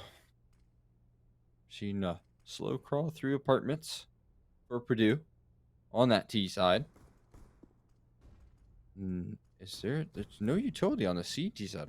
RMC going for the aim duels in this one. And right now, it's up to Luck. He's trying to cause some distractions over on the opposite side of the map at the moment. He's looking for some sort of rotation to come on through. And eventually, the B bomb site execute is going to be met with only one to defend. Clout is taken down, and that's the bomb site compromised in an instant for Purdue. Dak thinking of trying to take control of market, but instantly thinks better of it. J-Man on the catwalk has spotted one player. He's Tech with the frag. Going to come back in there from the top side. It's Jinja with a double kill before Lek comes back in with 2 of his own. Jinja confirms the third, and he's the last alive versus Justin, who's only got 8 HP. And look at this stick. Oh, no, not going to stick it. Why? That was so good from Jinja before, but now... Why? Why did he get off of it? I don't know. I don't know if he meant to. I don't know if he aimed just a little too high there. What the deal was, but it doesn't go RMC's way, so they're starting this one off on the back foot here. And that's a frustrating one to lose. I mean, you're already frustrated. You lost your own map pick here. You're forced to play this third map of Overpass. Or rather, Mirage after Overpass, and it just doesn't start off the way you had hoped for in that situation. Oh. Yeah, it's okay. I understand getting map strong. I think I was casting Valorant the other week, and I said we were going to Mirage or something like that. So... And into Ancient. Yeah, it happens. Either way, Tech, Luck. Luck. That's the Valorant one. That's the Valorant one. Counter-Strike. You got there eventually. Oh, but ooh, nice shot there. Oh, making a double profile. He's just showing off for us, you know? He knows we're watching. He's like, all right, I guess I'll take a couple shots with this deagle. You want me to? Make it around though. Oh, goodness. Almost dead. Could have found Tech, not quite. And we see, I'm pretty sure every round, at least on the CT side pistol, for RMC has been lost. You know, they haven't won any of them. But what they've always done is go for that second round full save just to get a third round buy-in. And it's been relatively successful, the third round buy. Now, granted, the fourth round buy, less so. But, you know, you can only do what you can do. And right now, RMC are doing everything they can to pick this one up. Another less than ideal purchase. That AWP has no armor on it. Blinded his bat is Clout, and he's down for the count. J-Man still ready and waiting there, and Get Right. And well, Get Right is gone. As It's a quick and easy B-side opening, not to mention the damage done by the grenades on the follow-up. That is 1-2 save for RMC. It's Purdue put a cap on this one with ease. Oh yeah, looked a little too easy. And look at that. Oh, No longer in the hands. That's the op. Recovery possible here. Proxy's nearby. You just take him down as well. You're holding on for dear life here, but you're going to be spotted out. 2 different angles you have to worry about. 2 really tricky fights. The lacking of head Kevlar gets the better of them. And that's just such a nice recovery. And they'll get an op as a reward as well if they want to. This is fantastic if you're a Purdue University fan. Winning the gun round, getting out with everything, and yeah, there's that AWP. Huge. Quite a bit of extra economy that you don't have to worry about. Taking it out of your opponent's hands as well. It's just a cherry on Look top. at Tech's money. He's got 8.6K in round 4. Oh, no good. I mean, that's disgusting. Close range with the pistol here. Profile, is there a little scene? I think so. Yeah, I just barely got a glimpse there. Profile, that's all he needs. A sliver of information, and he's good for the frag here. Are they wanting more, though? I have no idea how Profiles found that, I'll be honest. To my boomer eyes, that was a solid smoke. But, well, either way, 1 down, 4 to go. Lots of mid-control being gained. Really like that. Justin lurking out there at Palace. Dispatches Proxy. As the push is actually coming towards Catwalk. No, just kidding. It's coming up Connector. All over the pace here. Ginger's good for 1, though. Making good use of that A1S. Make it a double. Super solid stuff. And it seems like there's a bit of hesitancy that kicks in for Purdue. I don't blame you. Got yourself a good flank off, though. Clout. It's good damage. Man, they just can't decide. Do they stay or do they go here? Ginger. Baxter turns. Cloud to find the finishing blow here. X stuck around. Good for 1. Ginger right around the corner knows that. He's going to instead reposition here. All over the map. What are the commitments being made here? Tech, he's faking me out. Smoke goes down. Oh my goodness, he shot though. What on earth? Alrighty. A bit of a weird decision-making process there, I think, from Purdue. And it gives RMC their first round on the board, and it's an eco, for goodness sake. Yeah, that's a solid smoke on my brain. I feel like just a little bit of those toes are sticking out there. I thought that honestly it was going to be the opposite. I thought that they were going to find the opening frag instead on the T side. You know, I'm impressed. Tell you what, nice damage here on Doommaker. But this ultimately not going to be a big deal, as we're getting into a very strong purchase for RMC, considering obviously that last round, and now they really can play with the utility and everything like that. Oh, some confidence in them as well. Transfer onto the 3rd, not complete. Unable to maybe make that retreat. Two-maker. He found both those. We found 2 kills? Yeah, he got 2 kills. He transferred and insta-headshot the guy in the smoke. Oh my god. Okay.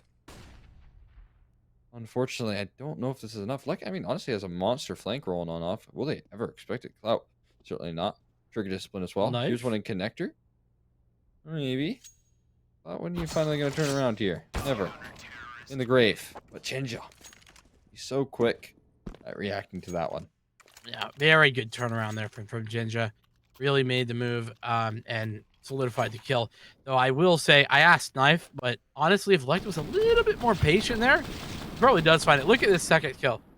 Oh my god. Like, are you kidding me? What? Well, I bet you can't even believe his luck.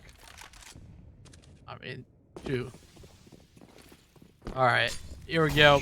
This money is finally dead. And look at the damage. That molly done to everyone. Only 1 for J-Man. When Clout. did you mark it? Yeah, I don't. How he got in market is beyond me. A bit on the more expensive side, if we're being honest, but enough enough save there that RMC aren't feeling too bad as they tie the score back up. Not too bad at all. Should be in a good position here.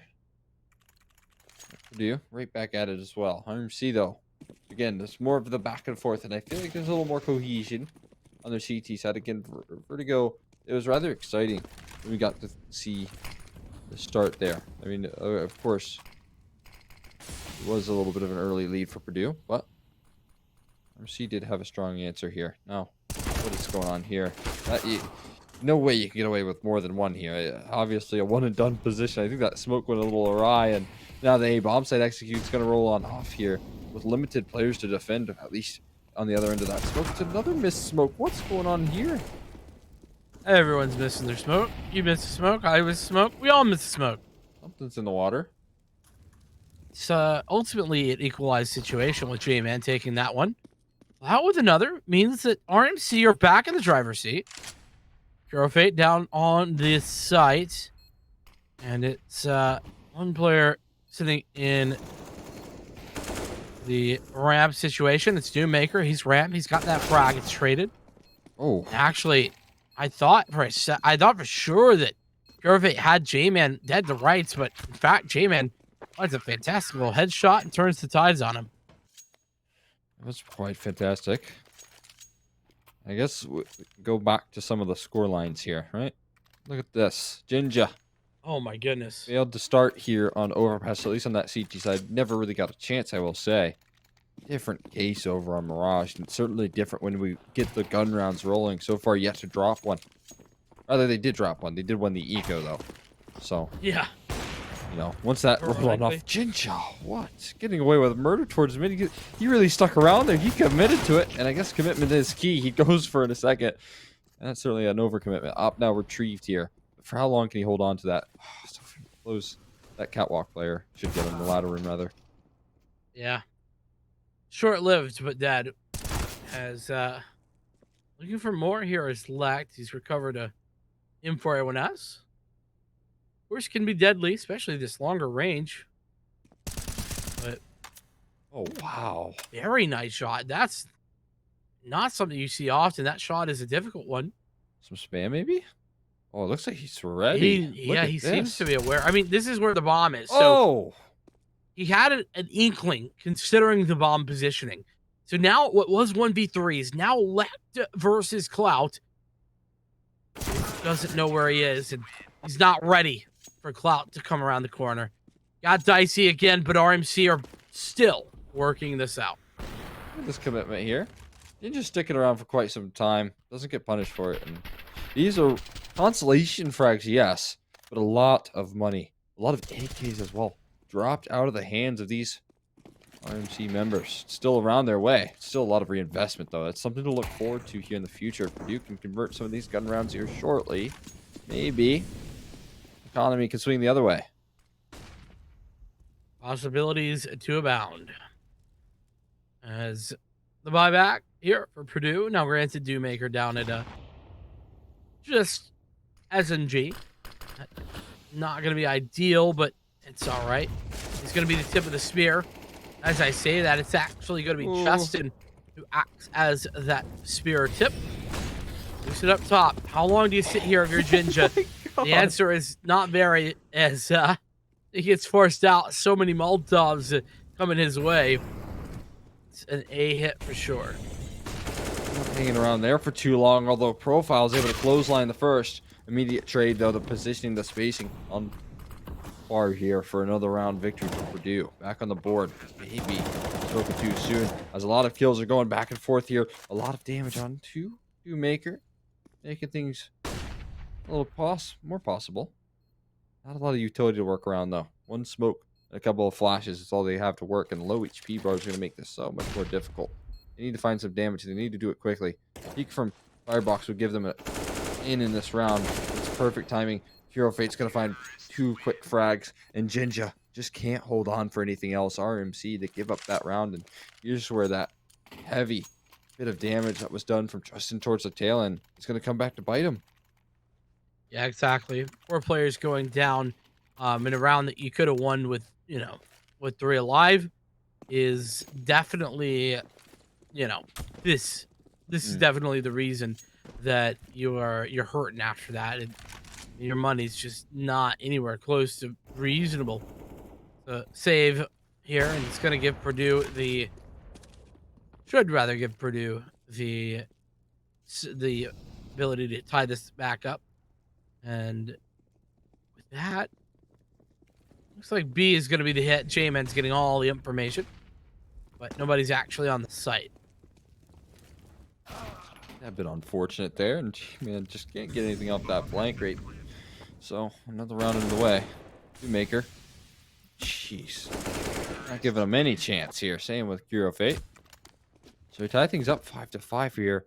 It does seem like it's just more of the trading momentum back and forth. It's a real economic game. A lot of these rounds, you never see anybody just walk away with a crazy dominant half rate now. It's just been so very close throughout all of these. I mean, it really only overpassed in that second half was a bit dominant from Purdue.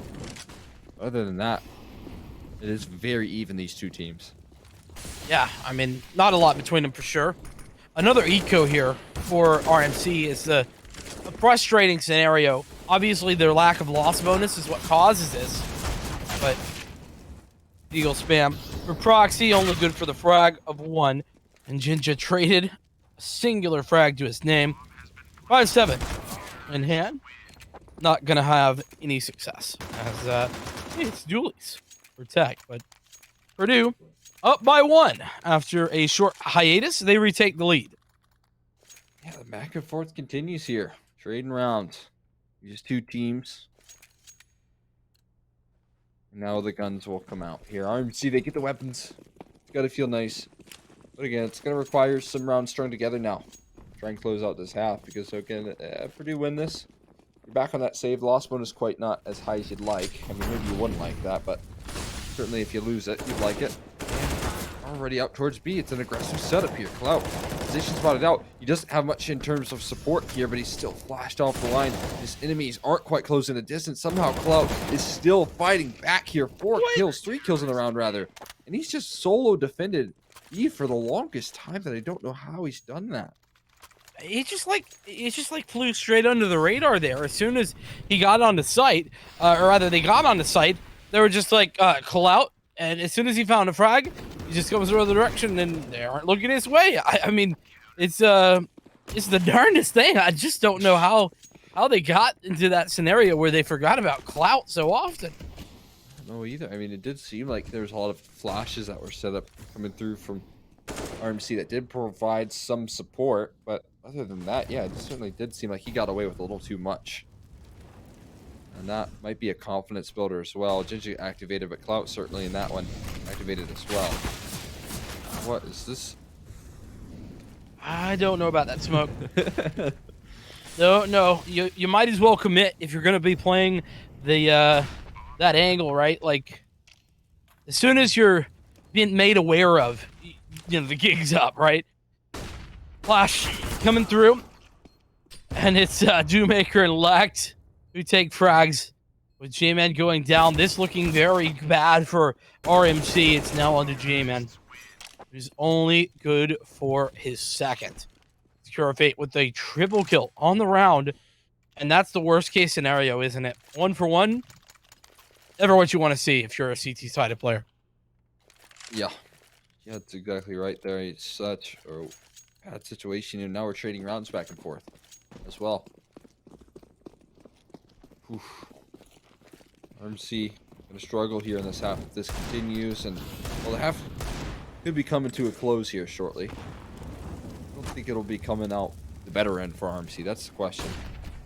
No real could be about it. Yeah, we're 14 of 30, or rather 15 in this half, and J-Man with another nice kill. I mean, I feel like J-Man's been kind of having a good game, but it's just not been enough. Obviously, we talked about Jinja kind of getting involved as well, but yeah, Clout now on site has 1, and Purdue kind of really doing the smart thing. As soon as they realize that there's 1 player at B, they're like, yeah, that's not the site we're going to be hitting.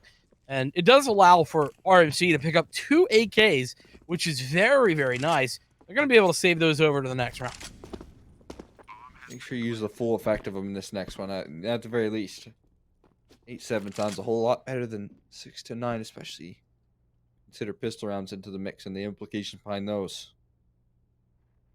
Well, I do feel like, in general, I've liked RMC's T sides a lot better than their CT sides, and you know, maybe a 7 or 6 half is good enough for them to get across this finish line on their CT side. It certainly could be the case. You don't ever want to take anything away from a squad picking up 7-8 rounds on a half, and that's what Purdue are doing, right? But you would say that RMC have struggled on this CT side pretty consistently. I mean, they struggled in the beginning half of their CT side on Vertigo. It was 9-6 the half, not in their favor. Then, obviously overpass. And here we are again, guaranteed a Purdue University victory on the CT side. It just seems a pattern has certainly emerged. Exactly right here. Towards middle. Seems a vague setup. Jinja has been able to find himself a frag as he's peeked over towards the top of con. Doesn't get punished for that. I'll take that one happily to the bank. Looking for answers though right now is Purdue, and they're doing it with the double op on the T side. Mirage is one of the more effective maps in that department, but they're falling apart here. Yeah, I mean, a bit odd on the double op T side. CT side, you see it all the time, but I don't know. I feel like it's... double op T side is a confidence double op, and, well, Purdue haven't really earned that for me yet. Not right yet. And I'm getting punished for it big time. So it's really Jinja who's doing the punishing. And he's looking for another one. The no scope. Nope. No need for the no scope, but he nearly had that ace. He was looking for it, but Tech had the better of that duel. We close 8-7, as close as they get. Once again, what is new between these two teams? Overtime already. Now we get to see an 8-7 half to start things off. It's close. Maybe too close for comfort here. Look at this. Nice shot. That's pretty. Just flashed it up as well. Yeah, I love the timing on that too. They really had that down. Good communications, clearly. And here we are. Second half coming up. Only a couple of flashbangs here with regard to utility. Those are on the back of Jinja. Everybody else with armor. One kit for Lect. Nothing much more. Oh, what a nice shot. Double kill there for Justin, and this is turning to Purdue very quickly. Jinja had 2 flashes, now has none, and has no teammates either. I mean, that one fell apart quite quickly, and honestly, not too much that RMC could do. The trades, yes, would have been nice, but they were such fast headshots coming through from Purdue. It's not like it was an issue in spacing. It was more of an issue in the fact that they're up against some very formidable opponents. Like, take a look at this. What are you supposed to do? Instant headshot, instant reaction. That's 2 bullets. Not even a chance for you to try and react to that. There's not enough time to get the signals from your brain to your hand to find that one. And that's just great stuff coming through from Justin to kick that one off. I imagine the same was for Tech over towards B as well. Surely so. And Purdue looking to kind of put the quick kibosh on this one. Oh, Lots of damage done. Really solid stuff for Curefate to get a couple kills there. Proxy down to a couple of flashes and, well, a sliver of health. 3 to be precise. Profile gonna look to do the in-tring up the back of said flash. Instead, he goes down low. Whew. Committed to that one. Justin Dewmaker going to find the finishing blows right there. Put him on double digits first. That's a nice one, but here comes the guns. Again, more of that second round save into the third round buy here. T-side a bit easier to get away with this. than the CT side. Let's see. You all know it's a lot cheaper. Oh, yeah. But this one, I feel like it's almost prior here in terms of trying to gather in a bit of momentum here, not giving that one up. And that grenade looked so good at the time that Lek do it, but the pace of RMC really just outmaneuvering it. Yeah, I was surprised that didn't do damage either. I thought that was dead on. Yeah, everybody kind of pushing forward in a wave. No one to answer the call. And, ooh, that's a gun barrel. But cool profile. That's fortunate, and well, Jinja's got the second. This is the opening that RMC were looking for. Hero Fate, nicely done to pick up something even at that range with the MP9. It's left on to 2. Justin and Tech. And it's quickly simply Tech as the scout is left alone 1v4. Not going through that. Also not picking up that weapon anytime soon. If you like your well-being. But now, unfortunately, that leaves him with only Tech 9 to his name. He's trying to fight his way out of this situation, and he has just no luck in that. He'll be taken down swiftly. That puts him onto an 8th here. RMC that with a quick response, which is promising. Just requires a whole lot more in terms of trying to close out this T side. And if they have enough money, do they want to go for a buy like this? It seems like Purdue's calling this one off. Gonna give RMC more of a chance to fight back, but you know, not the end of the world here. Perfect save call with the lead that they have. Yep, it is indeed a good look. And this time it's Purdue. Go. Nice shot though from Justin. They have the advantage to Purdue. This is their eco, but Dew has an AK, and so does Justin. 3 versus 3. This is starting to look a little bit problematic as actually rotations are coming out, meaning that some of these that the T is looking maybe to go underpass or elsewhere. Long range spray. Proxy's going to come out the worst end, but it is going to take down Tech. That puts him man up. Mid aggression doesn't pan out for Doommaker, and so it continues. All is well here, but there's a couple of HP bars. Justin, I don't know how committed he is to this one. I feel like I was going to say you could go for it.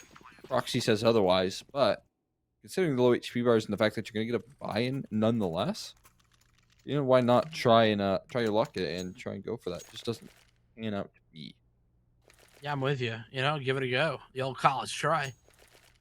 And, well, you know, I talked about the double op and how it was very much a...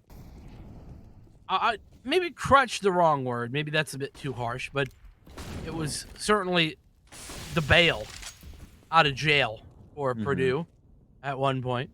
And here we are again. They're going right back to Old Faithful. I mean, bail is exactly right here. It was a huge answer for their map control. And speaking of map control, it seems like that A bomb site's quickly going to be compromised here, given over. And this hard clear coming through from Cloud's going to make matters worse. At this point, what do you think? Black has an idea. Oh, he will trace Proxy through the smoke. Even another no. Jinja is going to maintain his life. Taking down to 22, the pop shots through the smoke, but you got to be careful. Eventually, one of those pop shots is going to be met with a T side pushing right around that corner in the form of Profile, who's ready, willing, but not going for it just yet. Here we're seeing one of the difficulties of double op. Retaking is a real tough task when you have 2 of them.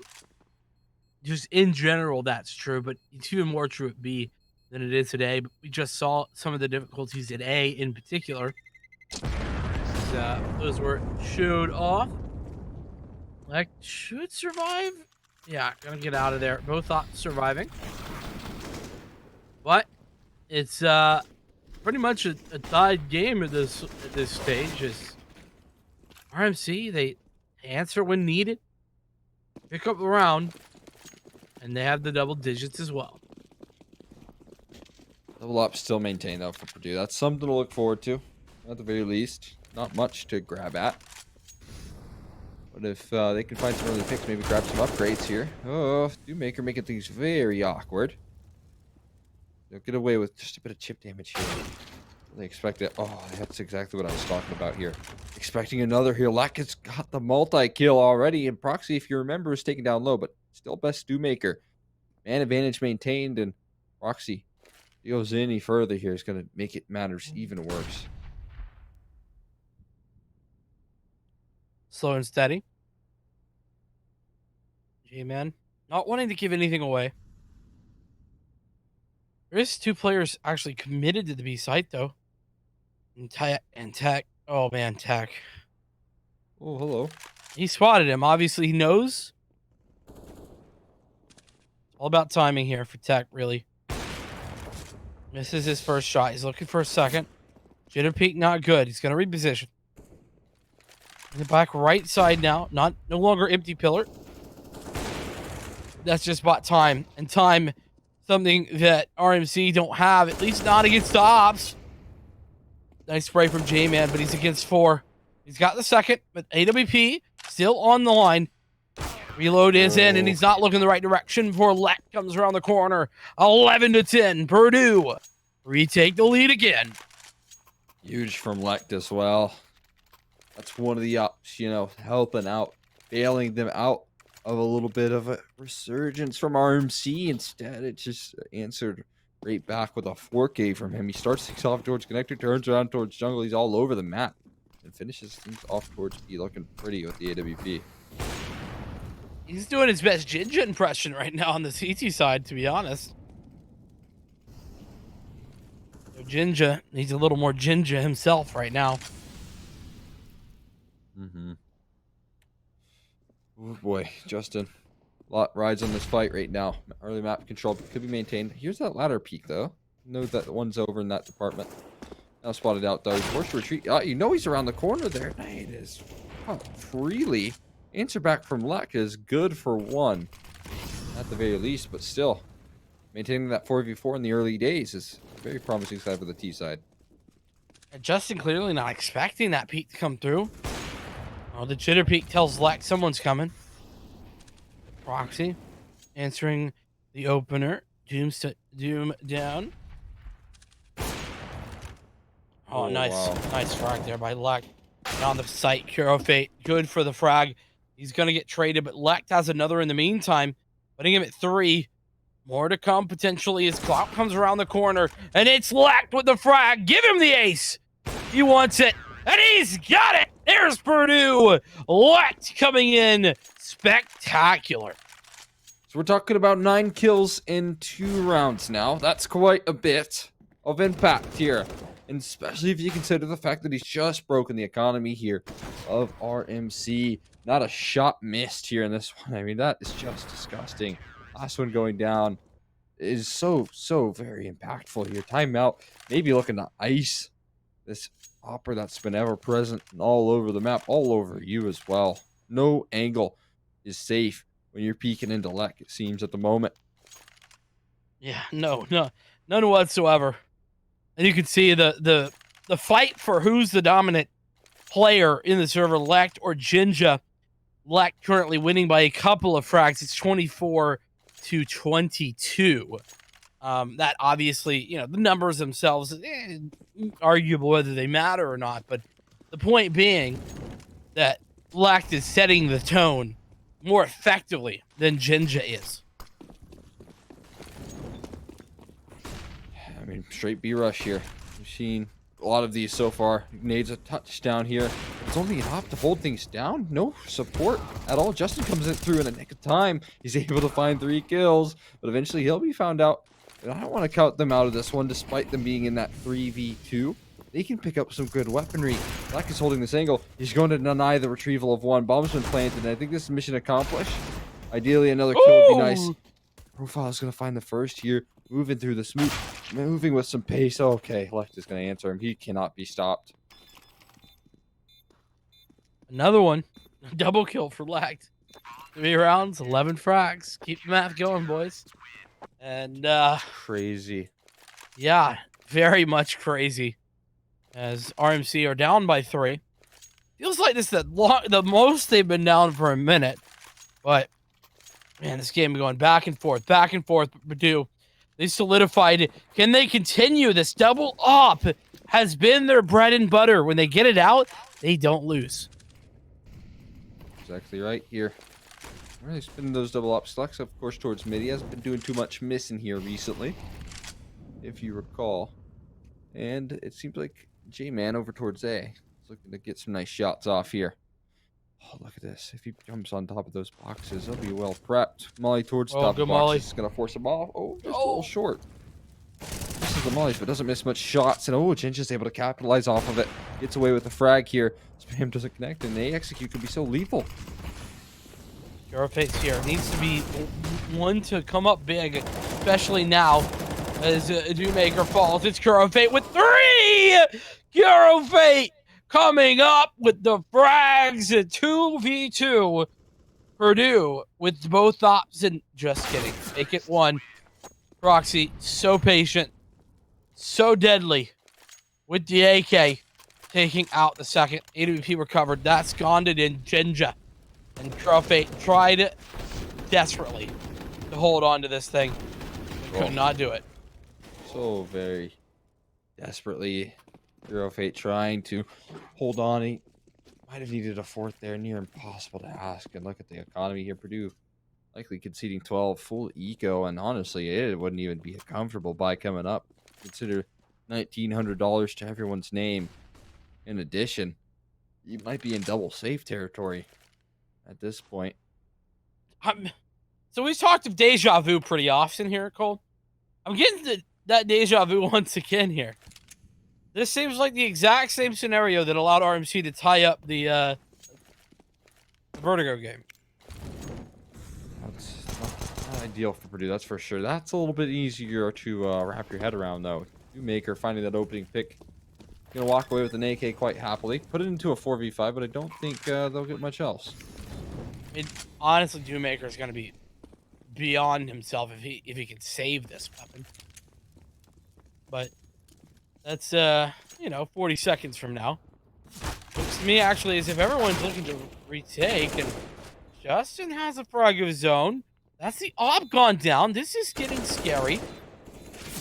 Man on the site, he's got the frag in. Okay, alrighty. Deep breaths here. RMC, they take it back. It started to get a little bit scary, though, as it was a 3 versus 4 favoring Purdue. It's a little bit pricey. I think that walking away with those guns could have been of high value. Well, of course, thought they had a chance. Kind of did. There's a little gap that they could have worked with. Unable to find much else here. AKs were back out, and again, that's that double save territory here. 13s feel inevitable unless some sort of miracle could happen. We've seen plenty of those today. But this time, it's looking like a miracle probably not going to be the case. Everyone finding frags. Nice taps by Jinja. And a couple by him. And a couple more across the board. RMC. They're tied it back up. Cole, I cannot believe it. Yeah, I mean, it's just been a story of just back and forth here between these two teams. Never seems like anyone's ahead of the pack, especially on this third map. Mirage has just been ever so even here. And now, winner of this one very well could be moving closer to finishing things out. Yeah, I mean, imagine RMC win this round. I mean, that's a big victory, but the money, it's not perfect. And it's RMC push in towards B. It's trades left and right. AWP still online here for Lect on the back side. He's got players coming from all directions. Oh my goodness, what a fantastic quick shot from Lect. He's not going to be able to continue his attack. Not quite able to punish the push in towards that. And with that, RMC still possibilities. Trying their luck. Tech flashed off the line here once again. Has a chance. J-Man. Right around the corner. Now, Bomb's going to be safely passaged in towards the site. J-Man may be looking for an aggressive maneuver here. Hero might be spotted. Tech. Waiting ever so patient. Nade goes out. No scope required. What on earth? The quick scope instead. It's Profile versus Tech. The pistol's out. He's able to catch it back, and Purdue move on to 14. They take the better end of that one. Just barely. It's still very close, though. And it feels like, oh my gosh, that shot was nasty from Leg. This one even more so. Headshot. See you later, dude. And the closeout as well.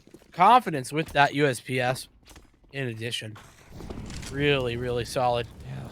It's a little bit scary. Almost got punished if there was a quick enough reaction. Not quite meant to be here. Now, close play towards the ramp. Flashbang setup. Dodged out upon. It's just too much distance. But somehow, Dewmaker still comes out on top. And it puts him into the 4v5 here. J-Man looking to recover. Not what you want to see here instead. Got ourselves a 4v5 here. T-side looking a little bit lacking at the moment as they try and take map control elsewhere. Oh, that's a big piece of information. Like not acting on it just yet. He knows he's got to deal with two different situations here.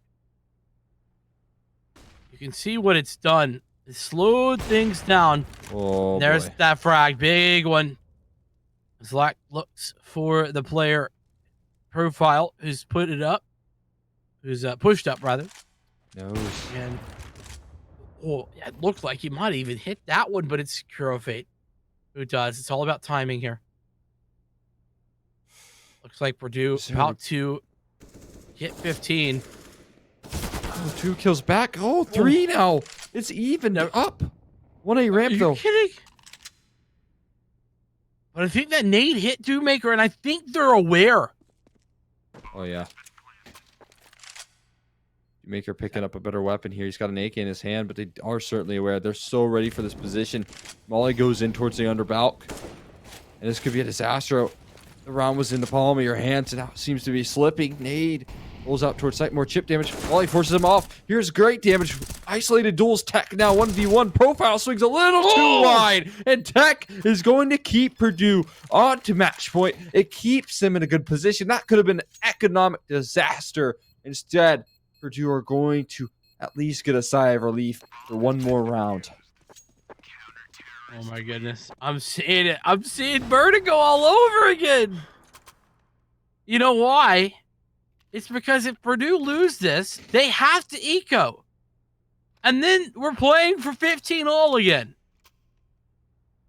So this is must win for RMC, obviously, as Purdue are on match point. But I'm just saying, if somehow Purdue lose this round, they're poised to be on an eco.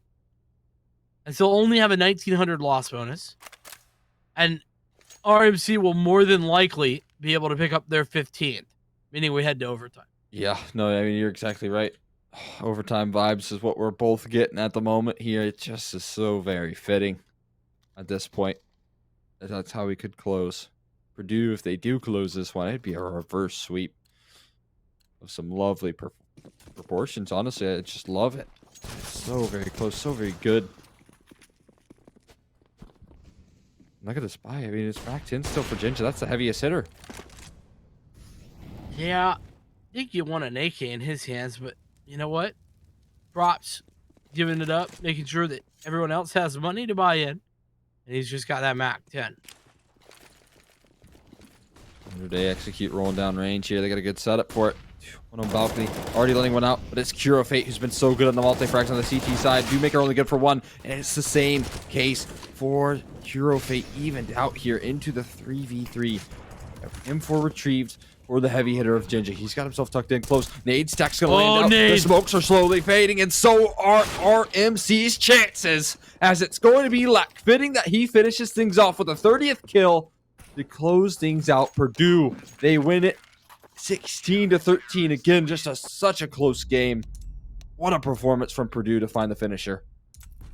Oh lordy, man! What a performance! What a performance from Lect on the final map as well.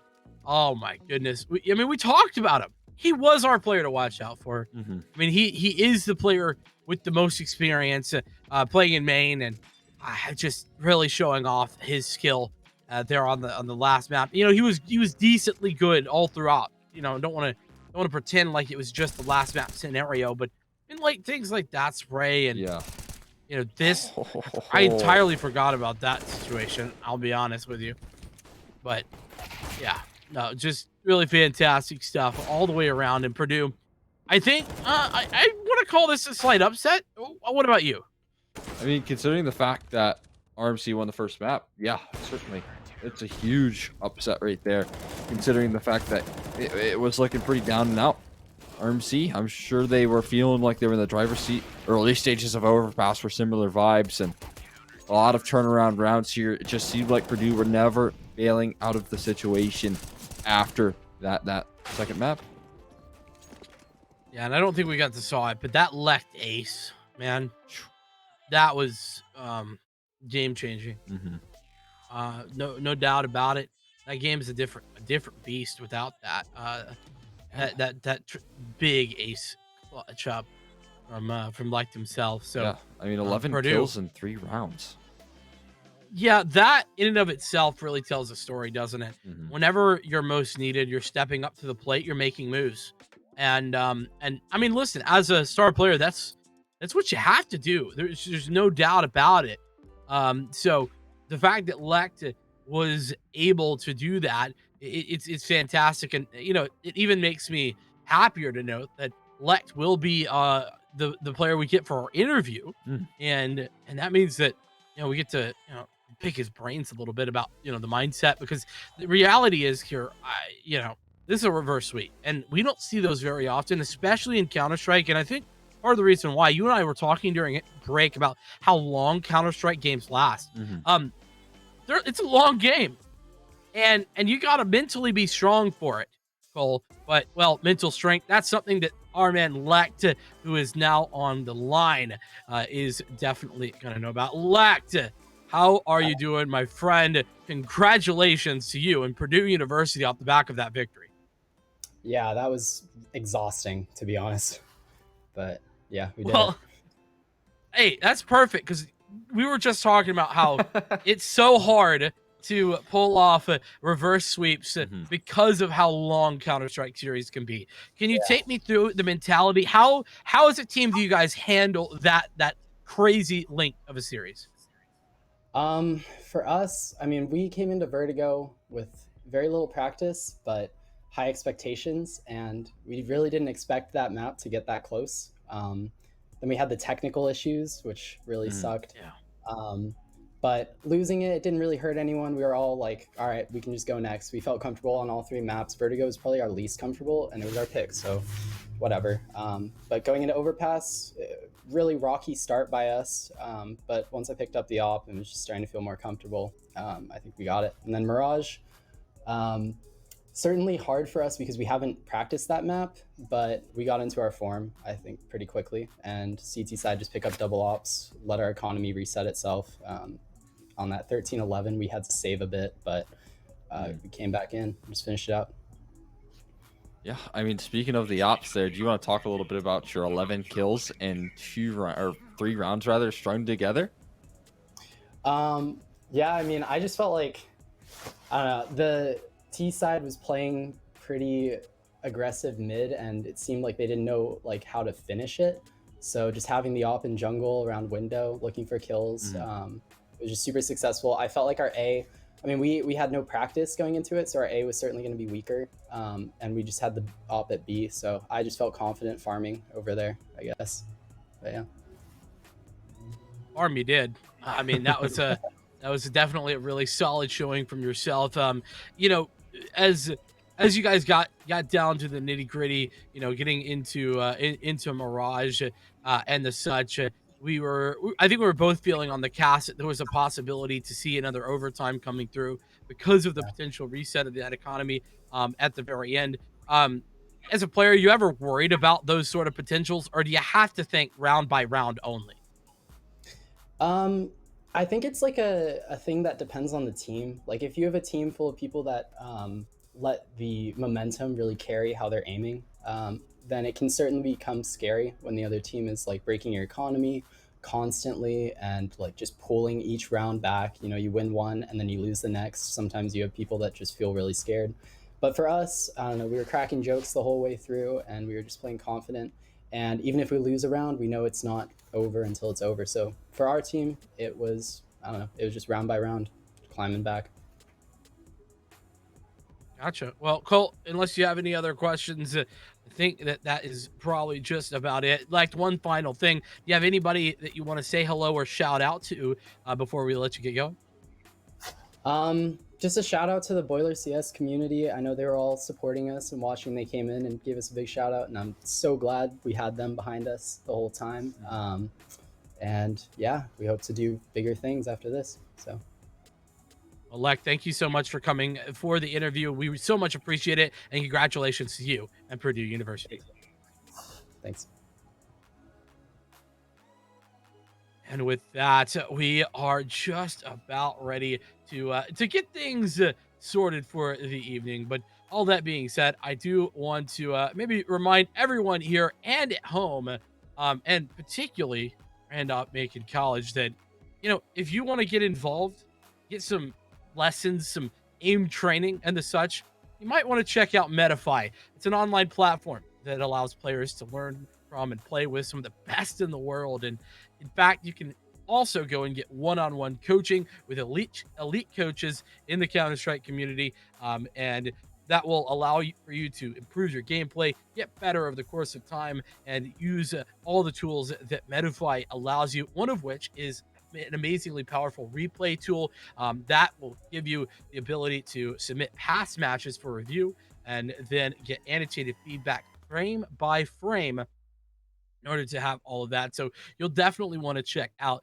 Medify. You can use the promo code CSL15 at checkout for 15% off any Medify session with a coach of your choice. That's medify.gg if you were curious. But with that being said, it is time that we say goodbye. On behalf of myself, Vincent, Cole, and the entire production team here at the NACE Starleague, thank you so much for watching. We'll see you here next week, and you guys have a fantastic weekend.